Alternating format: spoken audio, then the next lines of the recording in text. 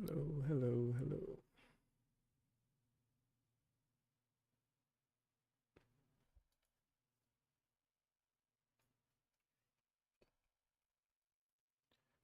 I am in the saucer, apparently.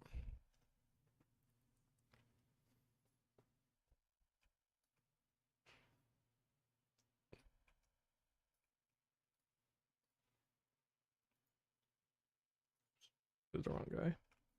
This one.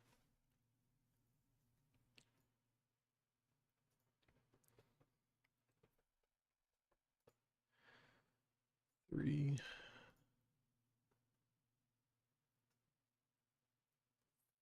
15. 23. It's pretty good. Might as well go for it.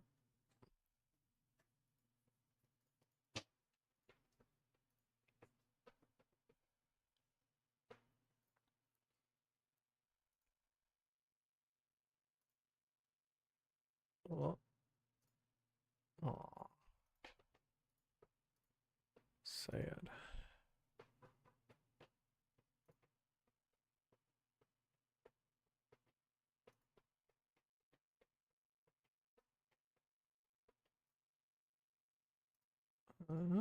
Hey.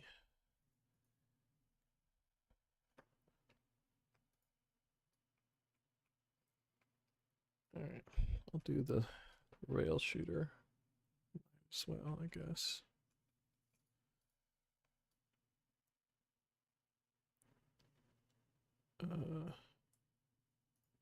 Wait, where is it?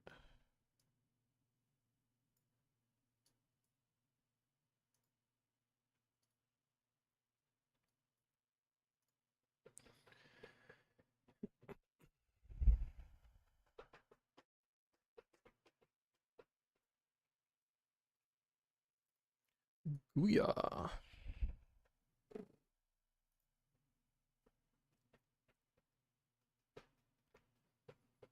I enjoy how keeping my PlayStation controller in my desk means my desk has a rumble function.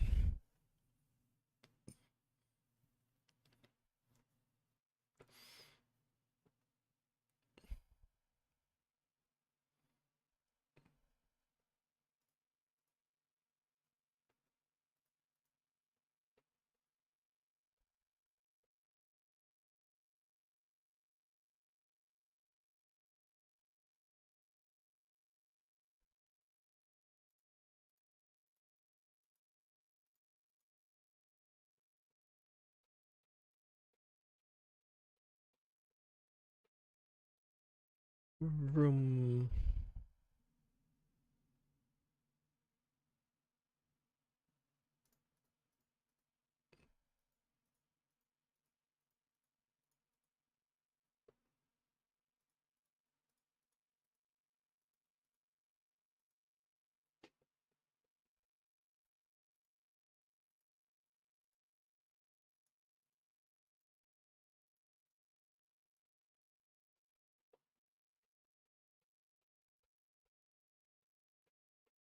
Bum, bum, bum. Just heard a thing, but I don't see a thing.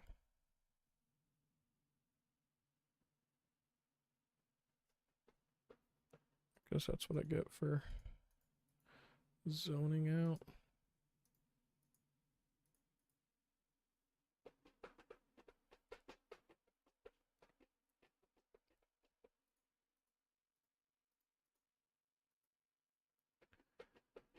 Ba-dum, bum, bum, bum, bum, bum, bum, bum.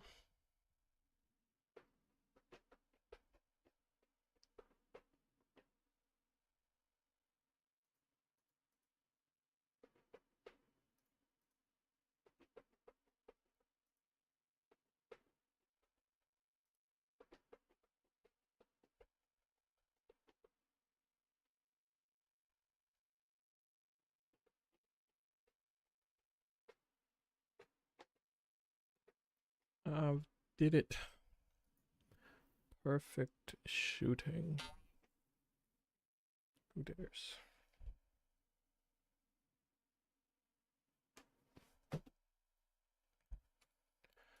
Bum, bum, bum, bum, ba, dum, ba, dum.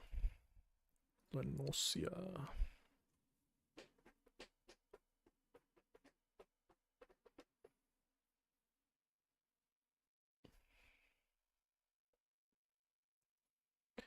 Check on my dudes.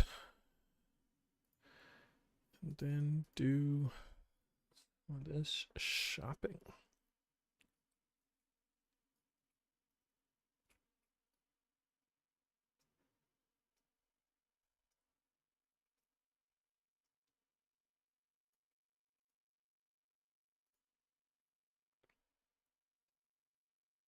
I wonder if any of the things sold. That'd be cool.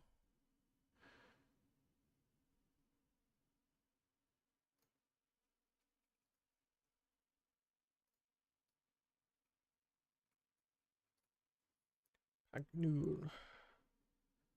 Conjurer Arcanist.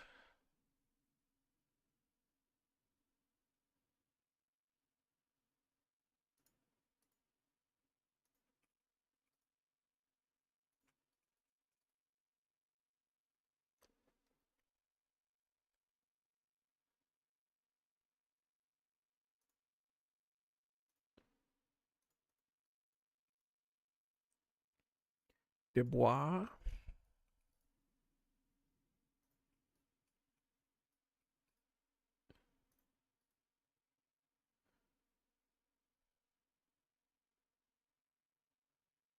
Think I don't want that one.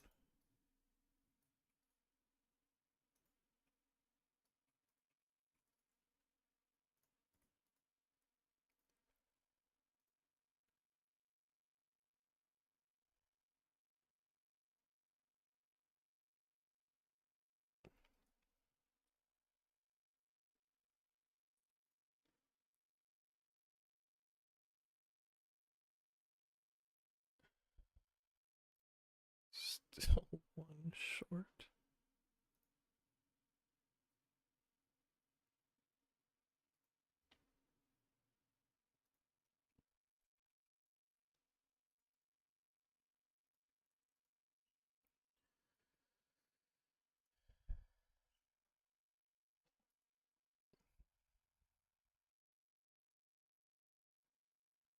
I suppose failing.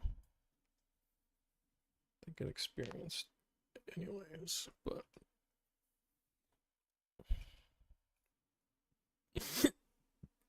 oh.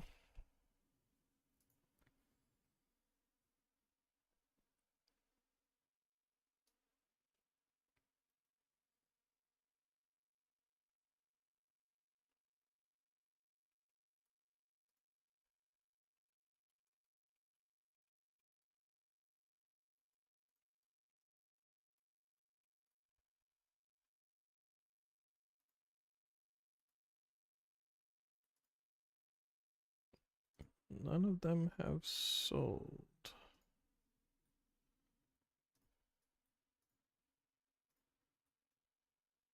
Oof. Okay.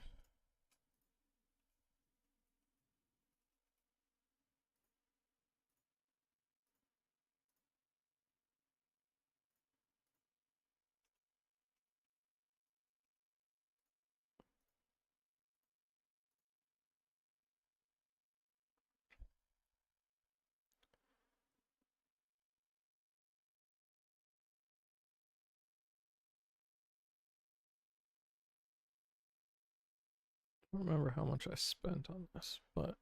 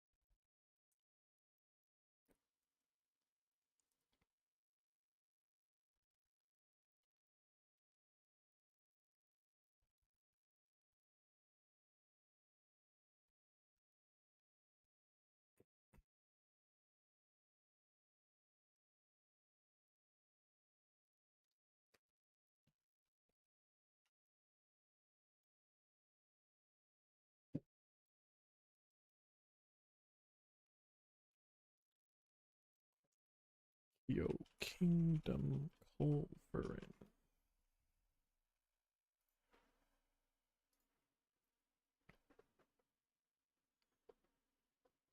That's sold for 200.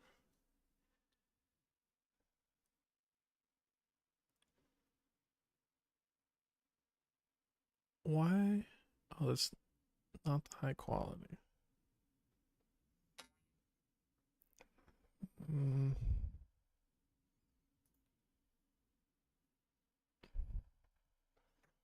Isn't it the one I already have up? Somehow.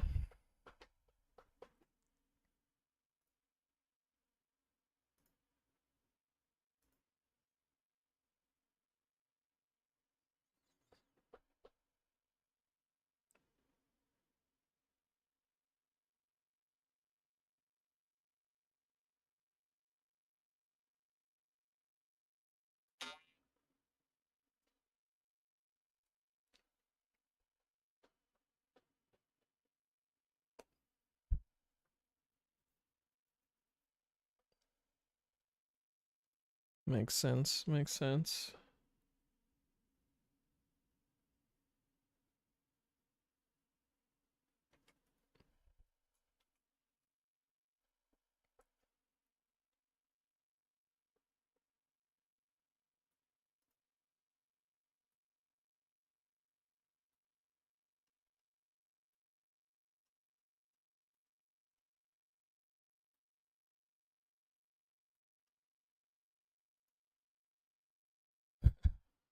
Dang it.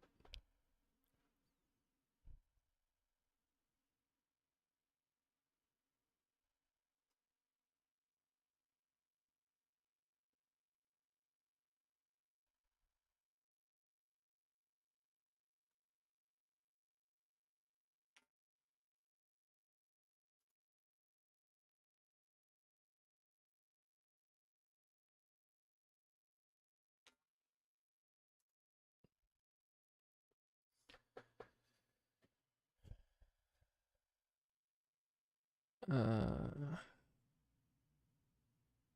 my button to remove things from this manually is not working. What the heck?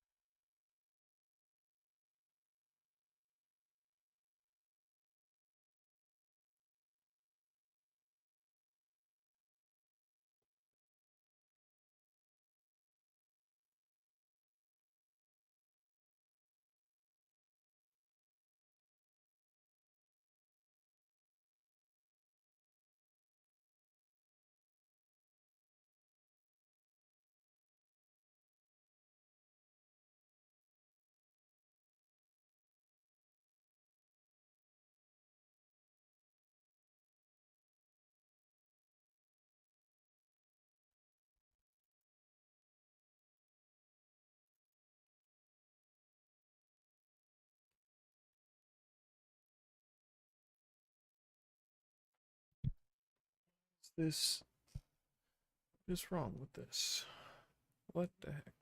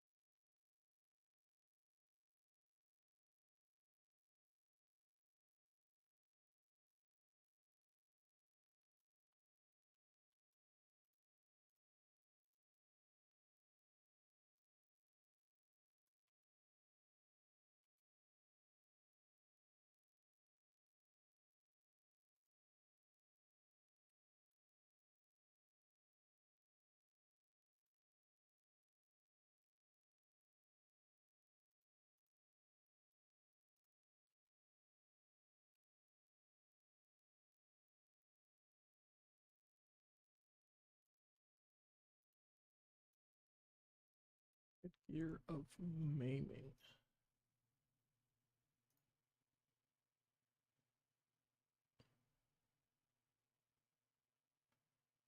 So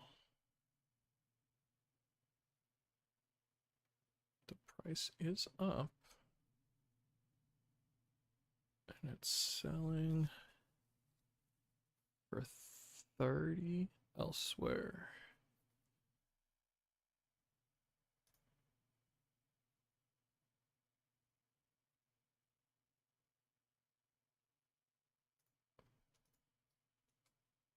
Try one just to see.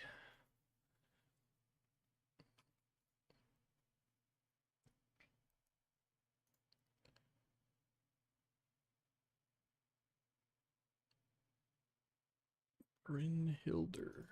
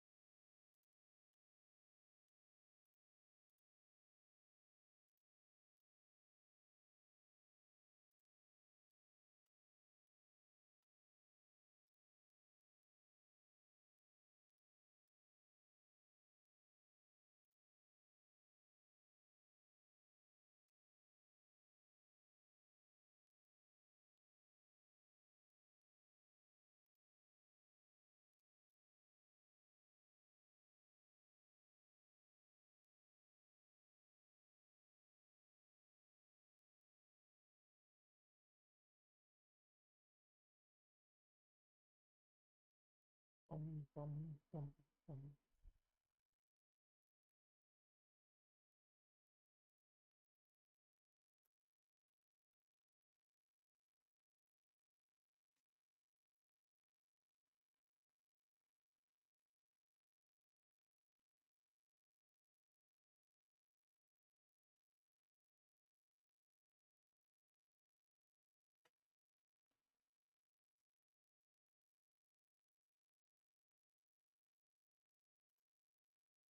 Stupid. All right. I want.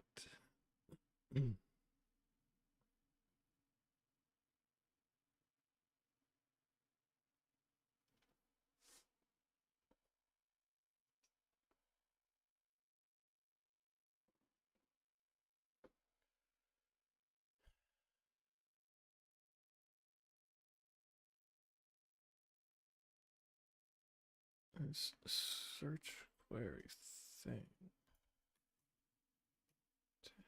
Mm.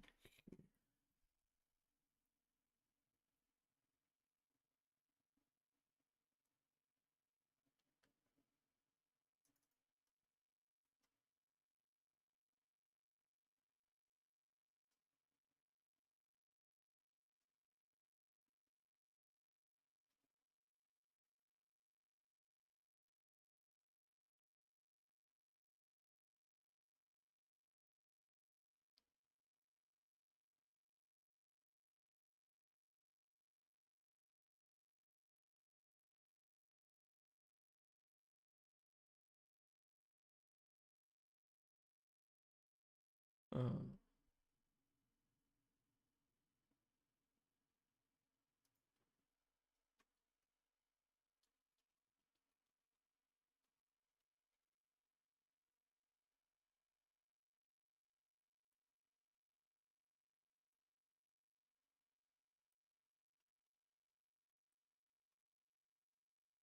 this is,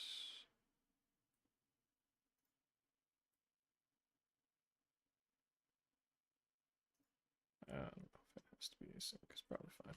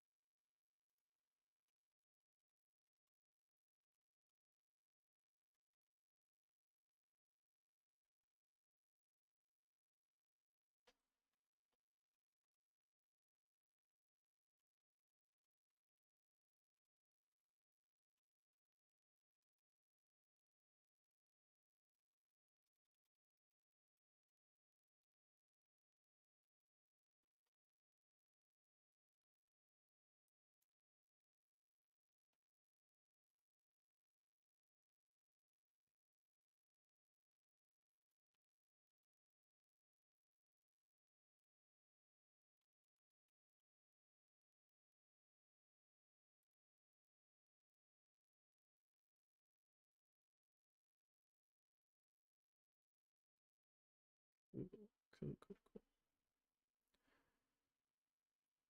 cool. Right. The button is still not working.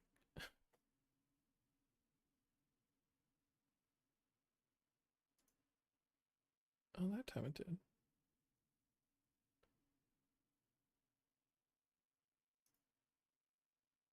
Okay, never mind. The button is now working.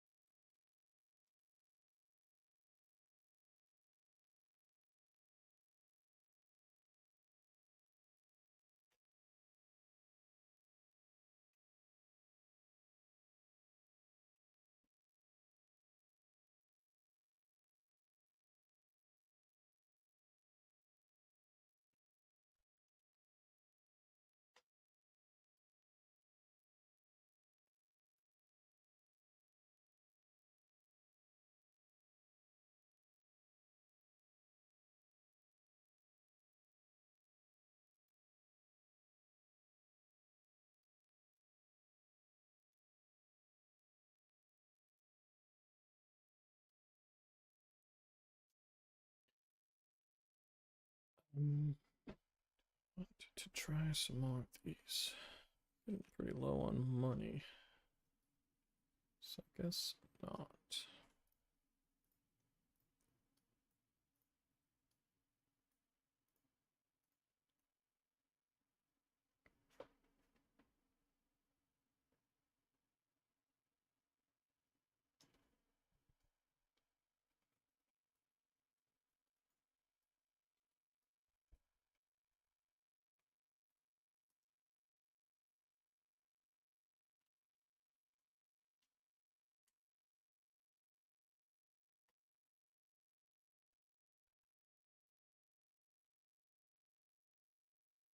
Yeah, the weekend should be interesting for economics.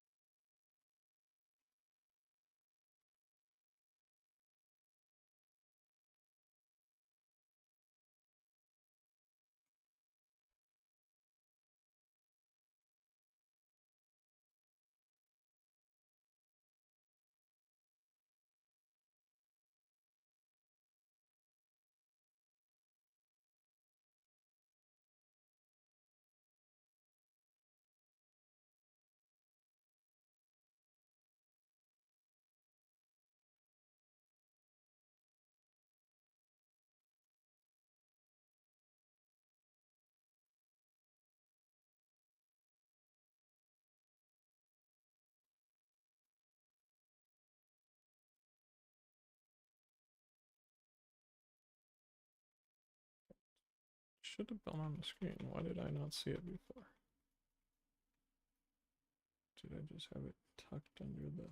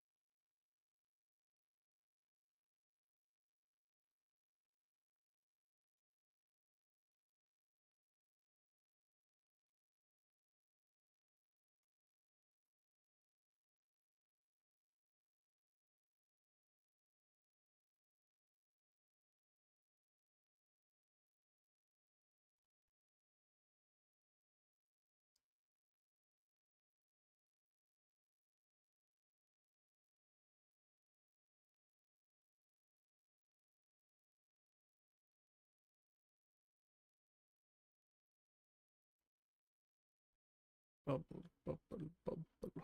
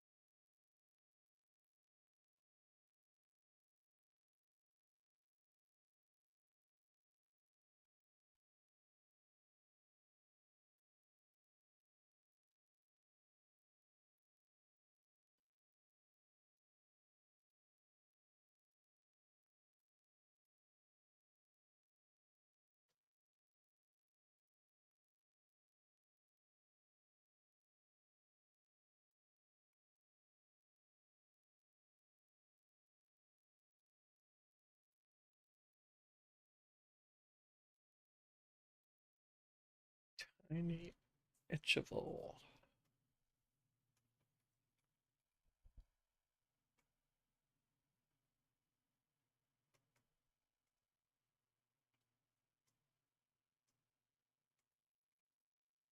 What's up, man? It's been a minute.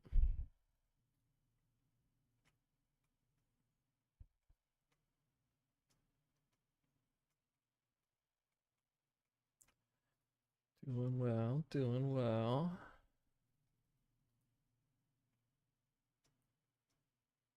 Just kinda, I don't know, as I mentioned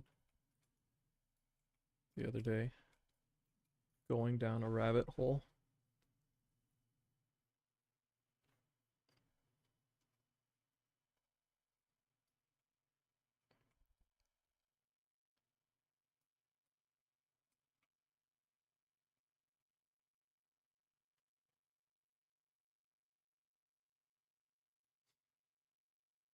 Yeah, with all this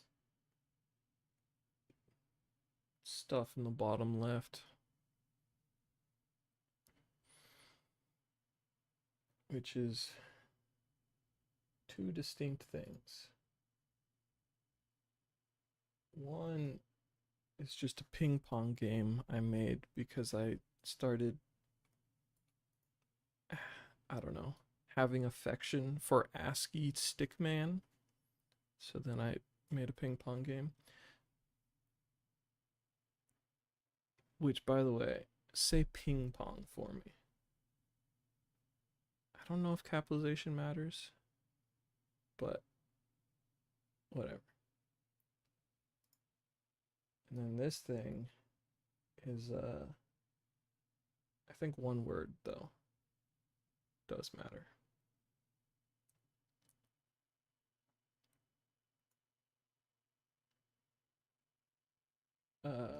It's just looking at a database of stuff that's on the market in Final Fantasy and telling me things that are selling potentially for a profit.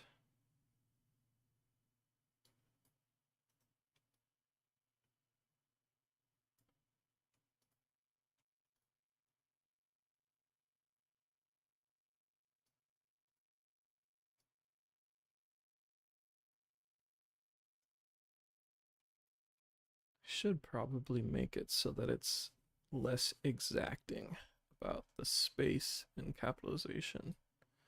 It's probably a thing I should check. But I have not yet.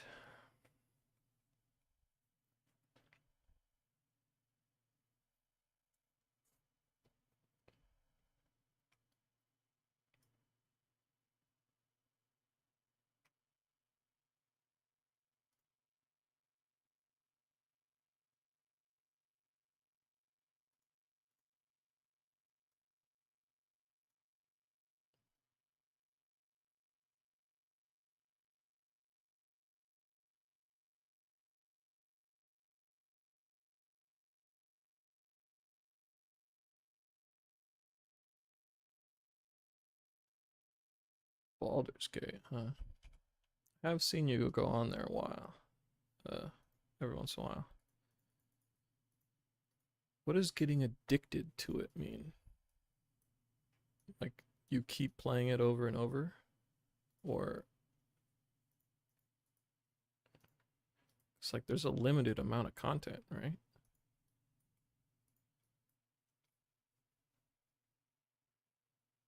Okay.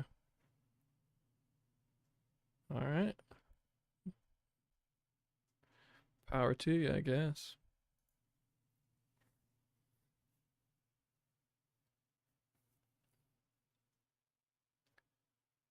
Master, I only wished to help Lothastvath.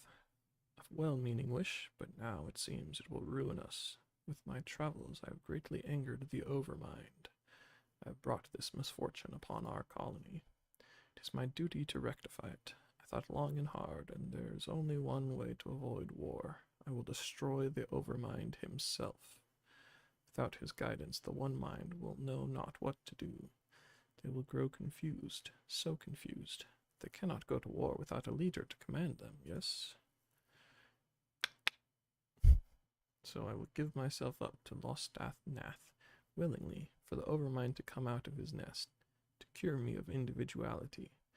In that moment I will strike. If I submit myself to the one mind's thoughts, you should not suspect, should not. Master, when the storyteller spoke of true purpose, it caused me to reconsider my own. Perhaps becoming an adventurer was not my purpose at all. Creating the guild, traveling to distant lands to secure resources, treating with the dragons, perhaps these were to serve a greater purpose, to protect my colony. I will not shirk this duty. My sense of self is strong enough. I will be victorious, as I was at Annex Shrine. What's that, man? Master, I cannot ask for your help this time. The storyteller will have need of you here at the colony. Should I fail in my task, all Vath must prepare themselves for war. Forgive me, these are difficult things for me to say. Very difficult, but I must. So farewell for now.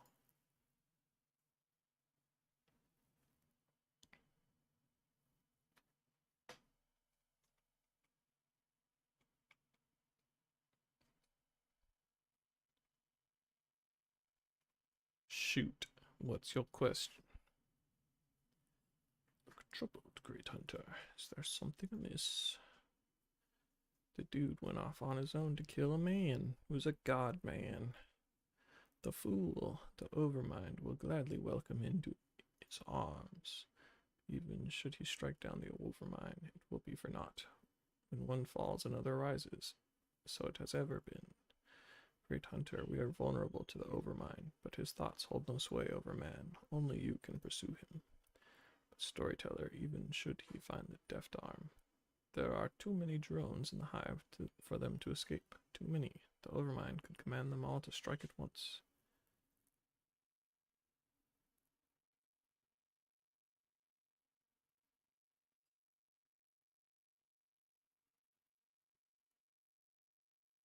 I enjoy 10. 10 is probably my favorite.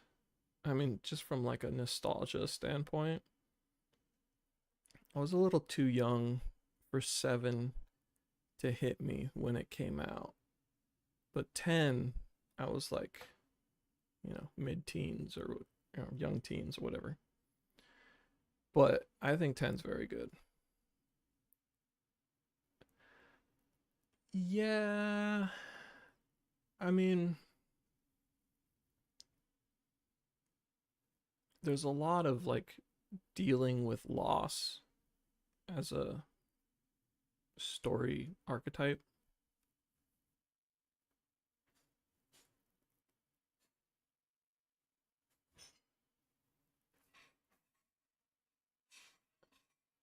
Sure, sure.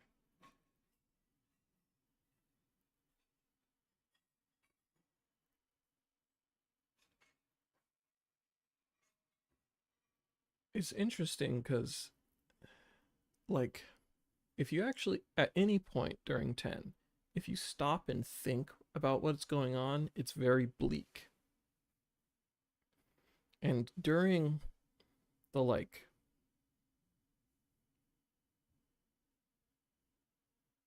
two, like, most impactful story beats, cutscenes, it is pretty sad. But the actual vibe of the game as you're playing it, like, it feels pretty good. Like, the colors are relatively bright, the music is relatively upbeat. There's more like there's more cool factor stuff than there is sad stuff on like a moment to moment basis, but like it is sad. I don't know. It's interesting to try to categorize it that way. I definitely like 10 though. I enjoy I enjoy the new Unreal Engine combat Final Fantasies. I enjoyed the combat more than the old turn-based combat. So I like the 7 remakes more than 10, but I like 10 more than original 7.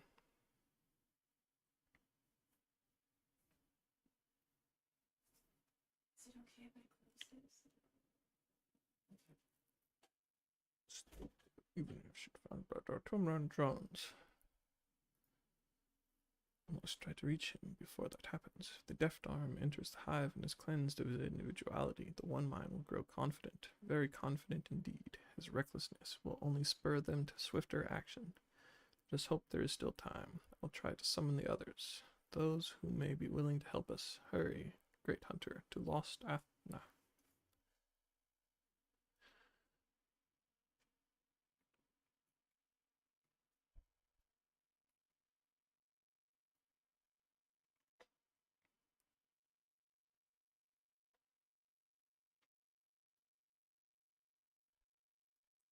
There's a lot of people in the world who hate Blitzball, though.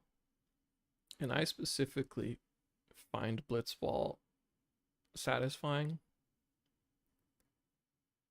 And it depends on how, like, completionisty you are. You have to play a little bit of Blitzball, but it doesn't really matter. But if you want to, like, get the ultimate weapon for Waka, you have to play a lot of Blitzball. And it's kind of a random amount. You don't know beforehand how much of it is.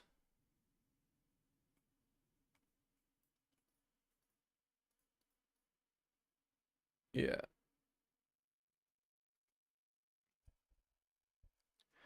I did watch a YouTube video essay talking about how goofy and, like, from a storytelling perspective, Blitzball is, which I didn't think about really when I was playing it back in the day. But I don't know. I guess I don't want to give spoilers. But the excuse they have for Blitzball is that they're able to play it because they try real hard to protect it. But, like, I don't think effort is able to help them in any other context. Like, it's not able to keep them alive to try real hard. So why can it help them keep playing Blitzball to try real hard?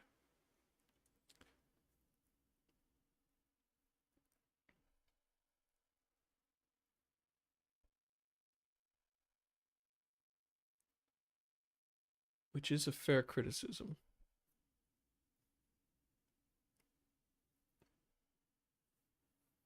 You come in vain, fleshling, hunter of gods. A sense of self no longer exists in this one. He is ours once more, one with the many in harmony. Harmony that you could never hope to achieve. Your division breeds chaos, murder, war. Do not understand peace. Clack, clack. Would that you could learn, could link. Our harmony is beyond your kind. All submit to a single thought here.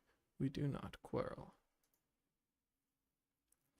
But you, fleshling, you sow discord. You nurture deformity. You would murder the many. If you thirst for blood, hunter, then sate it with one of your own. Leave our hive at once.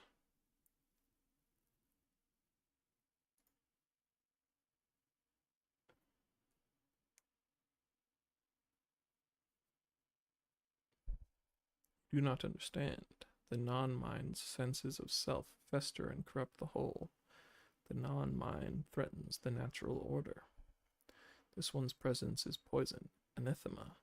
We feel it growing, gnawing, present yet apart, defiant. No longer, it ends. Corrupted flesh must be destroyed before it grows and claims us.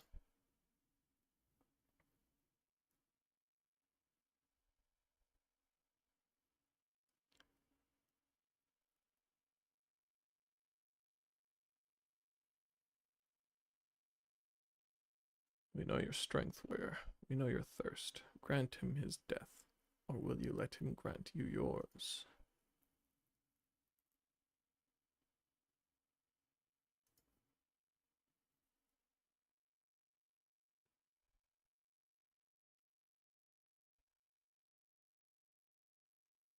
Deft arm.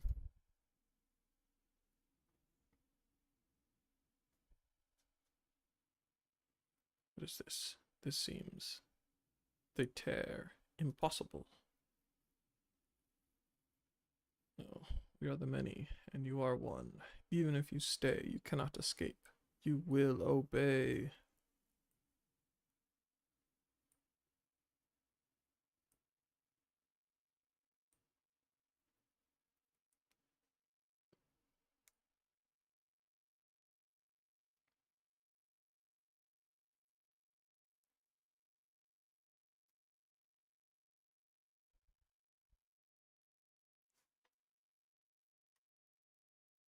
You forget that the Vath yet have allies, powerful allies.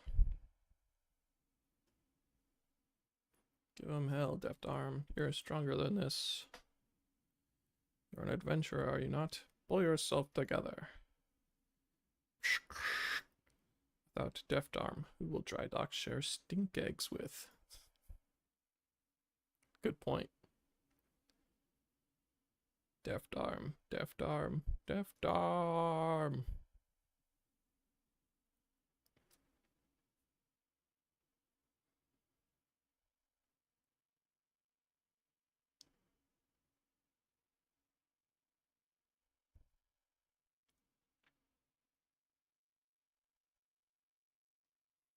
Whose thoughts are these? Silence, silence. The link, it bends to his voice, to his will. One speaks louder than many. That's one way to beat the Borg, I guess. Master, storyteller, I know you all, and you know me.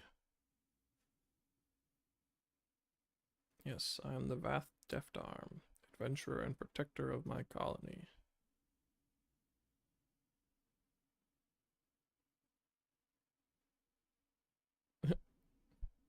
You. None would dare assault us, none.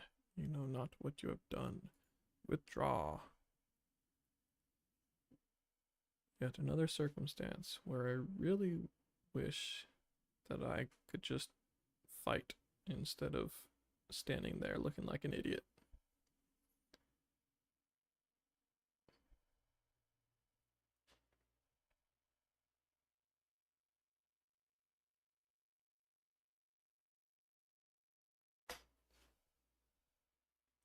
Those who have always followed the will of the Overmind know nothing of other powerful bonds in this world.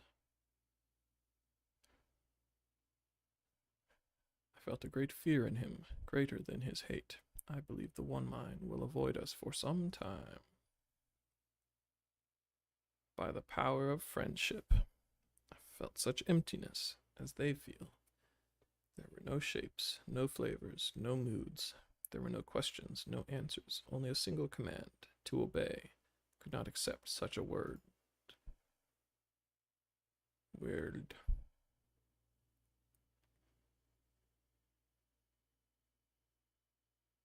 I was able to regain myself thanks to all of you, but now I feel so exhausted. Let us return home to the guild.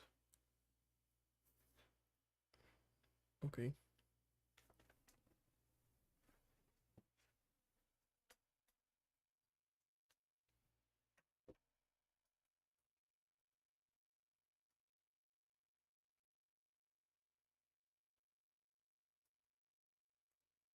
It's a fat Moogle on chair thing. I love it.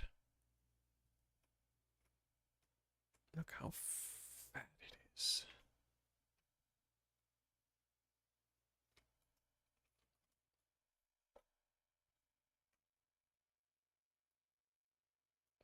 Yes, sir.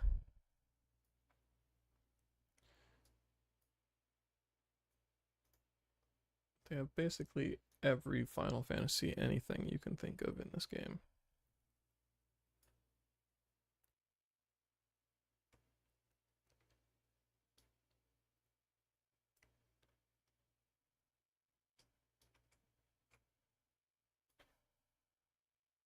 Yeah, yeah, they got those.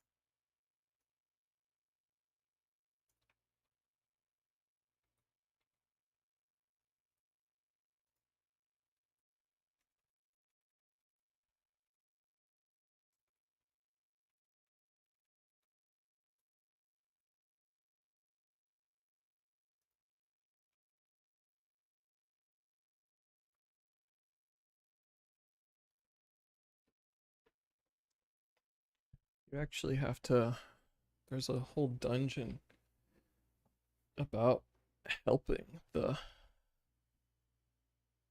blanking what they're called.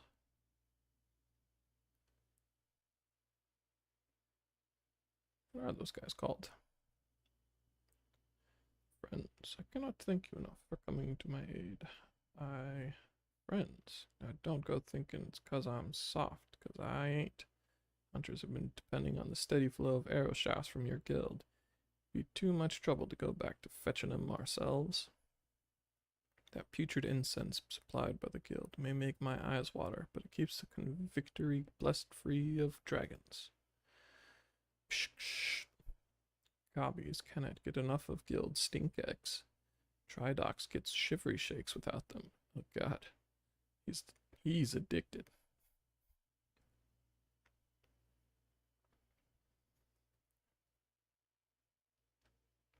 I never realized that the guild had become so important to so many people. Lothast Vath no longer lives as a parasite. Thanks to the Adventurers Guild, our sustainability is guaranteed as long as there are those willing to accept our help. The shivery shakes. That's true addiction. One mind believes that we were alone, that we only survived by clinging to each other. That was their conception of a colony. To welcome strangers into the hive is unthinkable to them, and our advantage. Unlike the Overmind, we can forge alliances with others to enrich our colony. They cannot ascertain our strength, and that is cause for them to leave us be. Much cause indeed. The non-mind have much to be thankful for.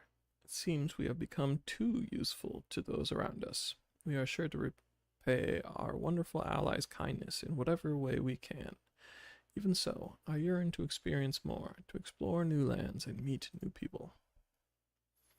I've learned much from your lessons, but it is time to be my own master. I have burdened you long enough. I know that I have much to learn, and that, try as I might, I can never be as strong as you. I must develop my own strengths, and see to the guild and its future adventurers. But I hope someday to join you. Your pupil will make you proud. Wait for me, master. You got it, little bug man.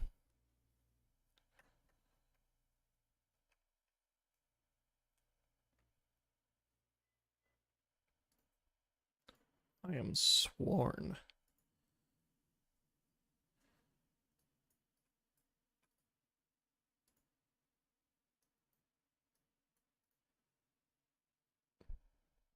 Vathcore. Okay. Stick peddler, peddle me some sticks. Yeah. That's what we're all here to get.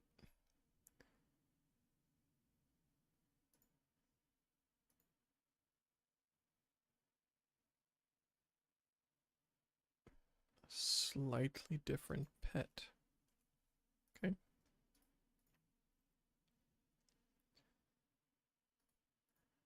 And a new mount. Huzzah. Will I get it first try? Nope.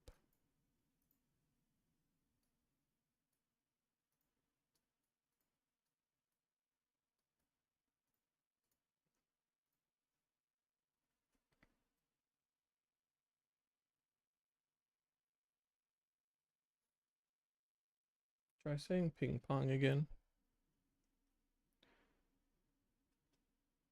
I'm pretty sure it works if there isn't a space, and I maybe fixed it to work if there is a space. I'm only somewhat. Yeah, that's a big game. Currently, I'm doing dailies from the first expansion.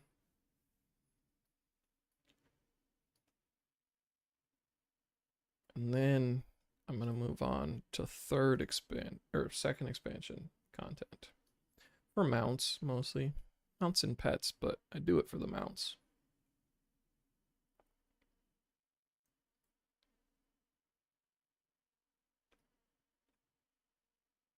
Yeah. I think they use a system where you basically just have to buy the most recent one.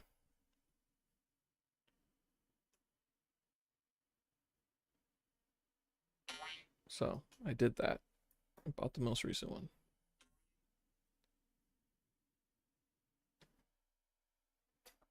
I think so. Well, they're not free, but once you buy the most recent one, you get all of them, I think. That's how it worked.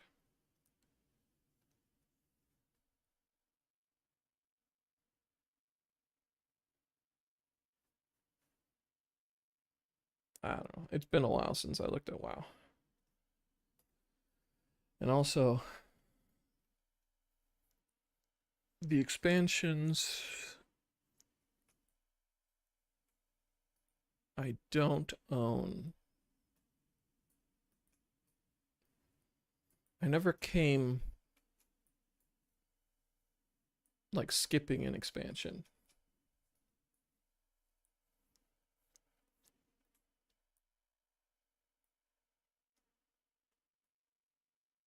That's true. It is free for a while.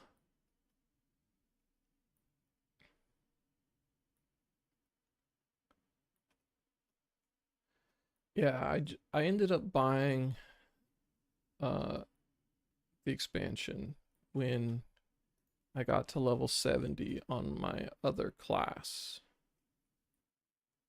just so I could keep getting experience.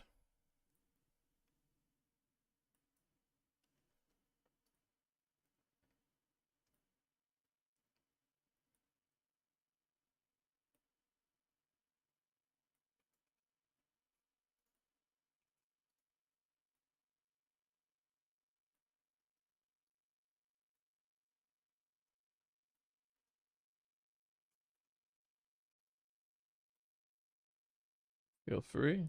Yeah. I have discovered that it takes a long time to catch up on content. I'm also not like being quite as efficient as I could be. Like I'm doing dailies right now that I don't need to be doing. But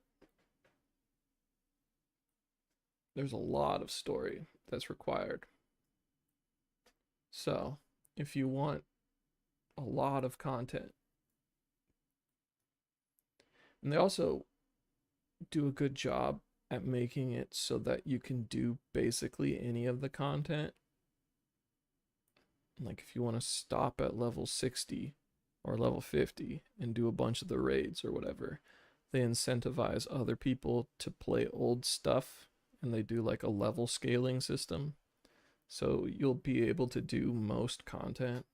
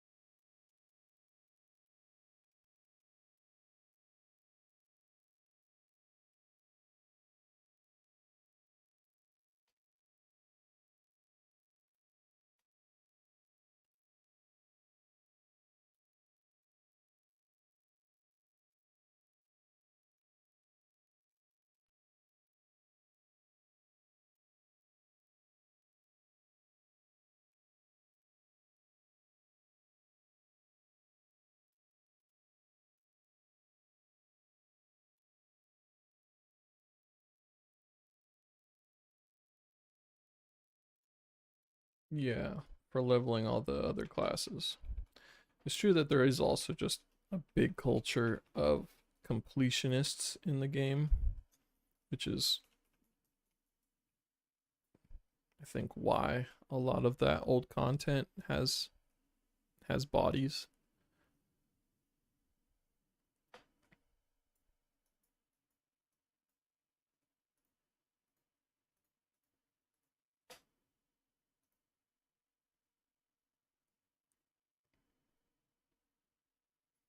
I have queued up for it a couple times.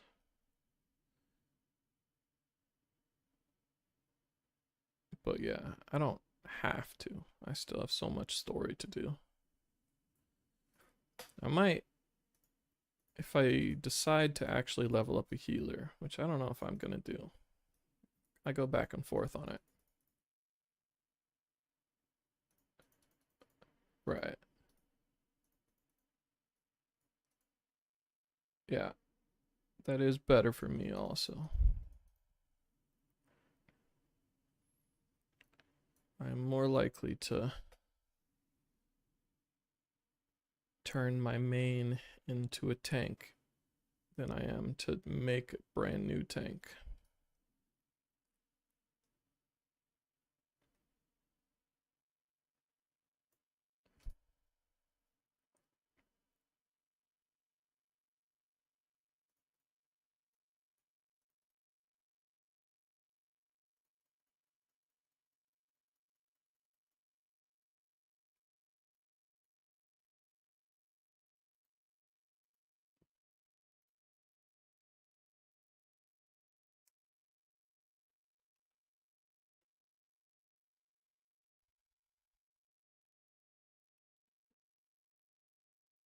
Yeah, I saw the sage.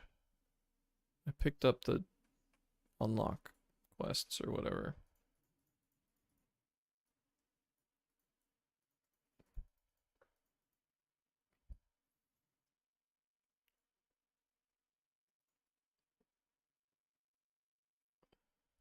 The main thing I like about healing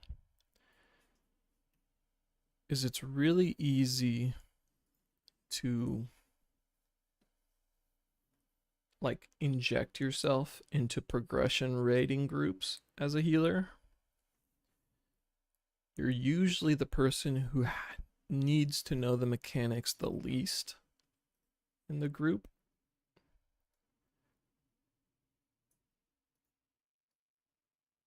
And uh yeah, there's always a need for healers. So that's the appeal for me.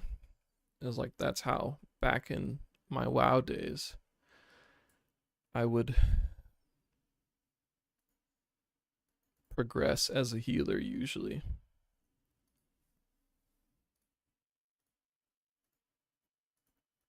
Because I didn't like actually putting in the time to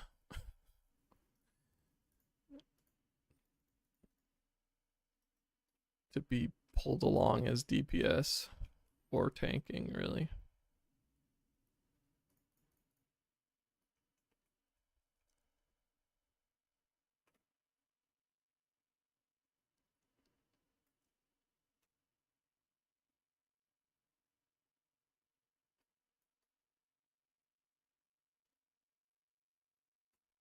Sticking with guilds. Huh.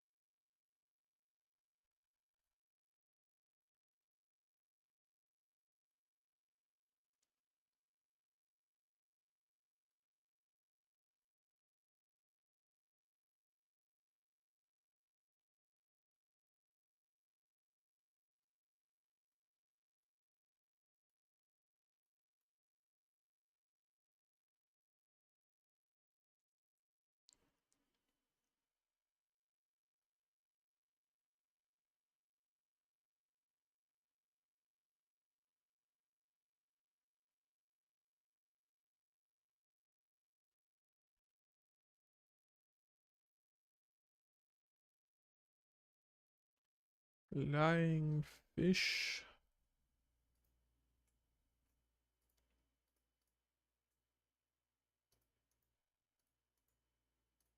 Oops. What?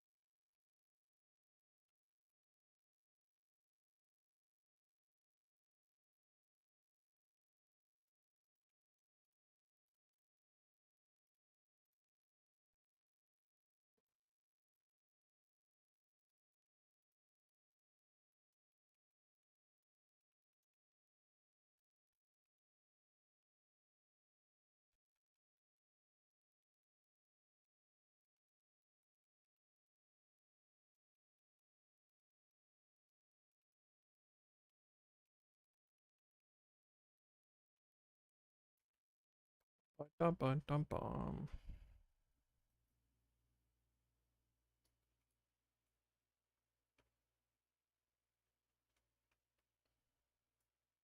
Deliver some pickles.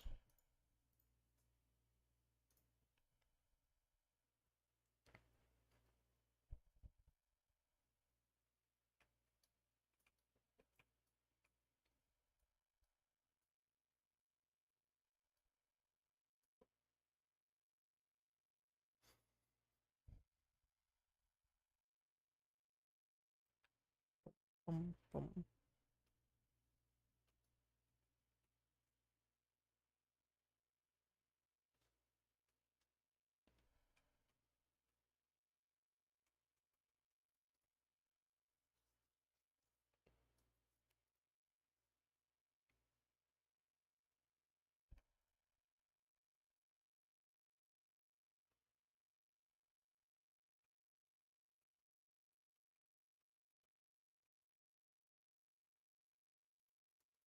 Here you go, sir. I brought you pickles.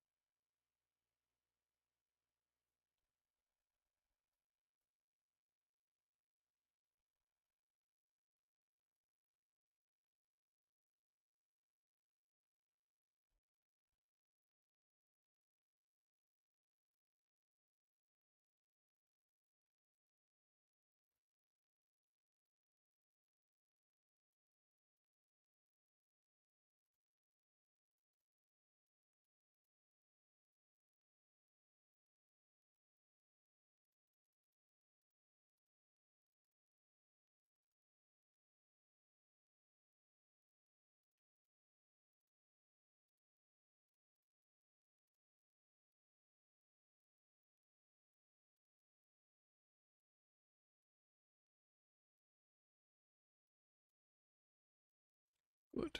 You are here. We are preparing to embark on a search for treasure. Ah, would you, certain he would follow through, but alas, he wishes to invite you on our expedition. But perhaps we should begin by explaining where we are going and why. Shikitahe's pirate associates in Yangsha have informed him of a treasure that may prove suitable for our vault. If what we have been told is true, the owner of said treasure can be found somewhere near Namai. Our mission is to befriend this individual and see if there is aught we can do to trade for this oddity. Whatever it may be, now let us be off.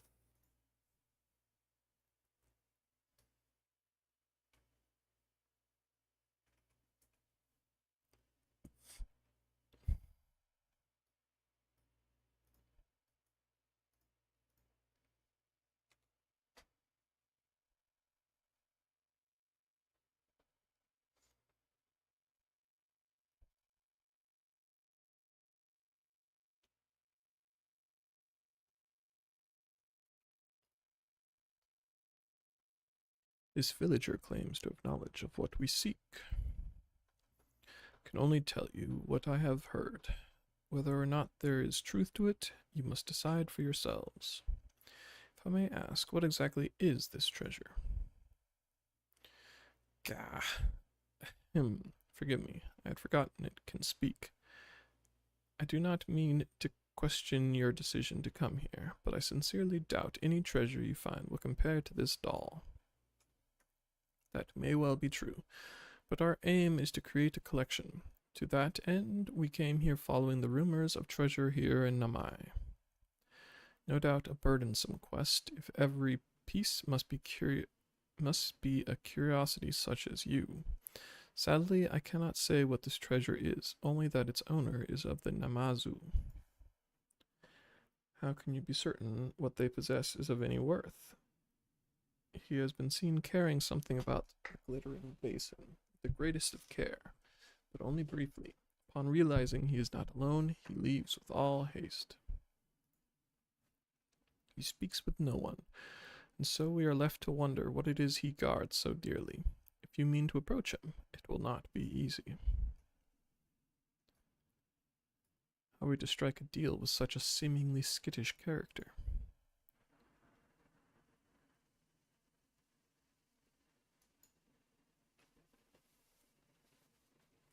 That he might stay and consider an exchange instead of running away. Yes, an excellent idea. Then let us begin our search. Not so fast, my friend. Even if he were to appear before us here and now, we have not with which to barter. Our time would be better spent learning about this Namazu. Already inconvenienced Fluffy greatly. We must not keep him away from his other duties. Sympathy for a comrade. Well, I suppose it would be prudent to know where the Namazu can be found when we are ready to bargain. Very well, let us find an ideal location to better survey the area.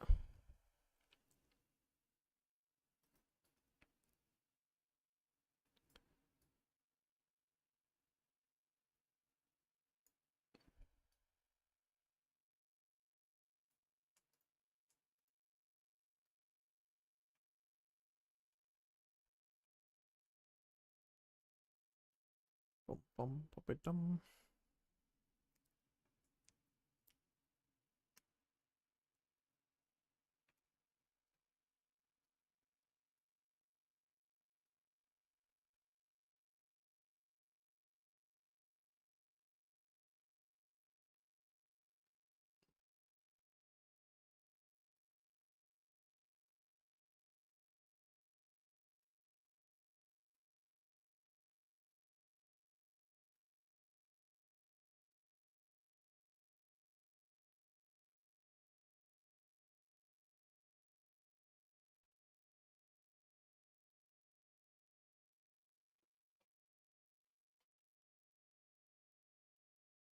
Swim, swim, swim.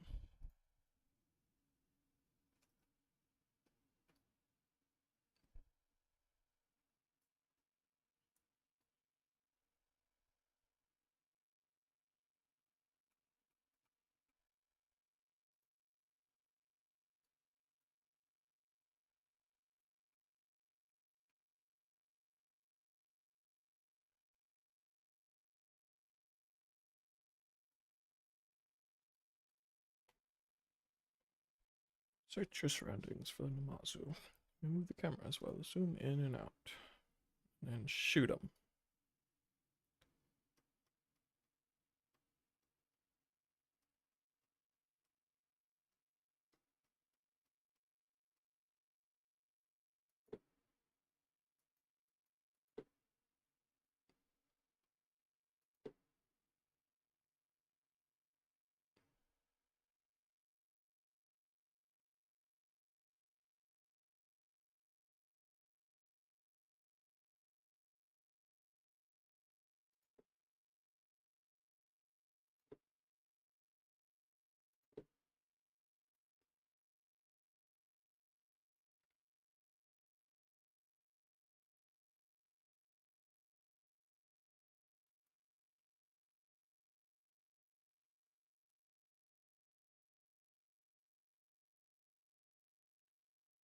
him. Well done, Fluffy.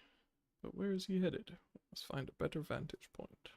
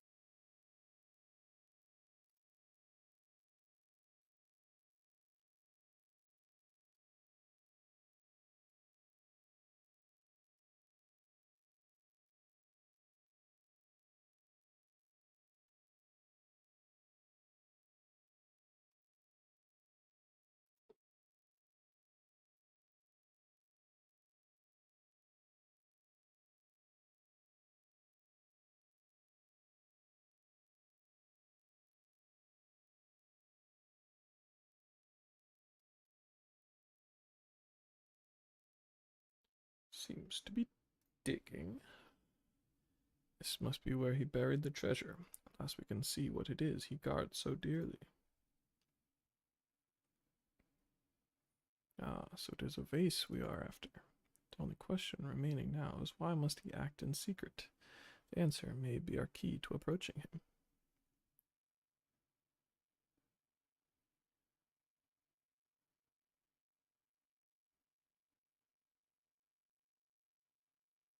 Bum bum bum.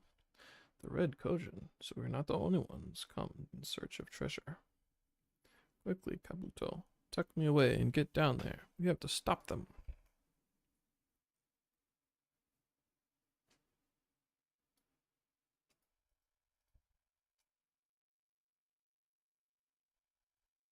Clomp, clomp, clomp, clomp.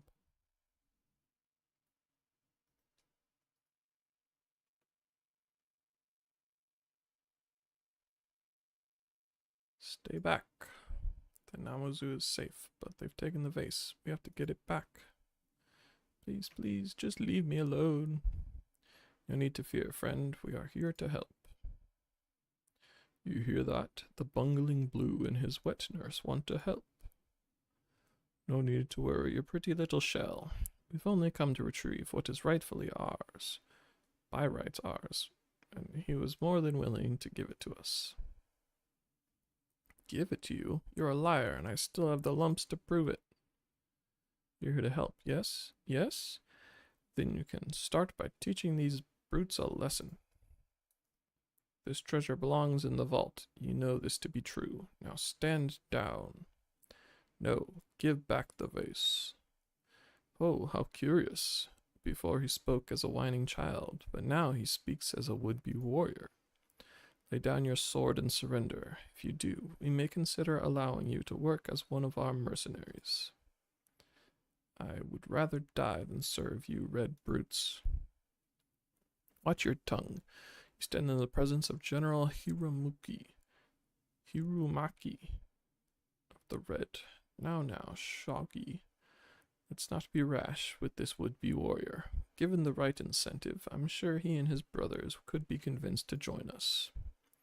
Never, not for all the treasure in the world. Ugh, again with your whining. Perhaps the Blue are not worth having as mercenaries after all. Though I could be convinced. Mark my words, when next we meet, I will have you on your knees begging to join us.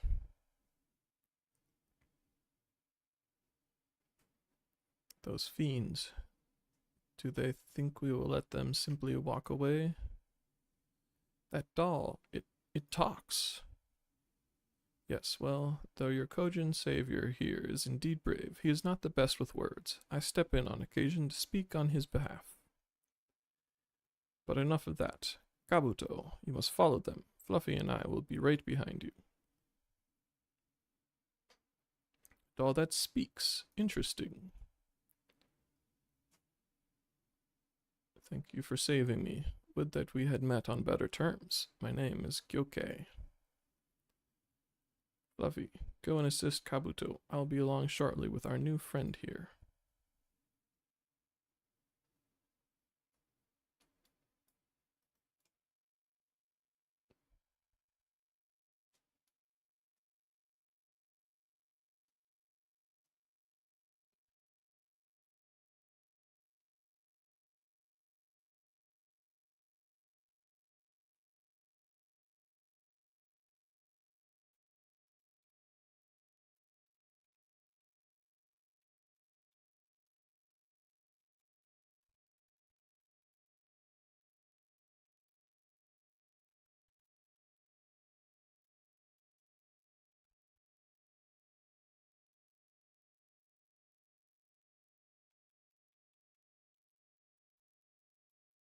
Pet.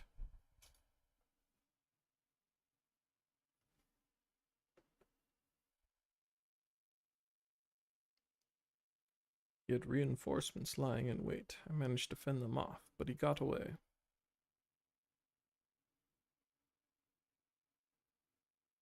There you are. The vase. Were you able to take it back from them? My apologies, Tsukumo. No need to concern yourself. No, I'm actually glad to be rid of it. As Kyoke tells it, there is a rather unpleasant story behind that vase. Indeed there is. It was not until after I came into possession of it that I learned of the misfortune that befell each of its previous owners. When the birds first began to follow me, I thought nothing of it.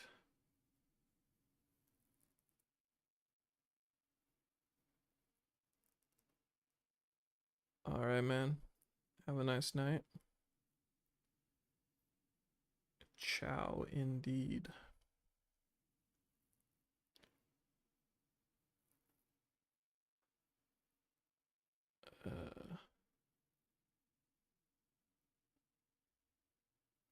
Oh, it's a cursed pot. Made its way back to him. Eventually, I learned of a way the curse may be broken. It involves a small ritual which must be performed while alone. Otherwise, the misfortune would spread, and we mustn't have that. No. But if the Red Kojin want it, they can have it. I see. Truly the world is full of strange treasures. In any case, I suspect the curse will soon come to an end. We'll be taking the vase to the Kojin's treasure vault on the Isle of Zeki. Once enshrined within, it will be purified by the myriad kami inside. The vase will haunt you no longer. Oh, thank goodness. I must repay you for your kindness. Come. If there is anything you would ask of me, name it. Any thoughts, Fluffy?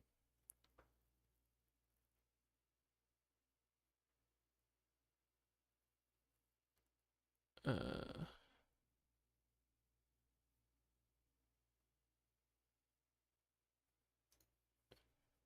don't know.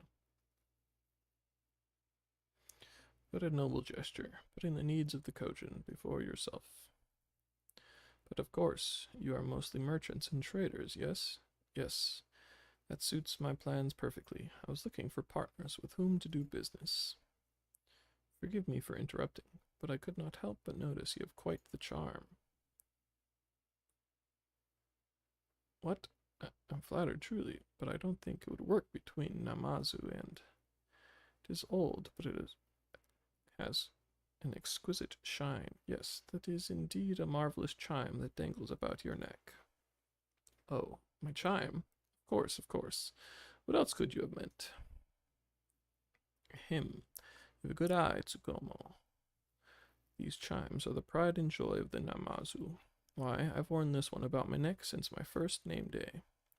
Brilliant shine, matched only by that of your kind-hearted soul, no doubt.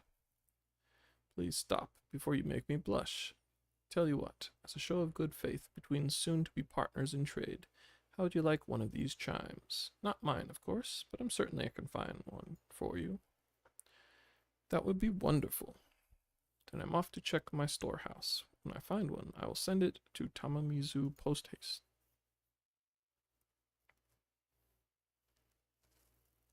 It went rather well, would you not agree? With Gyoke safe and a splendid chime promised to our vault, I believe our work here is done. let us return to Tamamizu for a well-earned respite.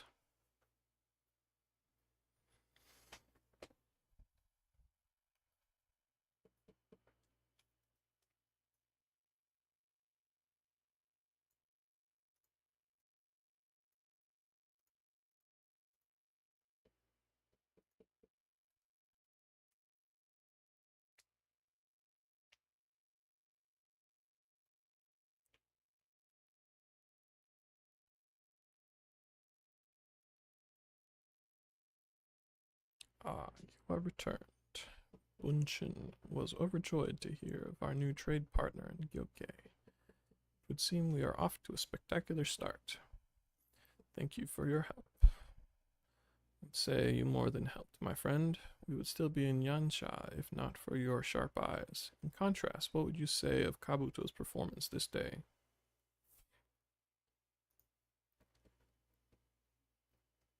Brought honor to the Blue Kojin. Indeed he has. Though Hiramaki escaped, Gyoke's life was spared, and soon our treasure vault will benefit from his generosity. I have much to learn. The difference in strength between Fluffy and me is still too great. To acknowledge your limitations is the first step in overcoming them. Others may think you proud, but I can see there is more to you than that.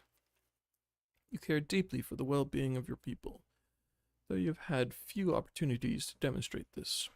You have great potential, Kabuto, and I believe you may yet make a fine leader.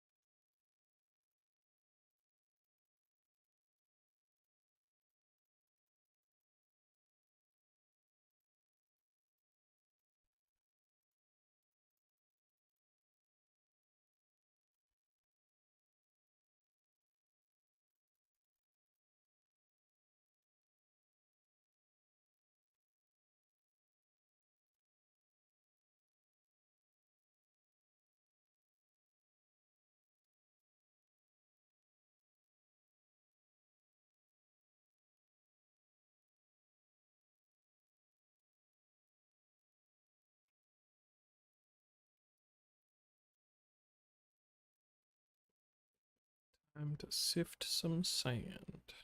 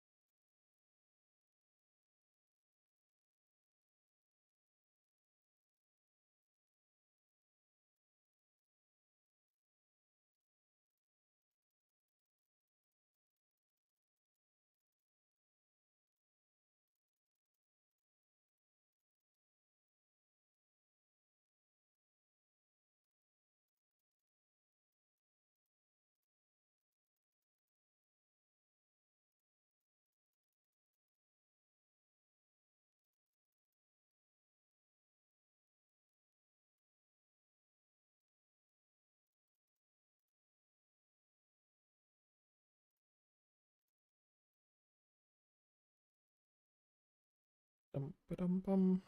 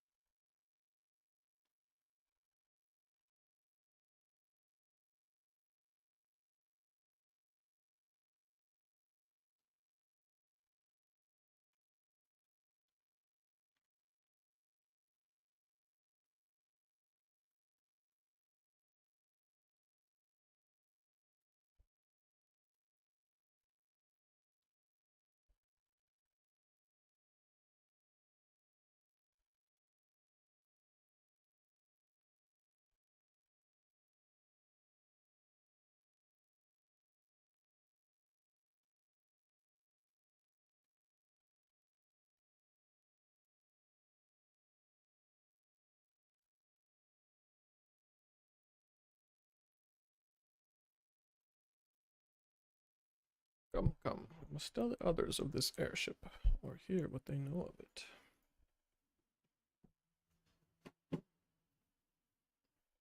Reap, reap, reap.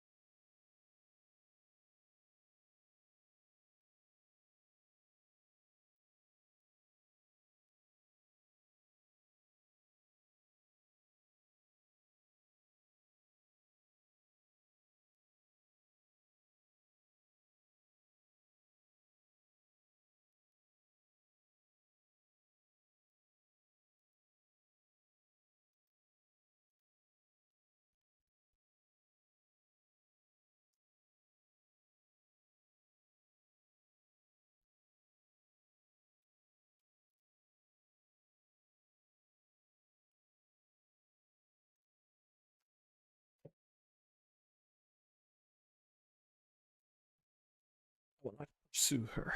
It is for her to think on her master's words and recognize the futility of her course. Those at least are my thoughts upon the matter. Yours may be different. Should you wish to give chase, I will not bar your path. We each have but one life, and it is not to be spent recklessly in pursuit of our goals. I pray she realizes this soon.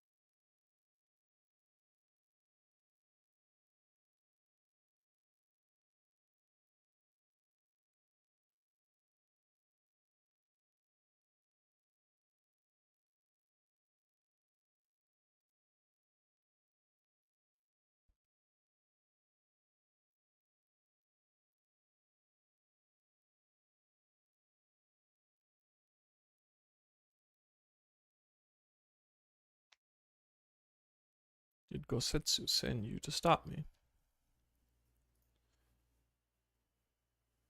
And you came of your own free will. Should be surprised if you agreed with my chosen course. No one else did. But it is not as fanciful as they would have you believe. Scant moments ago, I received the Crown Prince's itinerary from one of our spies in the castle. It would seem that Xenos has no desire to remain in Doma any longer than necessary. He wishes to inspect the moon gates this very eve. His impatience is to our advantage. He arrived without warning and gave Yotsuyu no time to prepare. The whole castle is in a state of upheaval. To avoid any delay, he has declined a full escort, and will be traveling with no more than a handful of soldiers. Kami could not have blessed us with more auspicious circumstances. I will kill him, Fluffy. I will.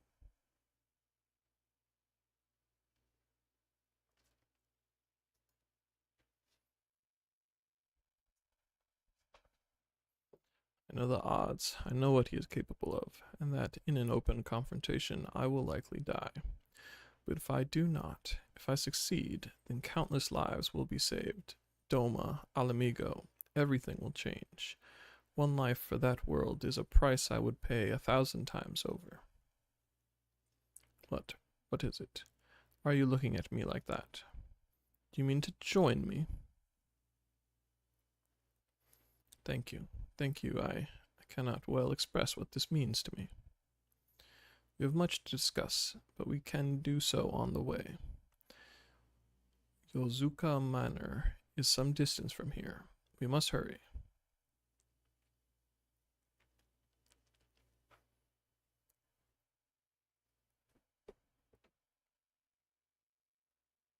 Stay calm. No one knows you were here. No one knows you saw anything. No one knows you overheard two rebels plotting to kill the crown prince. Ah, stupid, stupid, stupid. You know how this ends, and they only have themselves to blame. You have to tell them. You have to.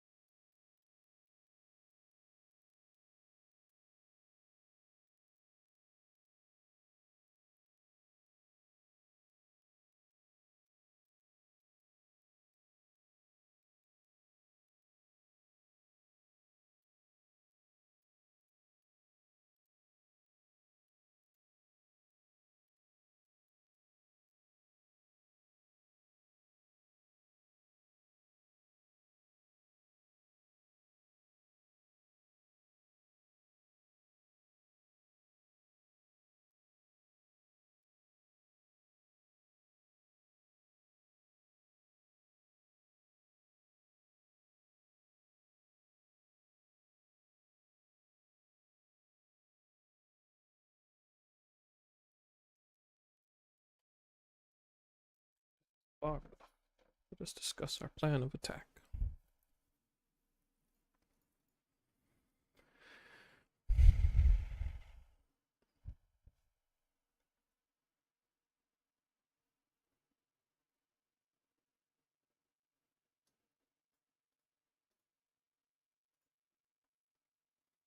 Xenos' itinerary is as follows.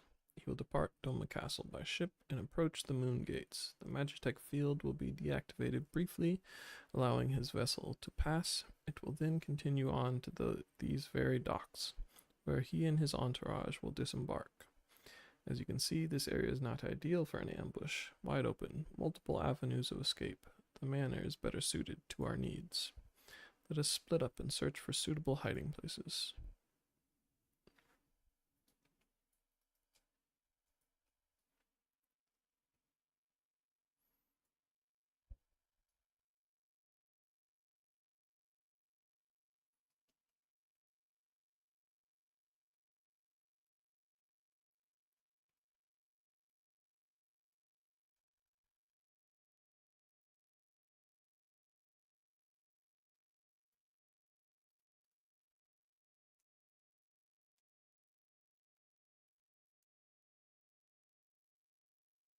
Surrounded by walls and deserted, this location appears to be ideal for concealment.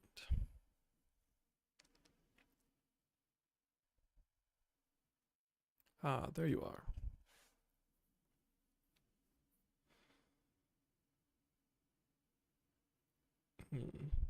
From the roof, we would have a clear view of the docks. It is settled. We shall lie in wait here until Xenos arrives. As discussed, if all goes to plan, he shall fall with my first blow. If not, then the two of us will have to engage him in open combat. His escort is of no consequence, which means that we will have a 2-to-1 advantage. Nevertheless, he is not to be underestimated.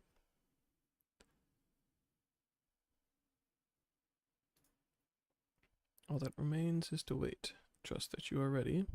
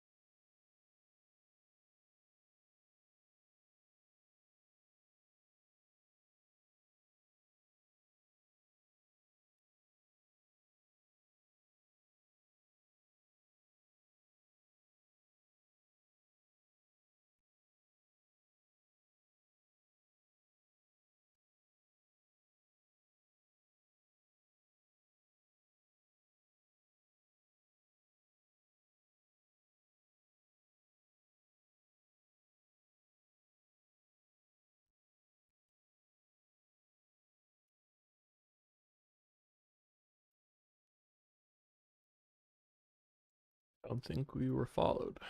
Gods, I have no idea what was going through that man's head, but I'm heartily glad he decided to leave. Oh, don't thank us. Thank Alphino. He's at the House of the Fierce, patiently awaiting your gratitude. You should have seen the way he turned pale when he heard about Yugiri's plan, and how you, of all people, had decided to help her.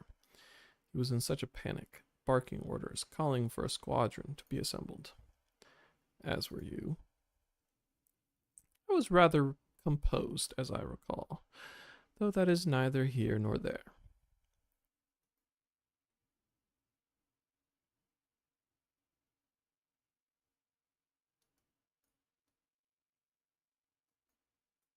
I can do another class quest.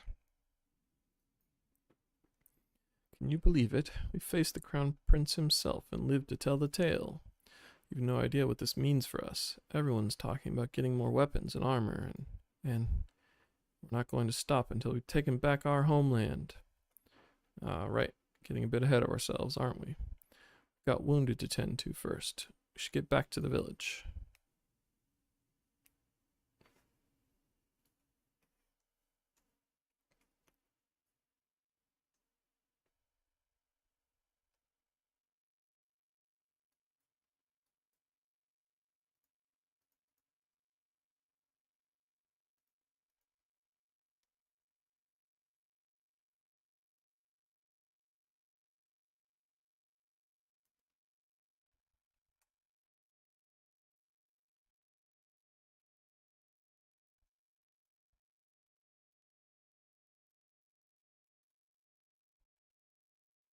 How are you feeling after fighting that demon? I can only imagine. Suppose I have to apologize to you for, you know. Anyway, thank you for not giving up on us. The shinobi, too.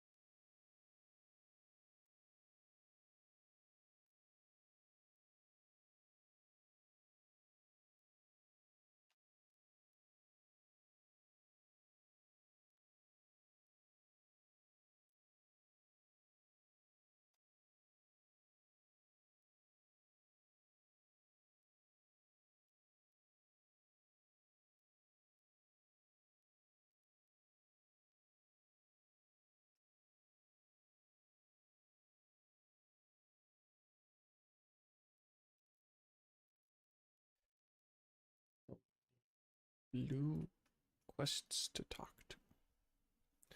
I'll be traveling to the Azim Steppe, Fluffy. I found Lorhian once before, and I'm confident I can do so again. Moreover, it was to me whom he put the question of Doma's resolve. I feel it my duty to deliver to him our people's reply.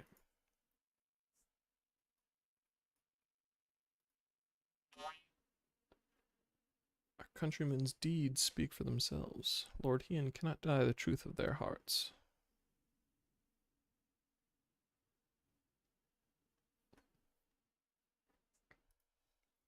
Too long has it been since I looked on his face. It would be of great comfort to see him again, and no small comfort if you were to join us in the search, I should add.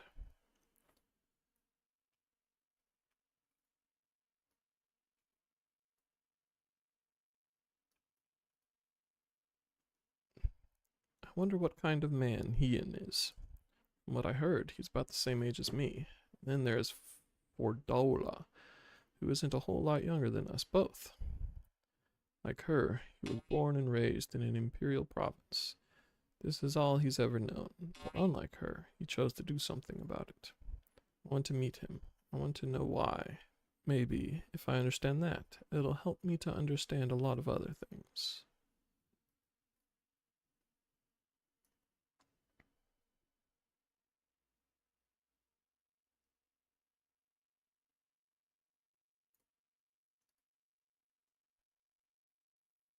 The beloved king returning to urge his countrymen to rise up in rebellion. Not a story you'd ever hear in Sharlayan or Ul'dah, is it? Not in those words, perhaps, but no land's people is so cynical to be wholly immune to inspiration. Singular individuals have the power to move hearts and minds no matter where they go. Mm-hmm. Doubtless you speak from personal experience. As much as this Lord Hien intrigues us, Fluffy, there are vital tasks to be attended to here. Preparations for the inevitable assault on Doma Castle, for one. There's also the matter of coordinating our efforts with the Confederacy and our comrades in Kugane. Dealing with this troublesome Aetherite. I could go on, but you understand.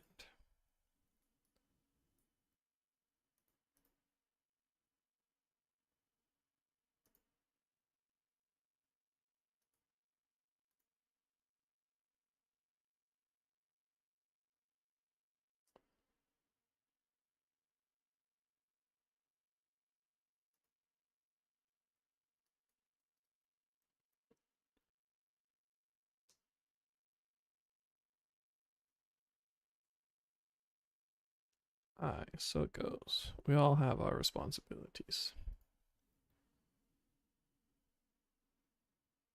We shall depart for the Azim Steppe at once. You'll be joining us, Fluffy. For our part, we shall do what we can to aid the Doman Liberation Front in your absence. We will refrain from conducting any large-scale operations in your absence, and instead devote our energies to bolstering our ranks and training our new recruits. When you return, we will be ready for war. If anything happens, if you need us to come back sooner, you'd better contact us. Noble sacrifices are our last resort, remember? Follow me, my friends. We have many malms to travel before we reach Reunion. Wait, don't leave yet. Here, take these for the road. Simple fare, but it's the least we can do for you after what you did for us. Maybe stupid and naive of me to say this, but I will. When you come back, we'll finish what we started. We'll beat the Imperials, and we'll win our freedom. So, don't keep us waiting too long.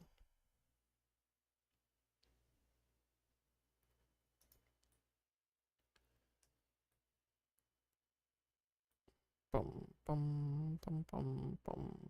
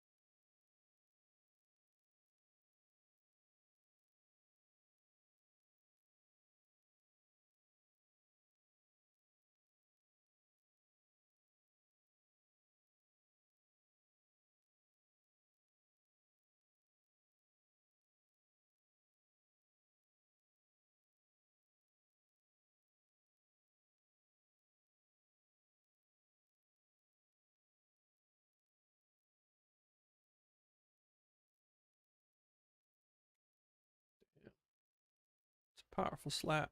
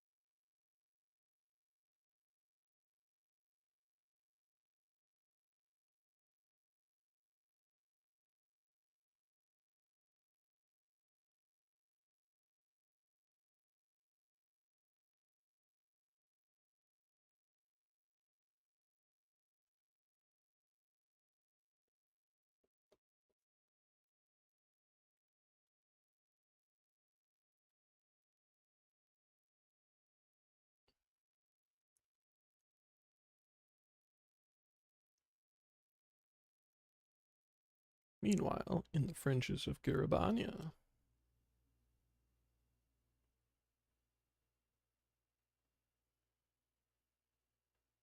big tube.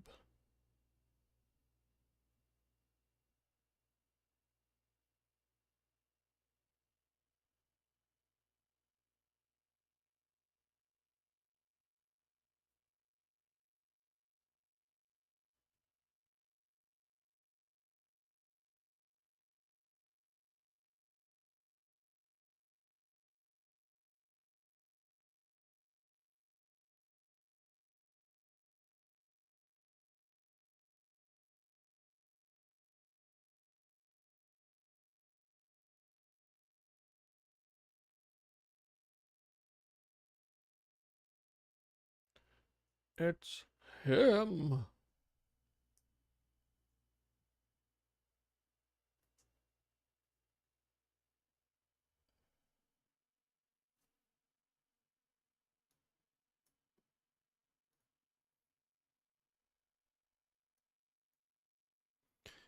All are ready. Let us depart for Union in the Azam Steppe. Our route will be somewhat circuitous. We will need to return to the Ruby Sea and head north along the coast, past Isari.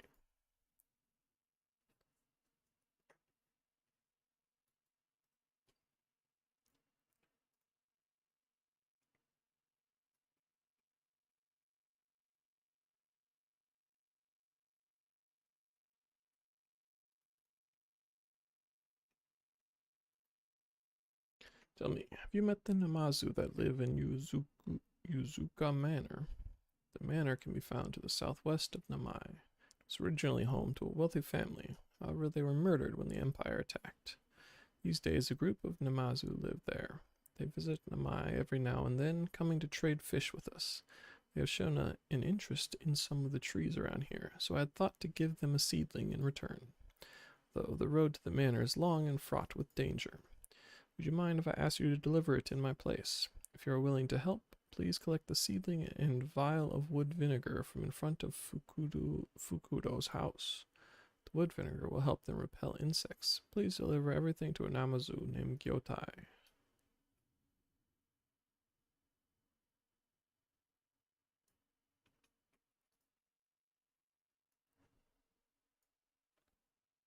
Do not recall having seen you before. Would you happen to be a traveler? If so, may I request some of your time? We heard of the Lupin. They're a race that appears to be half man, half wolf, and are known for their skill in combat. They have long served the king of Doma. However, when Doma fell to the empire, many of them were conscribed into the imperial army. Those who refused were forced to live out their lives as bandits. There is one family of Lupin that have called Namai their home for many a generation. They have acted as the village's protectors on countless occasions. Could not have survived without their aid. Their current oldest son had been the family's backbone up until he too was forced to enlist. Only the mother and her younger son remain now. The whole village expected their youngest to pick up where his brother left off. Sadly, he turned out to be one of the weakest Lupin I have ever seen. He has been unable to help the village in any way, much less protect it. The ferocious appetite his kind possess was looked upon kindly back when they kept the village safe, but people are not so understanding when the Lupin give back nothing in return. Even so, considering he spends most of his time looking after his sickly mother, I do not believe he is deserving of the villagers' ire. Assuming you're not just passing through, would you be willing to help the young Lupin? My thanks. The boy I would have you help is named Kurobana. He lives up on that hill to the west.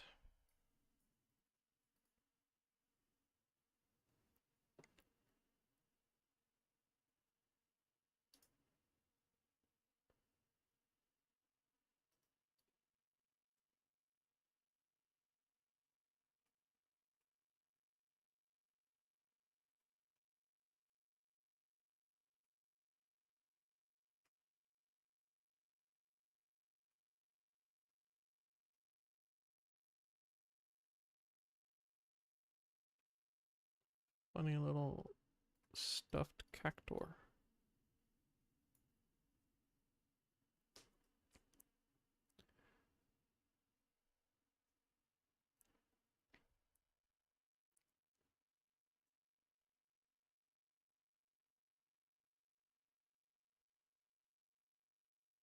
You have business with me? Ah, the old man put you up to this. He certainly enjoys meddling in the affairs of others. It's as he says, I'm not much of a fighter. My bite is as soft as a moogle's. Of course, I would love to protect the village just like my brother, but there is a reason he was conscribed and I not. The only thing I am good at is gathering herbs from my mother. I spend the rest of my time trying not to get in the way of the other villagers. At any rate, if you have no further business with me, I must head off to grind some herbs to make mother's medicine.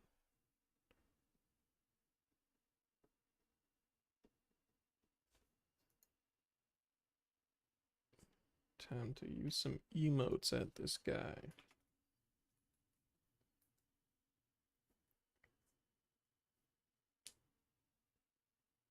I have no idea why you're so interested in me, but fine. I shall do battle with one of the nearby beasts if that will satisfy you.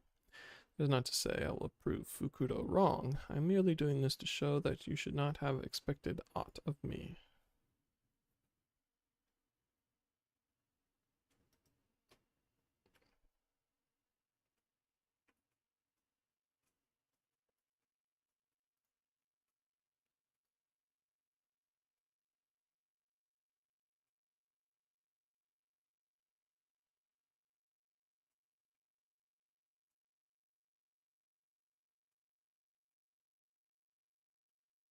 There's just a mauled man there.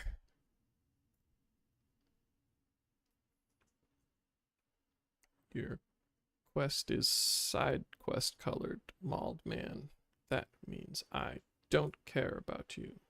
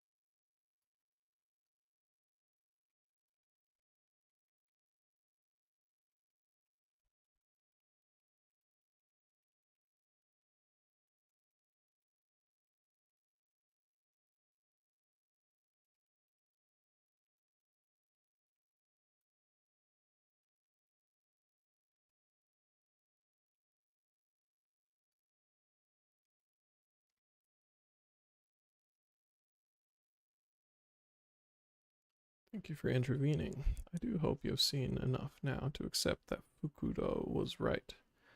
I am not and never will be a warrior. Hakuro is my brother in name only. Now please, leave me be. Tell Fukudo that you helped me and I once again proved to be hopeless.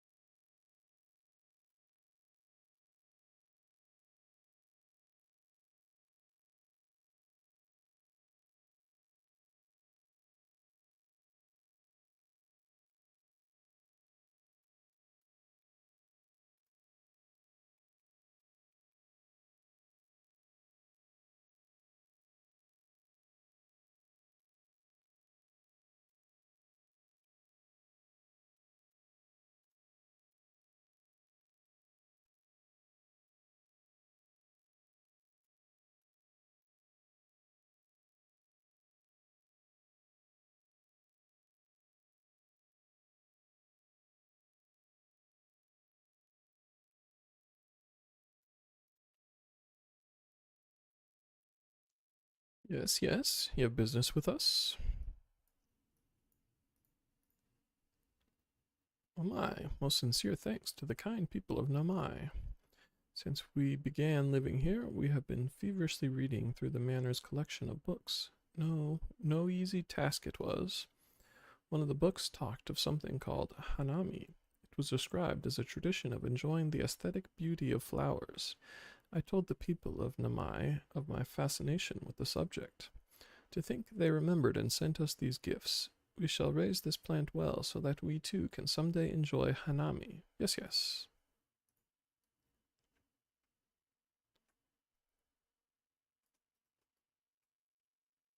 Seems like some new dailies.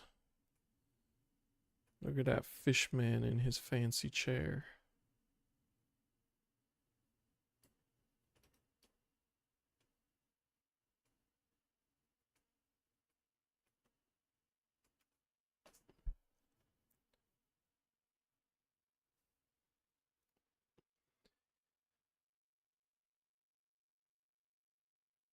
Uh, you look not as one who hails from here. May I inquire, are you a traveler, an adventurer?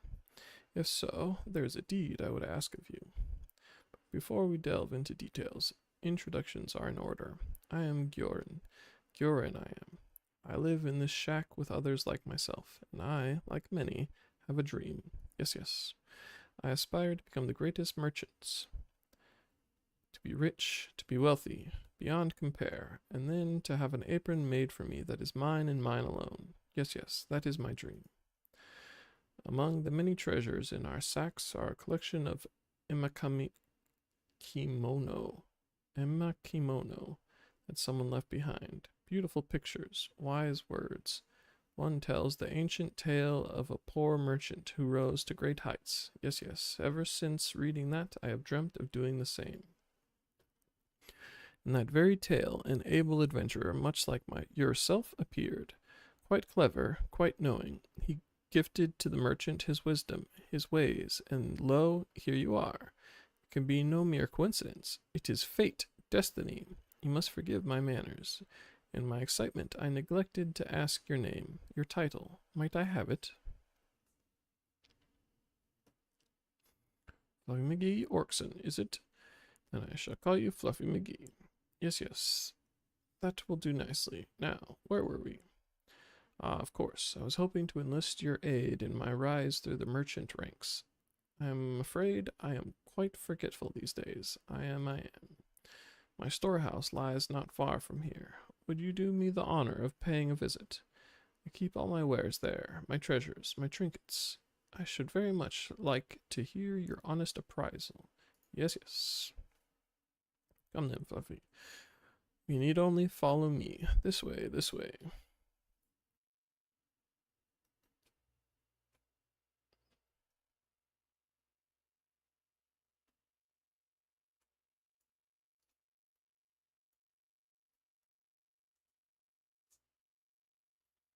Be right back with it. You need only wait a moment.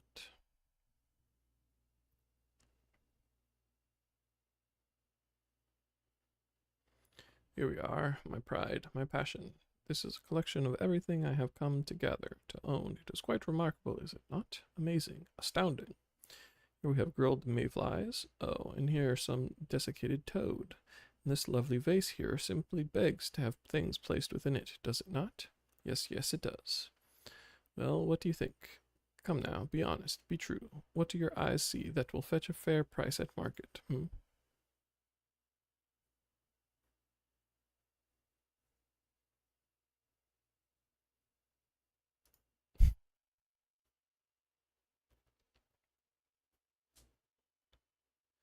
Are you sure? But I've spent days, years collecting it all. Surely there must be something of value, of worth. I don't, I can't. Nevertheless, a dream is a dream, and I shall not relent. No, no. I will find another path to greatness, another way to obtain what people desire, for I am destined to be a merchant of renown. Yes, yes. Now, bearing all that in mind, whatever shall I do? Yes, yes, I do believe an idea has come to me. Fish. People eat fish, and so it stands to reason they must buy them, purchase them. I will take to fishing to provision my own supply, my own stock. I will bring my catch to you, Fluffy. With your adventuring wisdom, you can tell me which fish will sell and which will not. Your kind and mine have very different tastes, different likes. Yes, yes, we do. It will fall to you to enlighten me as to which fish agree with the palates of men. Until then, I shall await you by the water.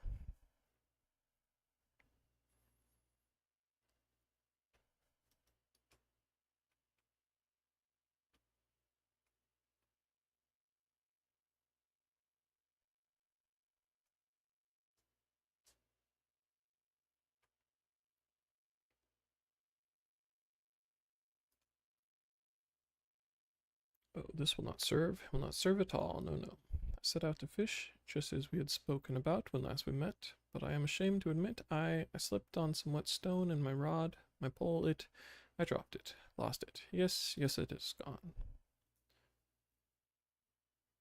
And before you ask, no, no, I could not retrieve it. I am a Namazu of the city, not of the wild. To cast myself into a running river is tantamount to taking my own life. Will you help me win this, Fluffy? Will you find my rod and retrieve it? Return it. It is very dear to me. Yes, yes, it is. Please, I beg this of you. I know not where else to turn.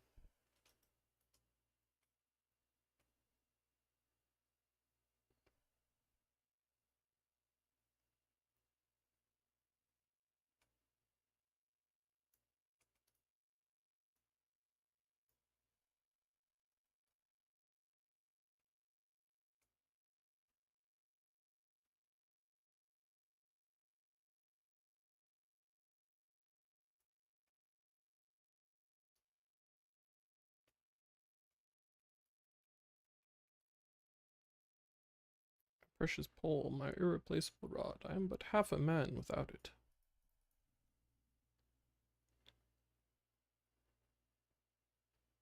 My rod, you found it, as I knew that you would. I owe you a debt of gratitude. Ugh. Thanks. Yes, yes, I do. Yet I confess, I admit, I've been thinking on things since I lost it. Yes, yes, much thinking. It occurred to me, all the Namazu I know are fishmongers. They are, each and every one. That fact led me to recall another passage I read among my kimono. Said for one to make their mercantile mark, one must offer something no other merchant does, a new product, a new service. So I have made up my mind. I have. I will look for another way to make my fortune. I have given it much thought. There is much more to give. I will return to my shack and dwell on this some more.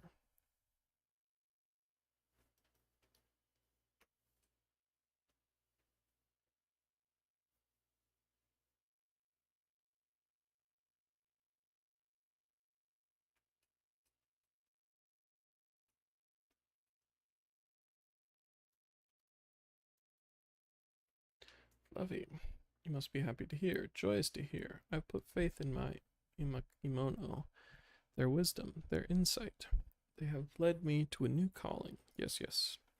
I have learned there is a pretty price to be paid for certain ores, certain minerals, and so I shall become a miner, a prospector. Fear I may inconvenience you again in this endeavor, as I did in the previous. I only hope you are willing to lend your wisdom again. Yes, yes.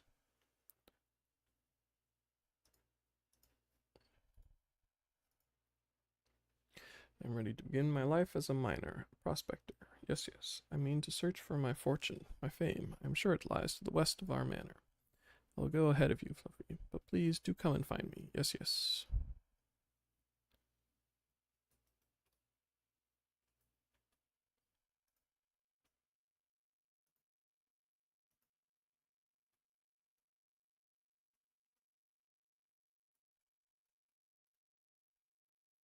Where to look, where to look.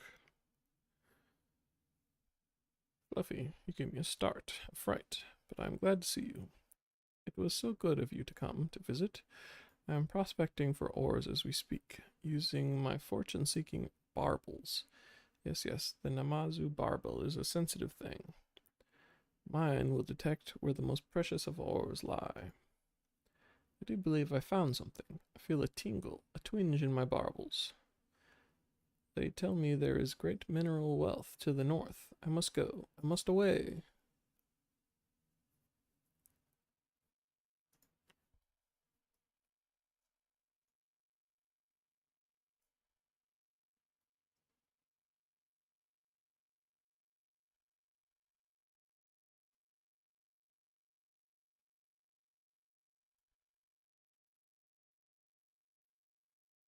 It's all well and good to have found a choice mining location, but I'm afraid my hand is stayed. There are a host of nasty beasts lingering, prowling. I can't get to the ore for fear of my life. Please, Fluffy, you must help me.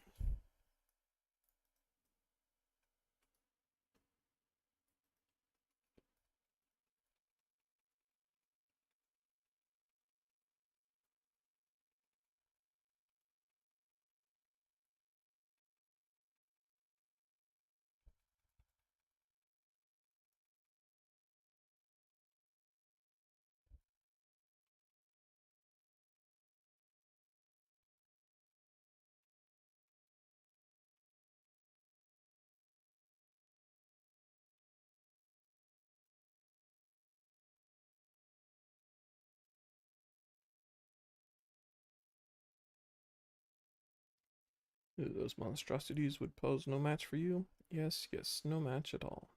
The way is now clear. Leave the rest to me. I'll mine these lands and amass a haul of ore the likes of which Yang Sha has never seen. It will require some time, some patience. Yes, yes. You should return to my warehouse and await me, Fluffy. I wish not to bore you with my digging, my picking.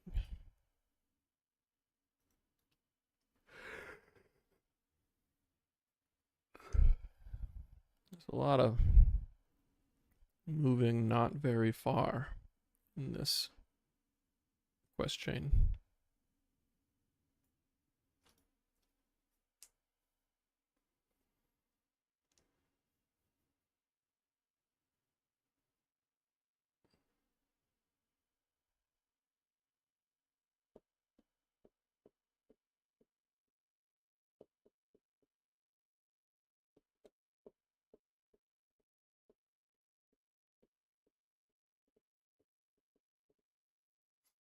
The deed is done, finished. Yes, yes, and what a haul we have. Come, Fluffy, and behold the fruits of my labor.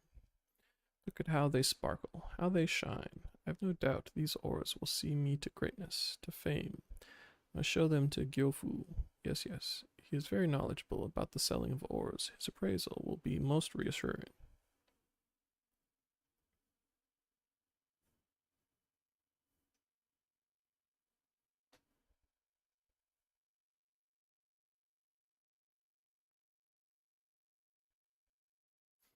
Gyofu! I have something for you to inspect, to see. You certainly are in good spirits. What is it, Gyorin? I've been mining and brought my first haul of findings for your appraisal, your evaluation. Tell me, how much gil would these ore fetch at market? Is that where you've been off all this time? Well then, let us have a look, shall we? Yes, yes.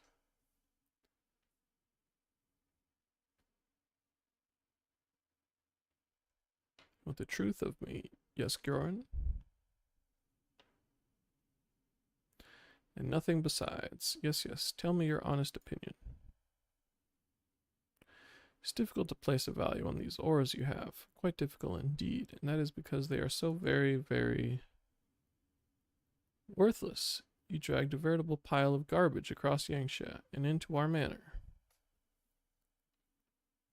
Worthless? But my barbels tingled, twinged. I would have staked my life that these ores were valuable. But thank the gods I did not. I suppose I must find another way, another means to make my fortune. Thank you, Gyofu. I do appreciate your honesty, your candor. Yes, yes.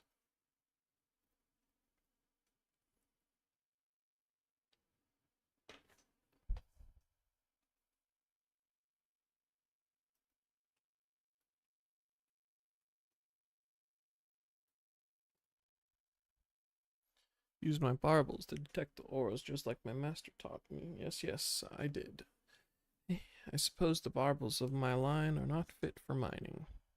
Still, my dream is my dream. I will not give up yet. I will find another path to greatness, and when I do, you'll be the first to know, to hear, Fluffy.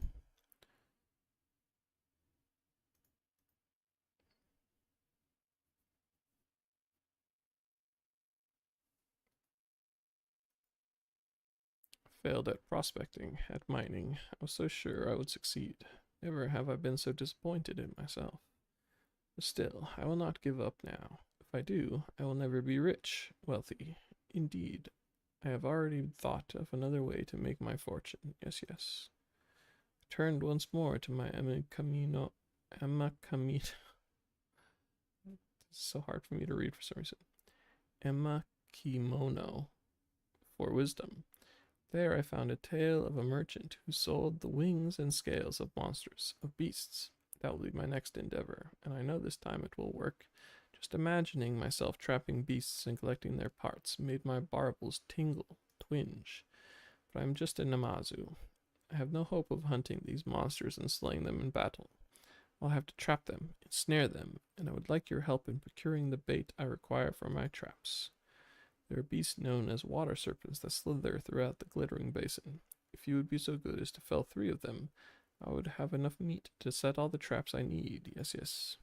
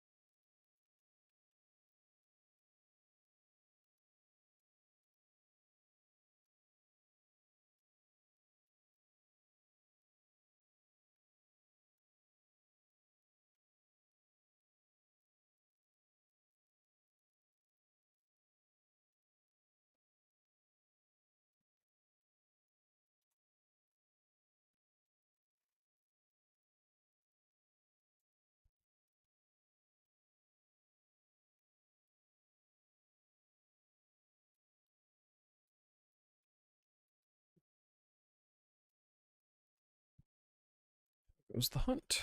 Were you able to obtain the fresh water serpent flesh as I asked?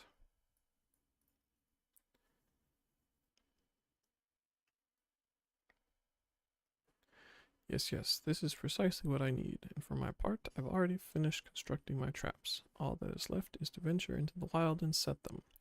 Do not wish to bore you with such a chore. Await me here. I shall return shortly. Yes, yes.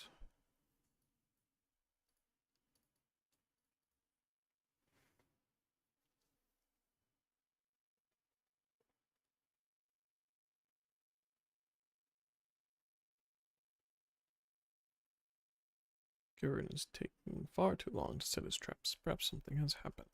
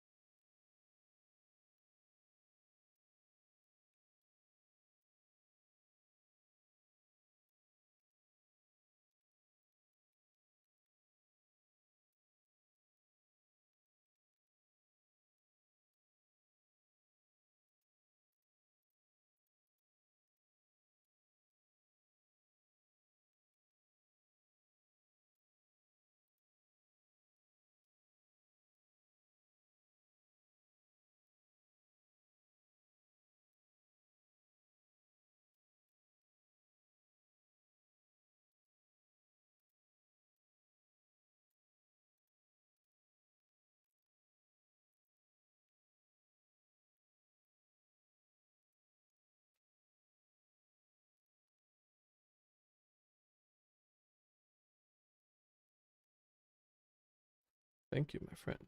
You've saved me yet again.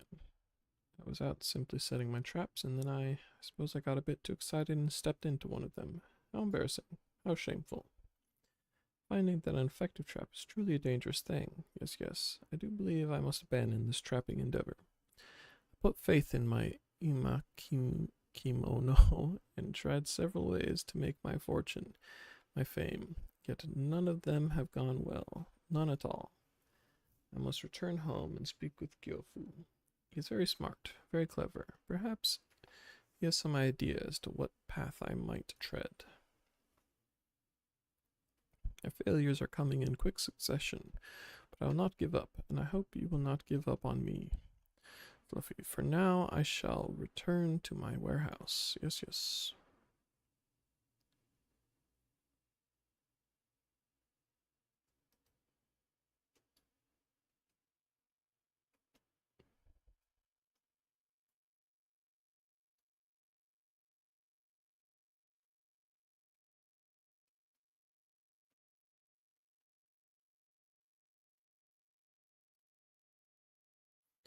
My wounds have been seen to, tended to. I was told they are not grievous. I owe that blessing to you, Fluffy. Had you not found me as quickly as you did, I fear the worst may have happened.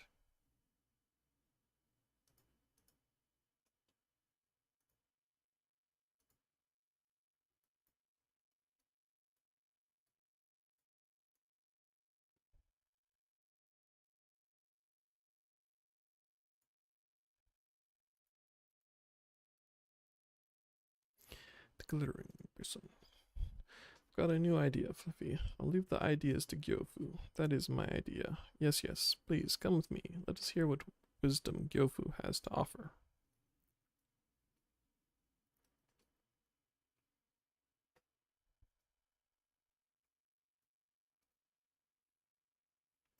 Gyofu, I have something to ask of you, and I want you to tell me all you know.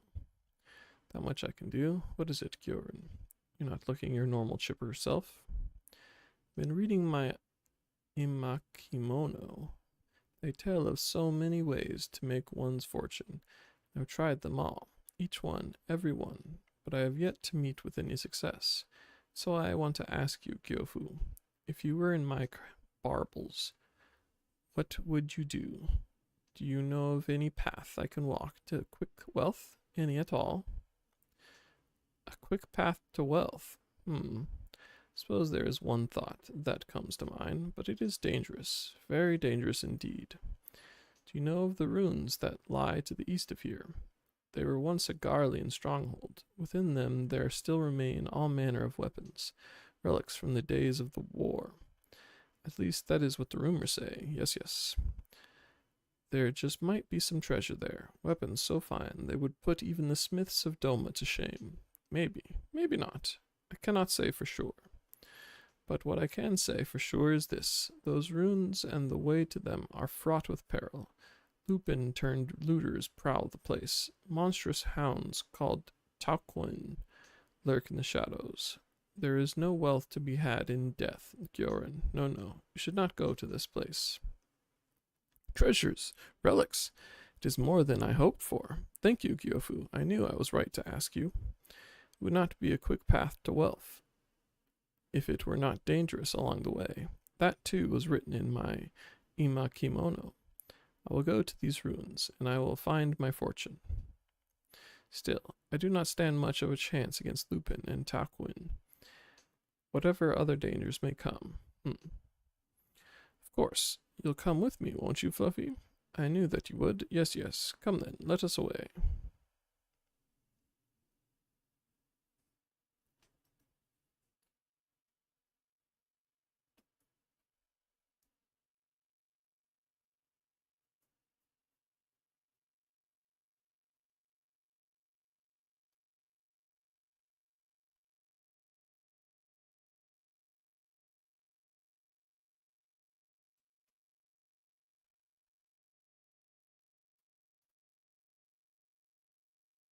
No idea how I made it this far without being seen, not spotted, not smelled. Maybe I have a talent for going undetected. Wonder if that is a skill I could use to get rich. I'll think more on it later. For now, let us keep the pace. I will make it all the way to the Garlean ruins, without a soul other than you and I knowing of it. Yes, yes.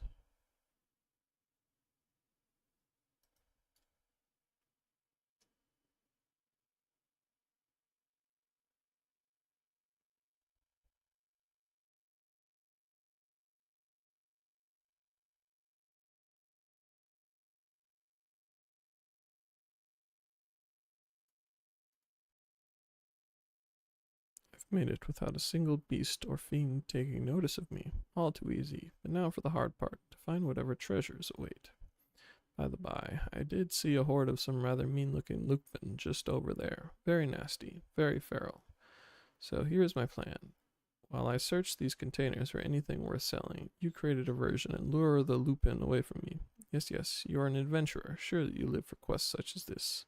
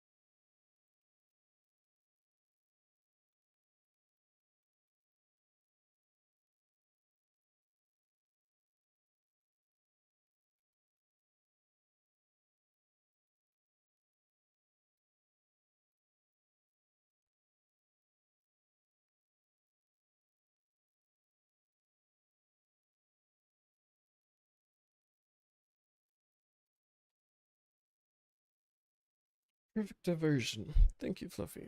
I could hear the din of battle while I searched. I wanted desperately to come and help you, but I managed to stay true to my task, and though I found some relics that look quite valuable to my eye. The perfect... Oop. I will head back to the manor and show them to Gyofu. He will know if there is anything here worth selling. I have a feeling that this time there is. Must be. Has to be.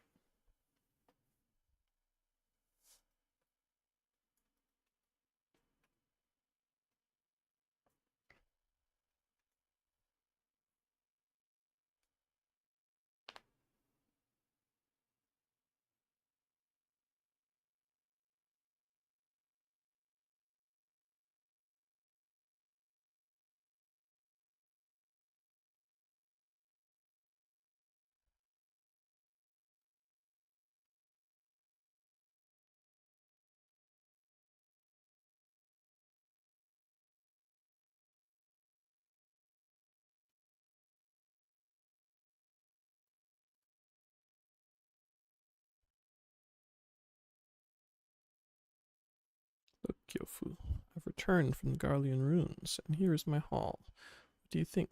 Do you see anything here that will fetch a fair price at market? Truly went to the ruins, and returned to speak of it. You're braver Namazu than most, Gyorn.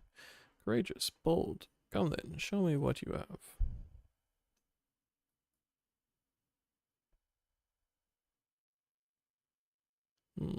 This piece is very fine indeed, and this one as well. Truly fortuitous fine. Well done, Gyorn. Every weapon here looks to be valuable. They need a bit of touching up here and there, but yes, yes, they will fetch you a good deal of coin. There are many domans who still wish to fight the Garleans to the last. They will be more than willing to take these weapons off your hands, and part with a pretty gill to do so. Do you think so? Truly? I finally found something worth selling, worth peddling, worth vending. Have you ever known Gyofu to give a false appraisal? No, no. Your dream is at hand, Gyorn. Sell these weapons, take the coin you make, and with it, you can start down the path to becoming a legendary merchant. I will, I will. Starting this day, I am going to open my own shop. I will name it the New Rich. Customers will flock to my doors from all over Yangxia. Yes, yes, my business will thrive, and my coffers will overflow, and my baubles will guide me to greatness. Thank you for all your help, Fluffy. You have been with me through it all. I will not forget you when I am at the top.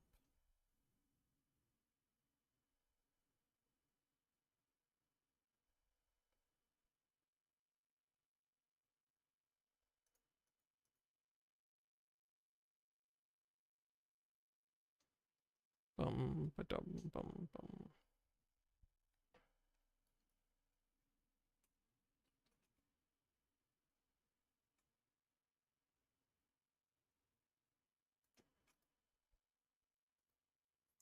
Are you an adventurer in need of a job? If so, I have a small one for you. Yes, yes. There's a man in Namai by the name of Yamakage. I wish for you to find him and pass along this message. I have your daughter. Jeez. Vicious message.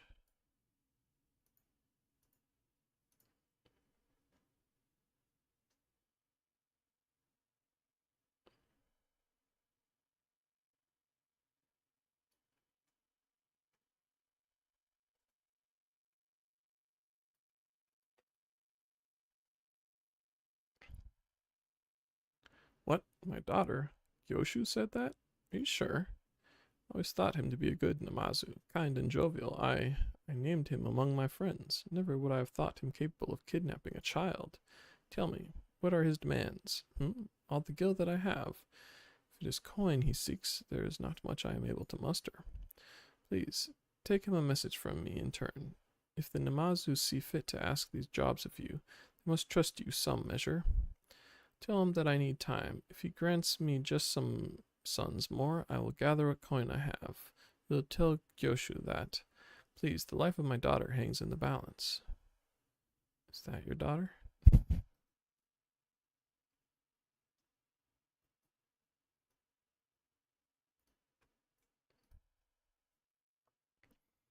Got a glimpse of Kurabana heading off somewhere with a spear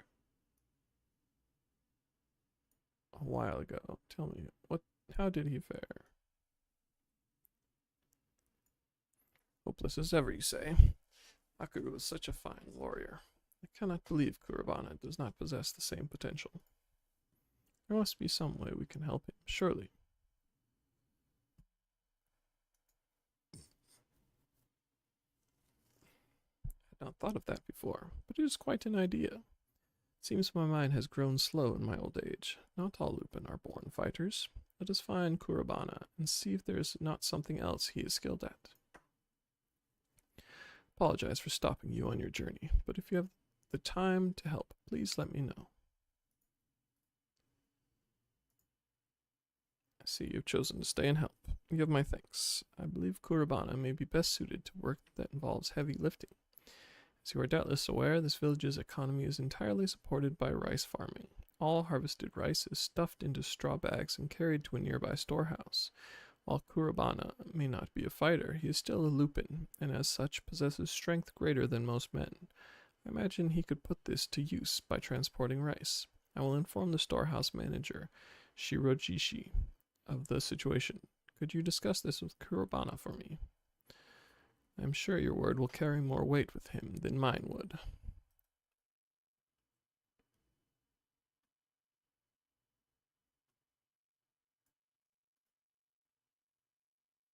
I see you have not yet left mine. I hope you have not come to ask me to fight again. Fukudo wants me to try carrying rice. There he goes again, meddling in the affairs of others. Said if it will help the village, then I can hardly refuse. I shall go and talk to Shirojishi.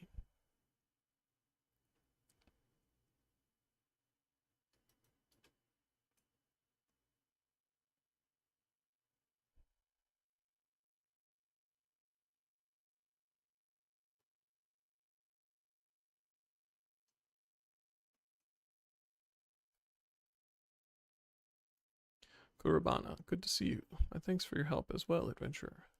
Fukudo has already told me all I need to know. Let's start by having you carry this sack right here. It is a bit on the heavy side, but do you think you can handle it? Do not worry, Shirojishi. I may not be much of a warrior, but I am confident in my strength.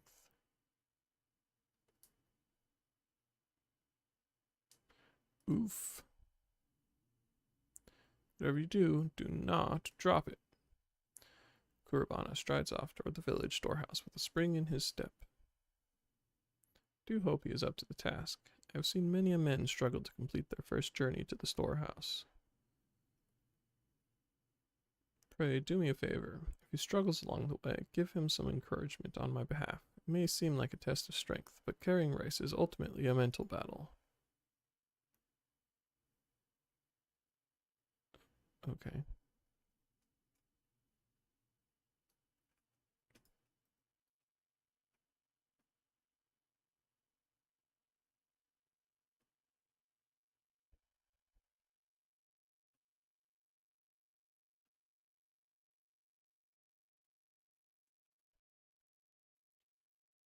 I did not expect the rice would be quite so heavy.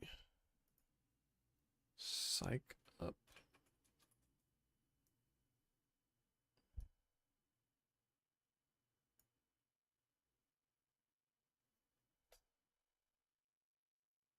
Thank you, Pant. I really wonder if there is no better way rice could be transported.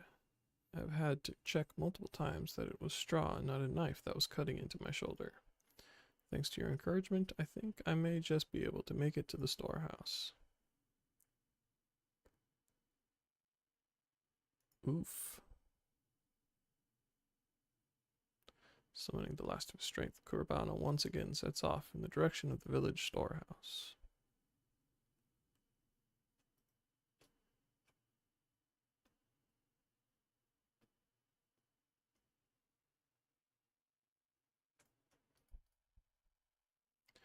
Took every fiber of my being, but I did it. Who knew this would be such a tiring work? Good work, Kurabana.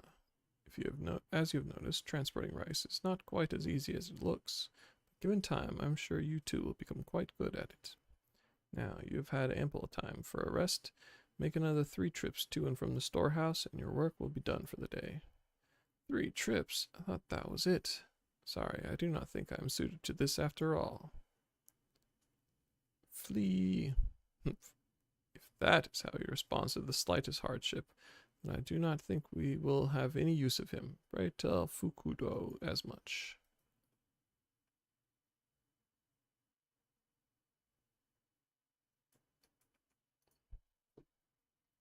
Ah, Fluffy, I just caught Kurabana trying to abandon his duties. It seems he was able to carry 1 sack of rice, but shrieked from the idea of carrying 3 more. Admittedly, he is not wrong to think it grueling work. I too struggled to carry even my first load of rice. However, if you continue like this, the whole village will think you a weak-willed coward. I'm sorry, Fukudo. You have my word that I will not give up like this again. Perhaps next time we should have you try a job that does not require great strength.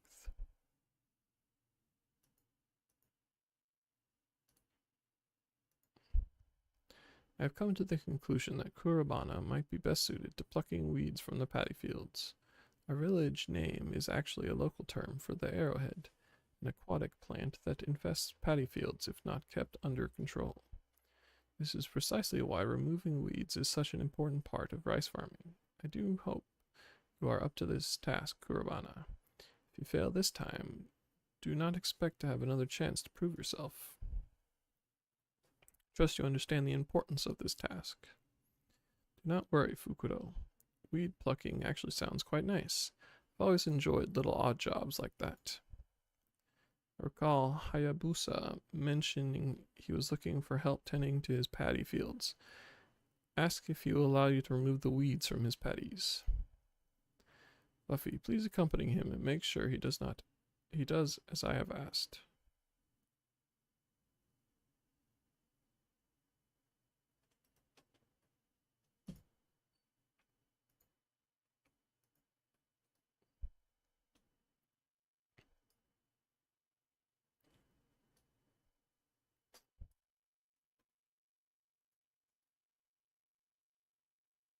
Ah, you must be the adventurer I've heard so much about. And Kurabana, nice to see you as well. Is there something you would ask of me? How kind of you to offer. You can never be too careful with those pesky arrowheads. Be sure to take care not to trample any of the rice plants when you are removing the weeds.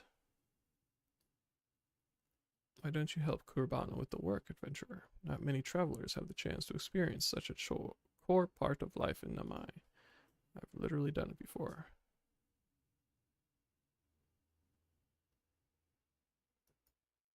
Precisely. Do not simply remove the top of the weed. You must remove the roots as well. There's nothing more for me to tell you both. Please work the patties on top of this hill for me.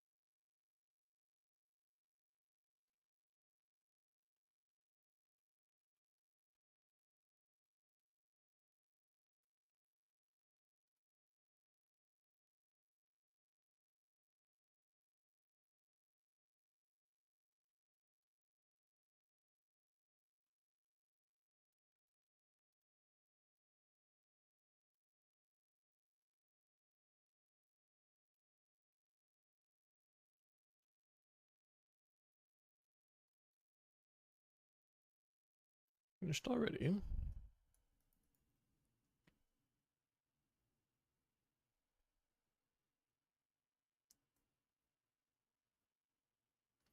Fine work indeed. I see you made sure to remove the entire weed, including its roots.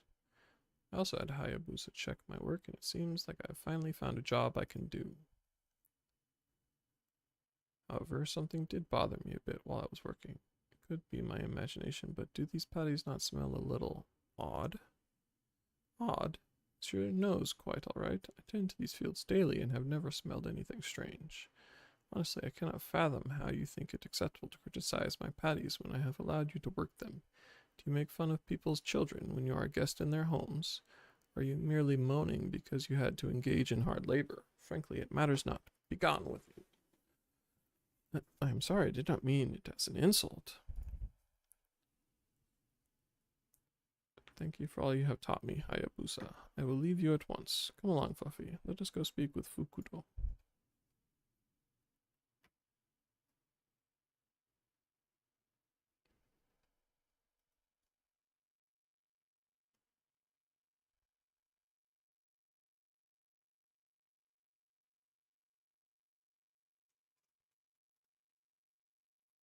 Tell me, have we at last found the right job for you? Well, yes and no.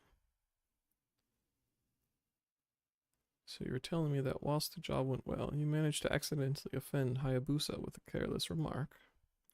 Care to explain why you could not just keep quiet? It's not my intention to upset him. I was simply surprised by the smell of the paddy fields. Never mind. Hayabusa is a reasonable gentleman. I am sure he only reacted how he did because of how much effort he puts into his work. I will go and speak with him myself.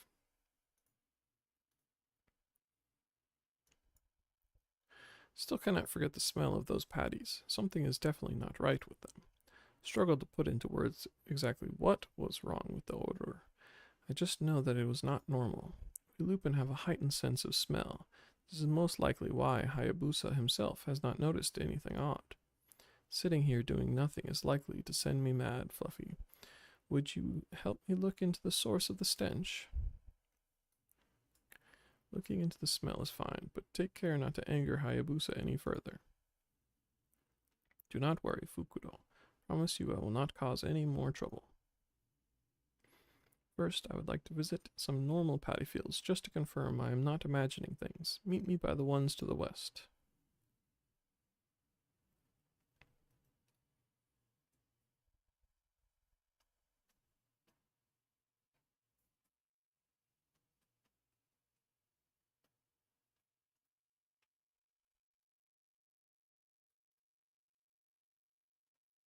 As expected, the paddies here only smell of, well, rice. Which leads me to think something is not quite right with Hayabusa's fields. Let us revisit the paddies we plucked weeds from.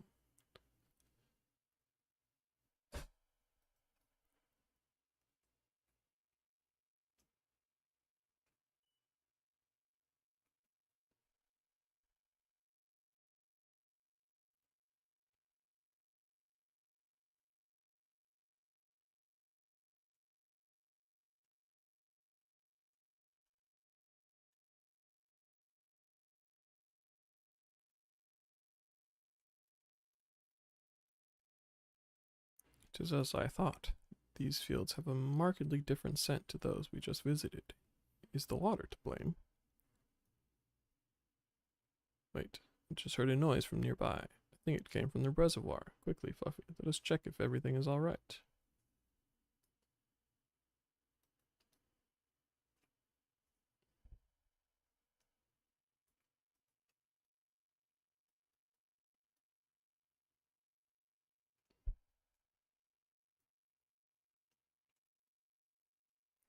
What is that foul creature? I've never seen such a beast before. Fluffy, please keep the village safe from harm.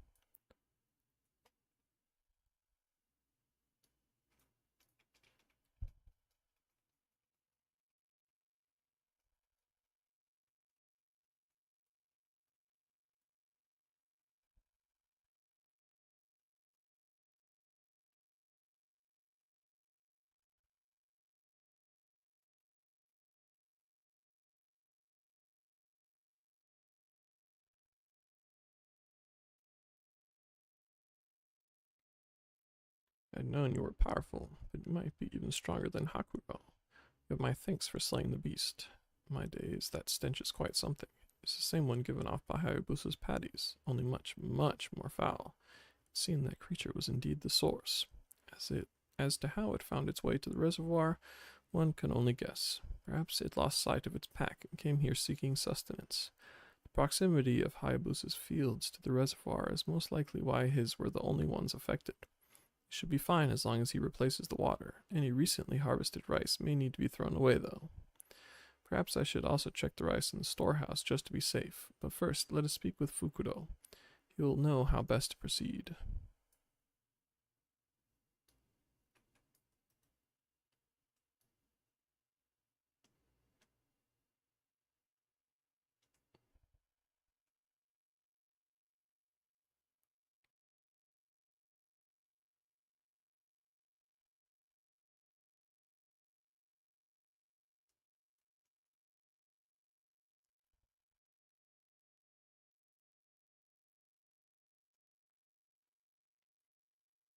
Back so soon? I just finished explaining things to Hayabusa. There's something you both need to hear. Fluffy and I have found the source of the odor that was coming from Hayabusa's paddies. It was the creature that had made the reservoir its home. The creature, you say? When Fluffy slayed the beast, it released a most foul stench into the air. I really think you should replace the water in your fields. To think there had been a monster lurking nearby the whole time. Kurbana, my sincerest apologies for losing my temper with you earlier. I was foolish to ever believe for a second the gossip about you was true. You're a fine lad. Thank you for all you have done. I'm just glad I was able to be of service to Namai. Things could have been much more serious had the bees gone unnoticed any longer. That reminds me, would you mind if I smelt the rice in the storehouse? I'm worried it may have been contaminated. By all means, I doubt my own nose would be up to the task after all. Actually, Kurbana, do you think you would be up to examining my fields on a more regular basis? If you were to learn the smells of the various diseases which affect rice, you would doubtless notice any infections earlier than any of us could. You mean to say I could continue to aid the village? I have never had anyone rely on me before. Never mind a whole village. It is somewhat daunting, but I would love to help.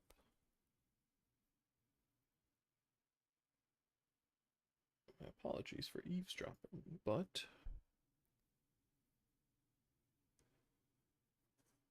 would you mind having a look at my paddy fields as well? Gita, you would truly trust me, are you certain? Of course, do not worry. I'll pay you for any work you do. I would gladly do it for free. Never dared dream that a day when I would be of use to the village would actually come. I owe the fact that it has to you, Fukudo, and you, Fluffy. Thank you so much.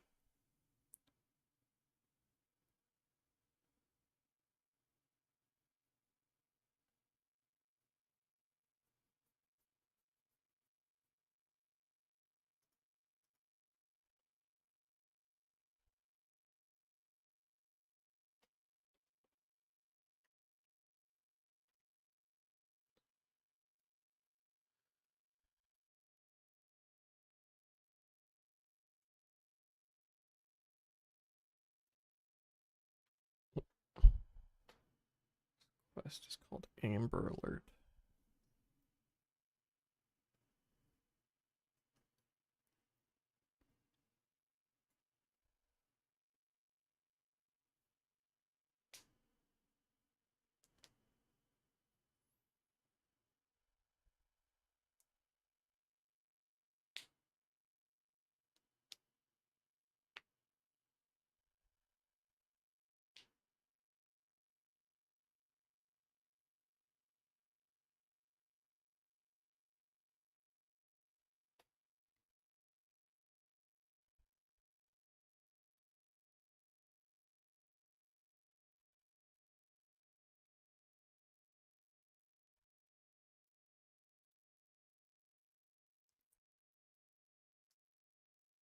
Time to gather more coin.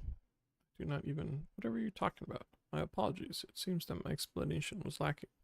See, I was out fishing with some friends earlier, and a young girl in tears floated upon us in a small vessel. We asked her name, and she told us she was the daughter of Yamakage.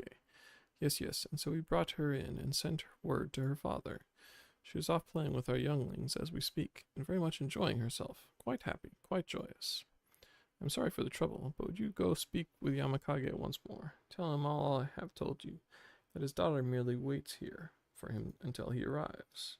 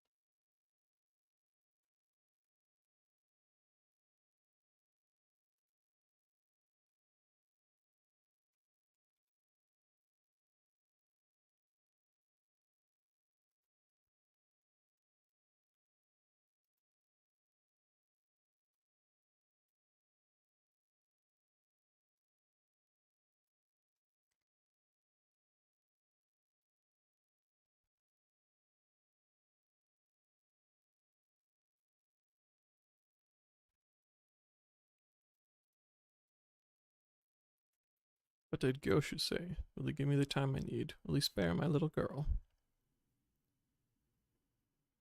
Not kidnapped. She was adrift and he saved her. Why did he not say so in the first place? I've been worried sick that I may never see my daughter again. That fool's messengers are always wanting for words. From time to time he comes to Namai to peddle his wares. He has always taken the time to play with our children, and for it our children have always taken a liking to him.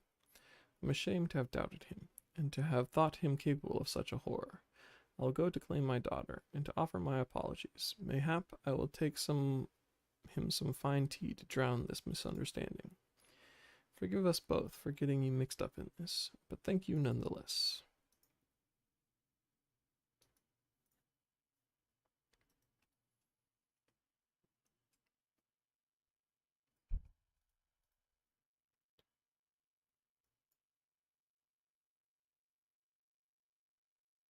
Fluffy, how goes your journey?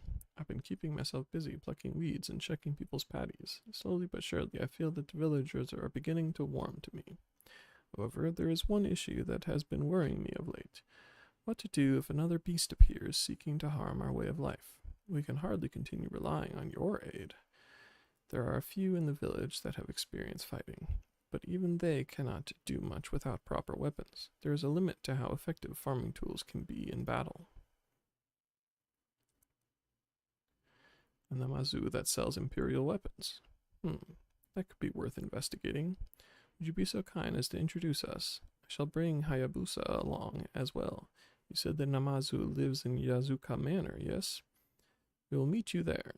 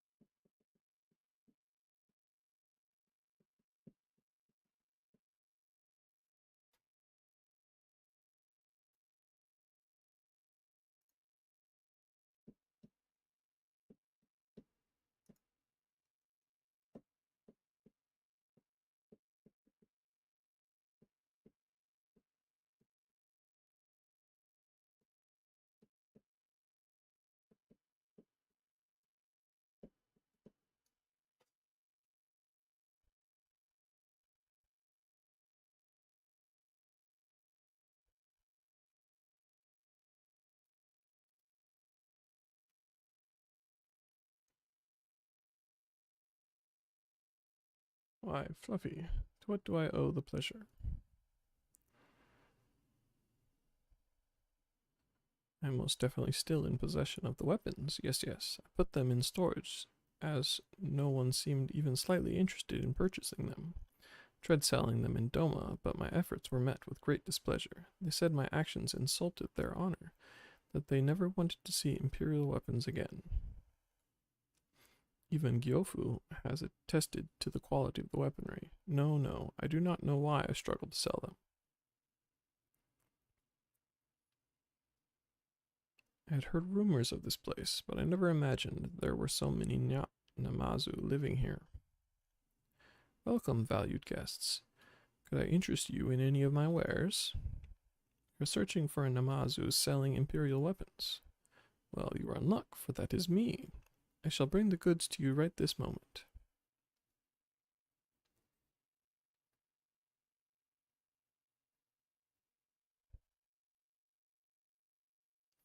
Imperial guns, even those in Namai that cannot handle a spear or a sword, may be able to use these. Indeed, indeed. Seem like a Lupin who knows a bargain when he sees one. We will take them. Name your price. Enough gil to live comfortably for a decade or so should suffice. You lost your mind. Kurbana, Hayabusa, the village is in trouble.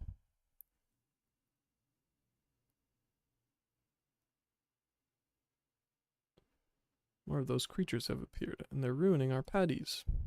What?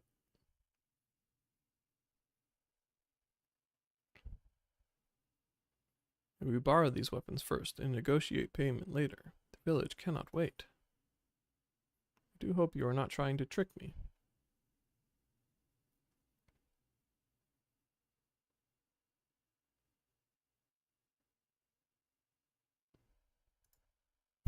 We need to try before we buy.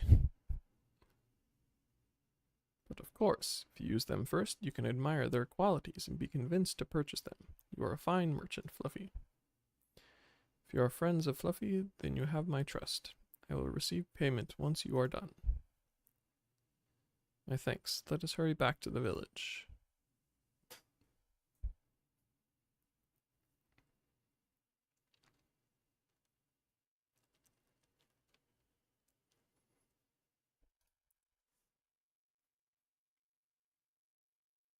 Please make sure they do pay me. I only lent them the weapons because you introduced them to me. In fact, let us both go to Namai to make certain that this deal reaches a satisfactory conclusion.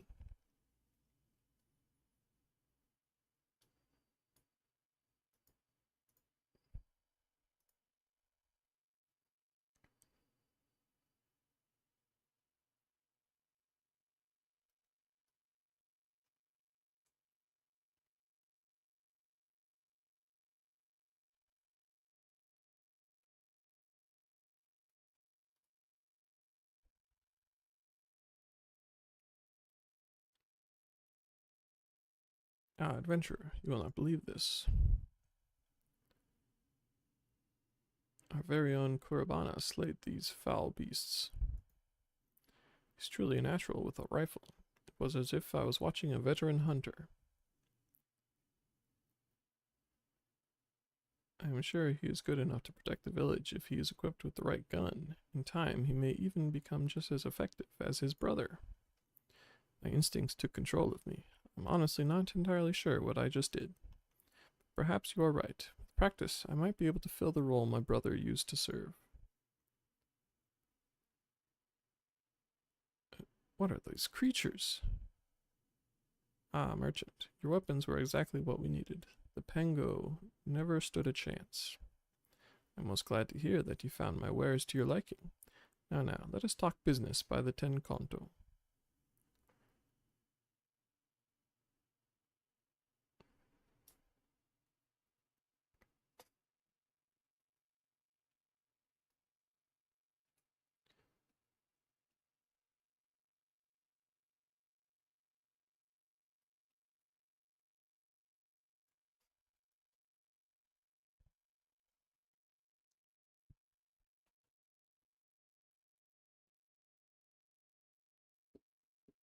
You're saying that you cannot give me enough gil to live on for 10 years. Yes, yes? In that case, why don't you try offering me something else of equal value? I fear that we may struggle to find anything you would consider to be worth that much in Namai. Risk my life to obtain these guns. It's only fair I receive something substantial for them. Could you allow us some time to think? If that is truly what you require.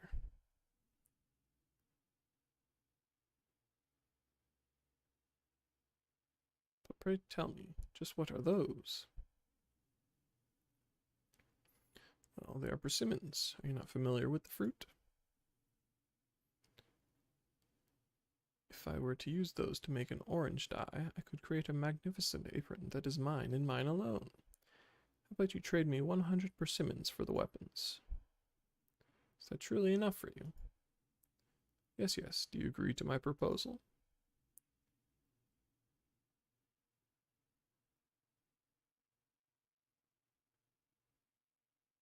Well, yes, I suppose we do.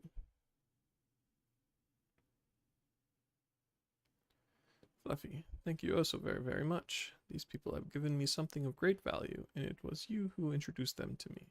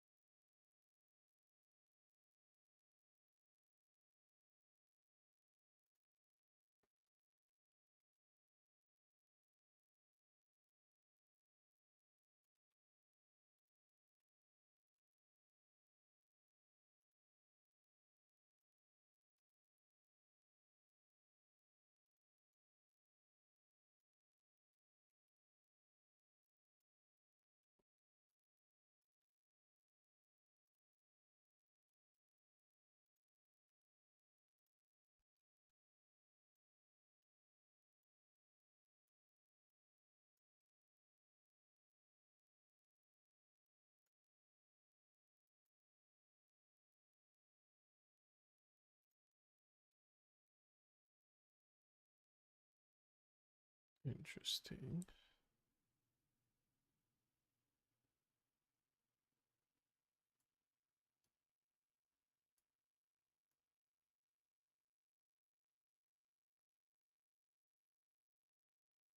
Yeah, alright.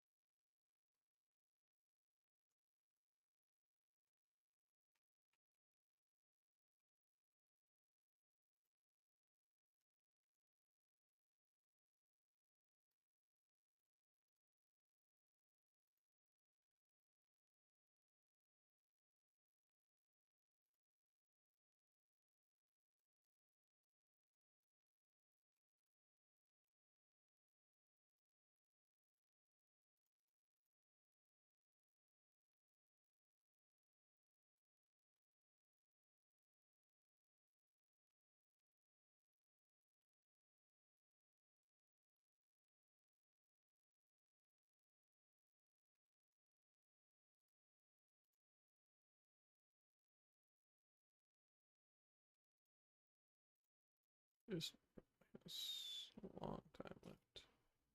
This.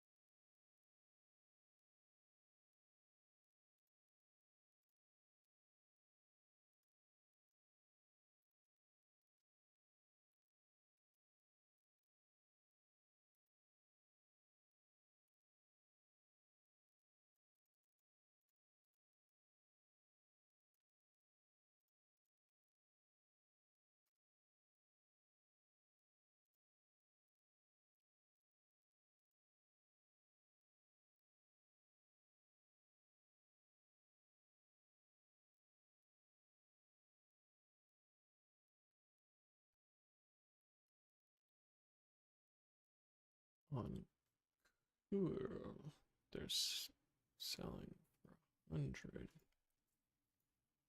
Sure, I'll give it a shot.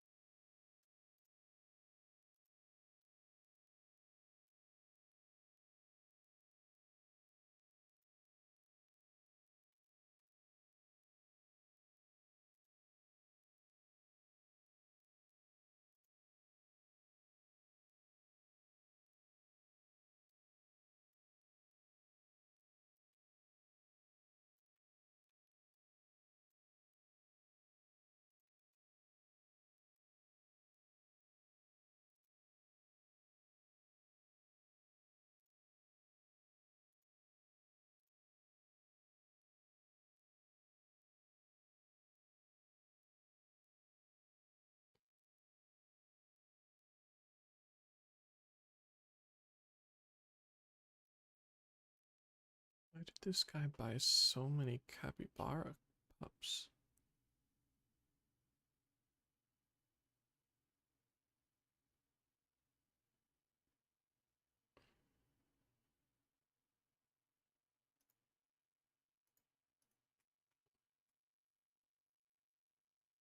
Weird.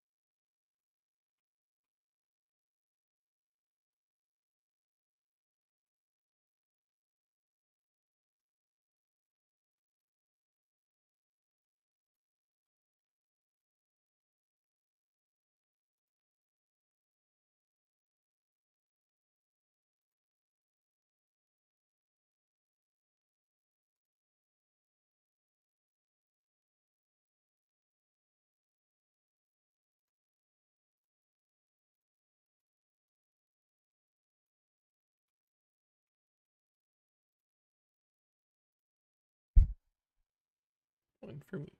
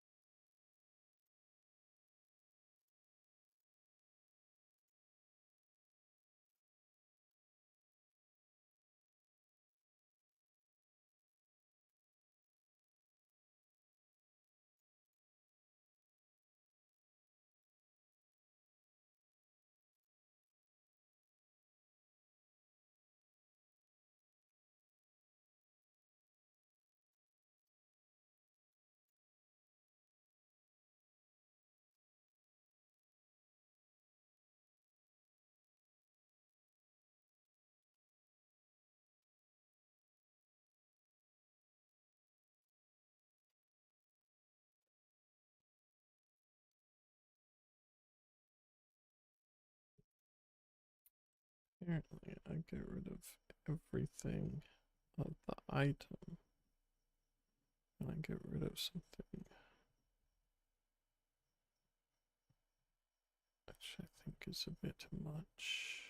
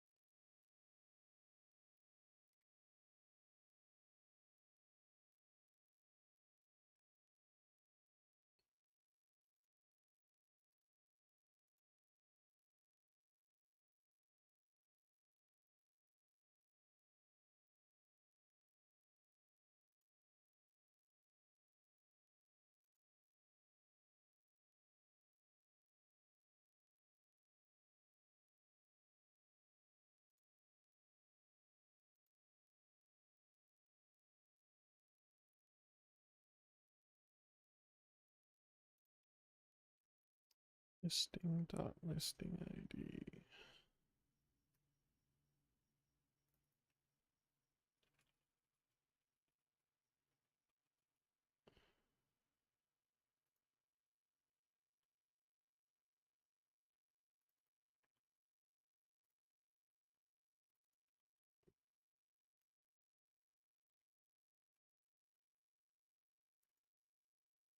Then the data analyzer takes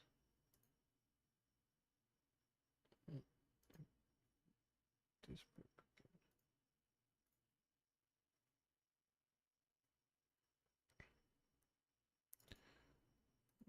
Listing filter.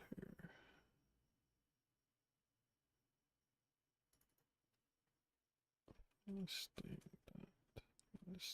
ID equals item ID.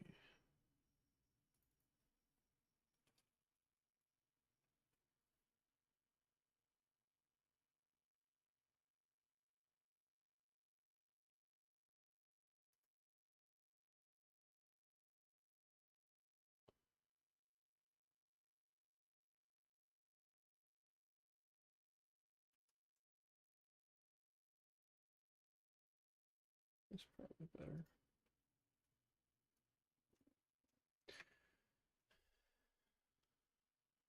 Alright, now do some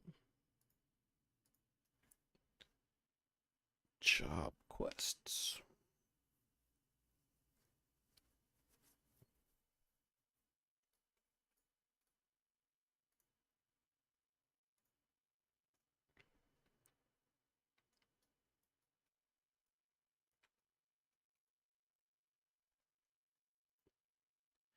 We, Hrothgar, are quite used to snow and ice, so we sometimes forget the problems it poses for other races. This morning, a homeless Hur lad was found lying stone cold in the street. When they came to carry him away, he was frozen solid, like a statue. The poor thing can't have been more than 20 summers old. We asked the Temple Knights if there was something we could do. We were told that they had the perfect assignment for us. Our client this time is Reese of Garland Ironworks. Their founder, Sid Garland, is one of the few Garleans to have turned his back on the Empire. He is a hero to many living under their rule. I wonder if I might have the honor of meeting him in person. At any rate, we must first head to the Sky Steel Manufactory.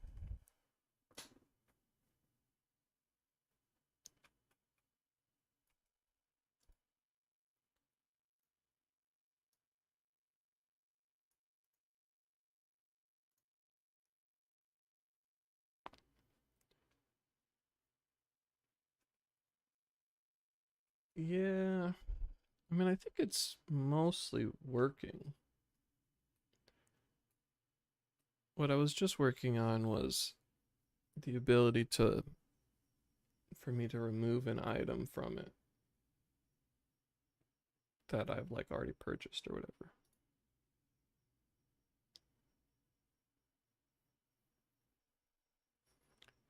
Good evening. I take it you're the bodyguard sent by the Temple Knights. There's someone I'd like you to protect. Recently defected Garlean engineer, as it happens. I'll not bore you with the details, but he is to oversee the installation of a ceruleum heating system. We're hoping it would avert tragedies like the one that recently occurred in the Broom. Yes, we saw the body being carried away. Terrible sight, it was. If this engineer friend of yours needs safe passage here, we'd be glad to help. Fortunately, the Empire does not take kindly to desertion, especially when the man in question is one of its most highly esteemed scientists. We've received word that a group known as the Aulidae have been dispatched to see that he never reaches Ishgard. Gods be good. Heard of them, prisoners offered an opportunity to reduce their sentences through loyal service to Garlemald. By all accounts, they fight like men possessed, desperate to earn their freedom. Worst of all, they are led by Vitus Q. Masala, a man whose cruelty knows no bounds. As a soldier, he reached the rank of Pilus Prior, but was relegated after butchering a village of innocent civilians, purely to sate his own bloodlust. Even his fellow Garleans were disgusted by these barbaric acts, yet they did not to damage his reputation as a skilled warrior equal to Gaius van Baelsar himself. During my imprisonment, Vitus Q. Masala came to enlist me. I told him I'd sooner rot in gaol than serve under a rabid dog like him. As you can imagine, he was far from pleased with my refusal, and tried to persuade me by using my Magitech collar to administer countless electric shocks. I'll never forget the look in his eyes as he pushed that button over and over. Of course, not everyone is as resilient as Radovan. Many who fight for the Alude do so against their will, though they are no less deadly for it. By the Fury, if I'd known the dangers involved, I would have called the whole thing off. It's too late now, though. The airship is already on its way to Corthus. If it should soon be arriving at the observatorium. Sadly, we couldn't gain permission to have an Imperial craft dock in the city for matters of security. From the rendezvous point, we'll proceed the rest of the way on foot. Once we're safely inside the gates of judgment, we can consider the mission a success. Your friend is risking his life for the sake of others. Reese, I give my word that he will reach Ishgard safely. Listen, Sophie, you know as well as I do that the Aludae are as ruthless as they are tenacious. For that reason, I want you to stay behind. You think you can take them on without me there to heal you? Don't get me wrong, I'm grateful to have you by my side, but against foes like that, Fluffy and I will struggle to protect you and the engineer. Protect me? Look, Radovan, we protect each other, remember? Perhaps you see me as nothing but a burden? Fine, have it your way. Not to rush you or anything, but we should get going. I'll meet you at the airship landing on top of the tower.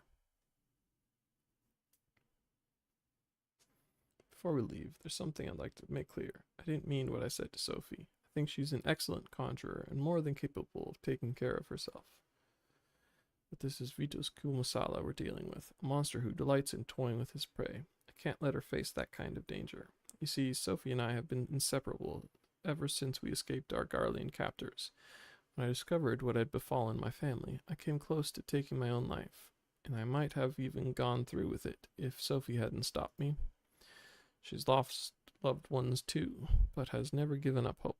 Sophie helped me realize there is still a place in this world for me. In fact, it was her idea that I become a bodyguard. Although no one will ever replace the family I lost, she helped fill that void in my life and gave me a reason to carry on. If she were here now, she would tell me how to stop being such a sentimental old fool, or words to that effect. Anyway, the sooner we finish this assignment, the sooner I can get back here and apologize to her.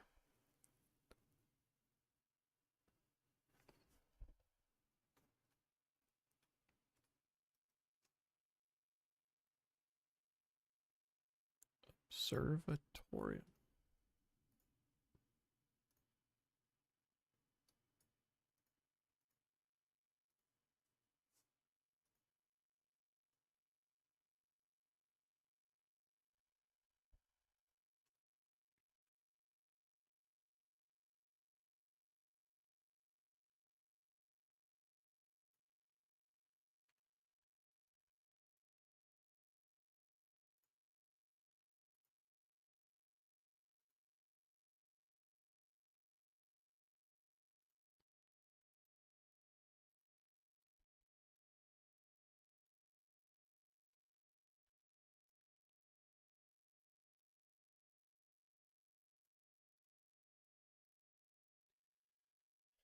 It pleases me to tell you that I have at last discovered a means to have our young friend safely transported to Kugane. I have reached an agreement with the owner of an establishment in the area. I believe its name was Bokaisen Hot Springs. Converse with him once you are arrived in Kugane, and he shall tell you Ornkai's whereabouts. I took the liberty of making the little one aware of a few local legends. Hopefully they shall aid you in your search for Funheim.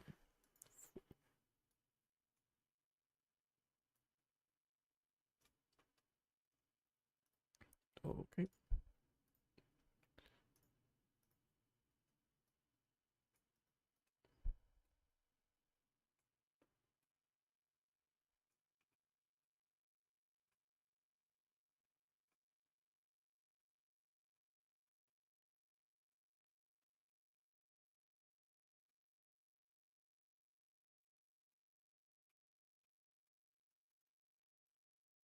Now that you're here, allow me to introduce the man you will be escorting.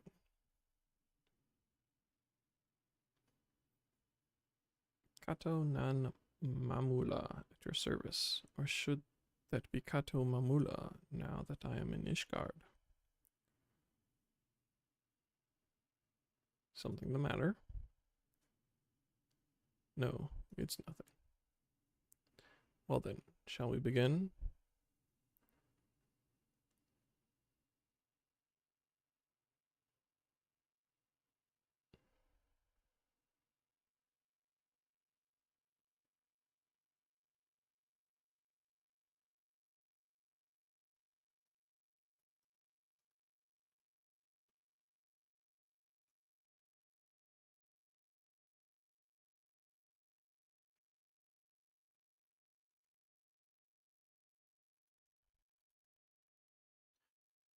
They knew we were coming. Hell's bells, they must have seen that airship from miles away. I'll stay with the engineer. You go on ahead and draw them out. We'll rendezvous at the camp to the north.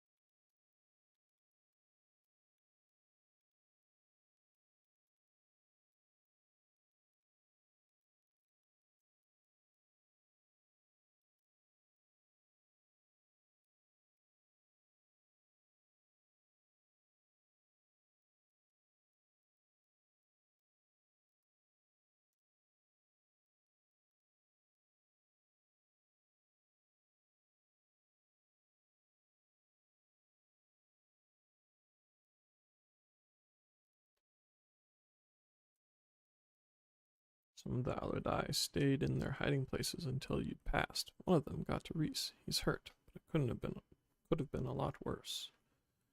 I'm sorry, they caught me by surprise. We've made it this far. Fetus is still out there. This is just a taste of what the Aludai have in store for us. Our best option is to avoid confrontation altogether. Mamula and I will sneak past them while you and Reese stay behind. The two of us stand a better chance than a group of four.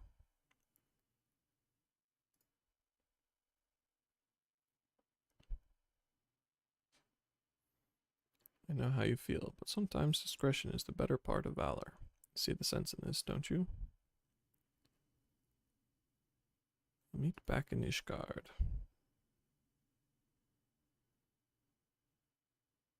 My colleagues will contact me via link pearl once Master Mamula has arrived in Ishgard. Meantime, we should lie low. We don't want to alert the Aludai to our presence any more than we already have. Oh, I'd better get these wounds looked at.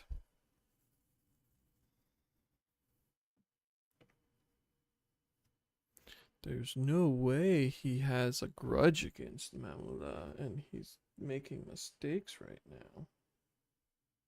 Thank goodness you're all right. You've been gone so long I came looking for you. Met a few nasty characters on the way here, but I soon sent them packing.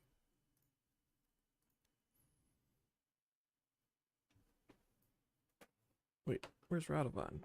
That engineer you're supposed to be escorting.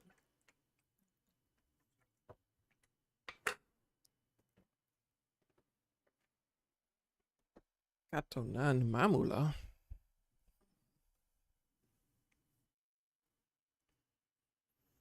If the two of them are together, then Radovan never talks to anyone about it, but he comes from a place called Bozja Citadel. It was utterly destroyed in a Garlean experiment gone wrong.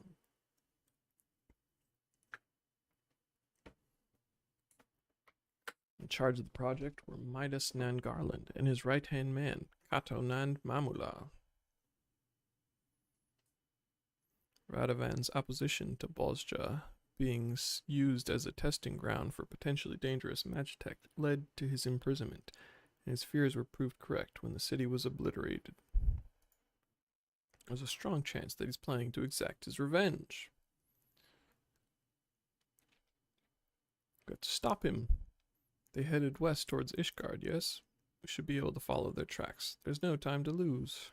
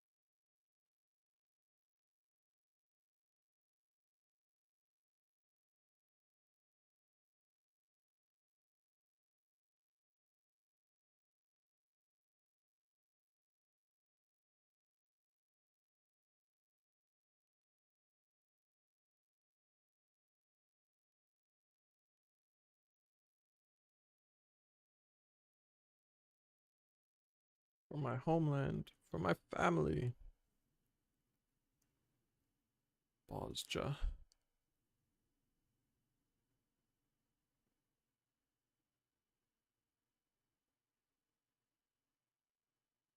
Fluffy.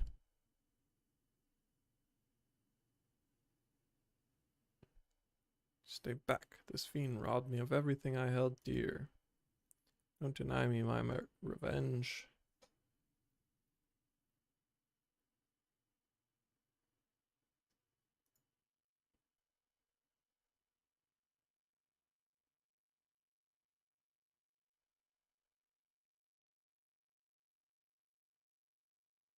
I will not beg your forgiveness. However, I ask that you hear my final words. Midas and I knew there were risks involved with the experiment, but we did not foresee that it could fail so catastrophically. I've lived with unending, agonizing guilt ever since.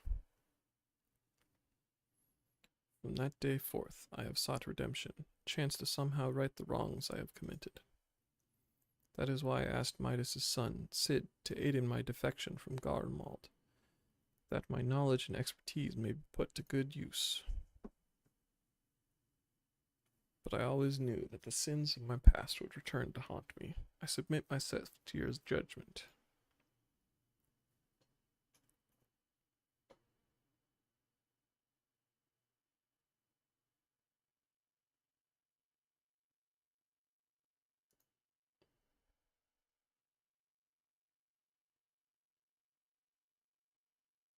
Just a word of a gunbreaker mean nothing.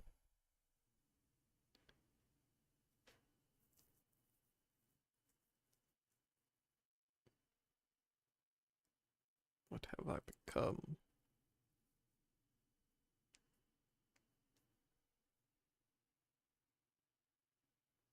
My honor as a gunbreaker. As a man, I've thrown it all away.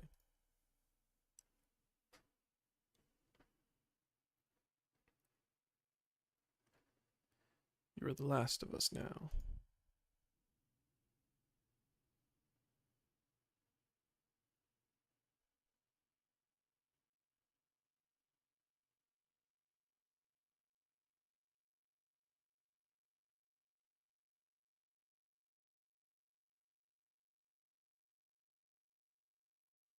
You must kill him now, sir.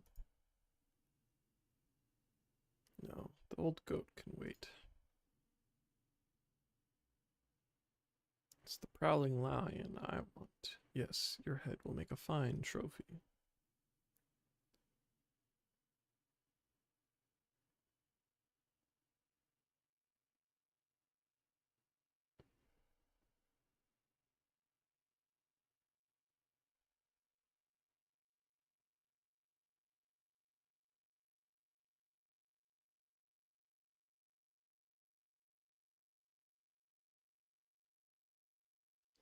Is Mamula all right? Where's Radovan? Wandered off? We've still got a job to do. I dread to think what might have happened if you hadn't stopped him. Come on, Fluffy. With or without Radovan, we still have a job to do. Let's get Mamula to Ishgard.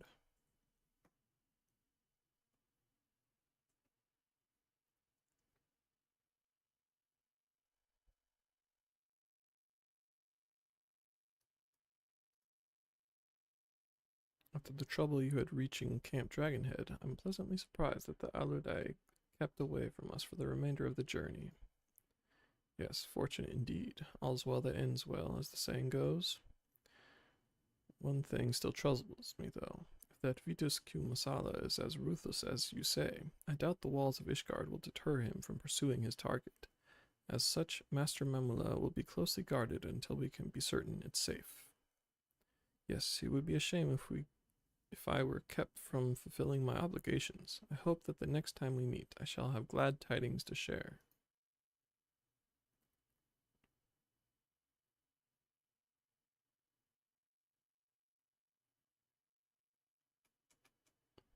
Managed to get Mamula here unharmed, but in doing so, we've lost sight of Radovan. Could be anywhere by now. But we've been through too much for me to turn my back on him now. If he decides to get his act together, he knows where to find me. Till then, better be on the lookout for the Aludai. I doubt we've seen the last of them.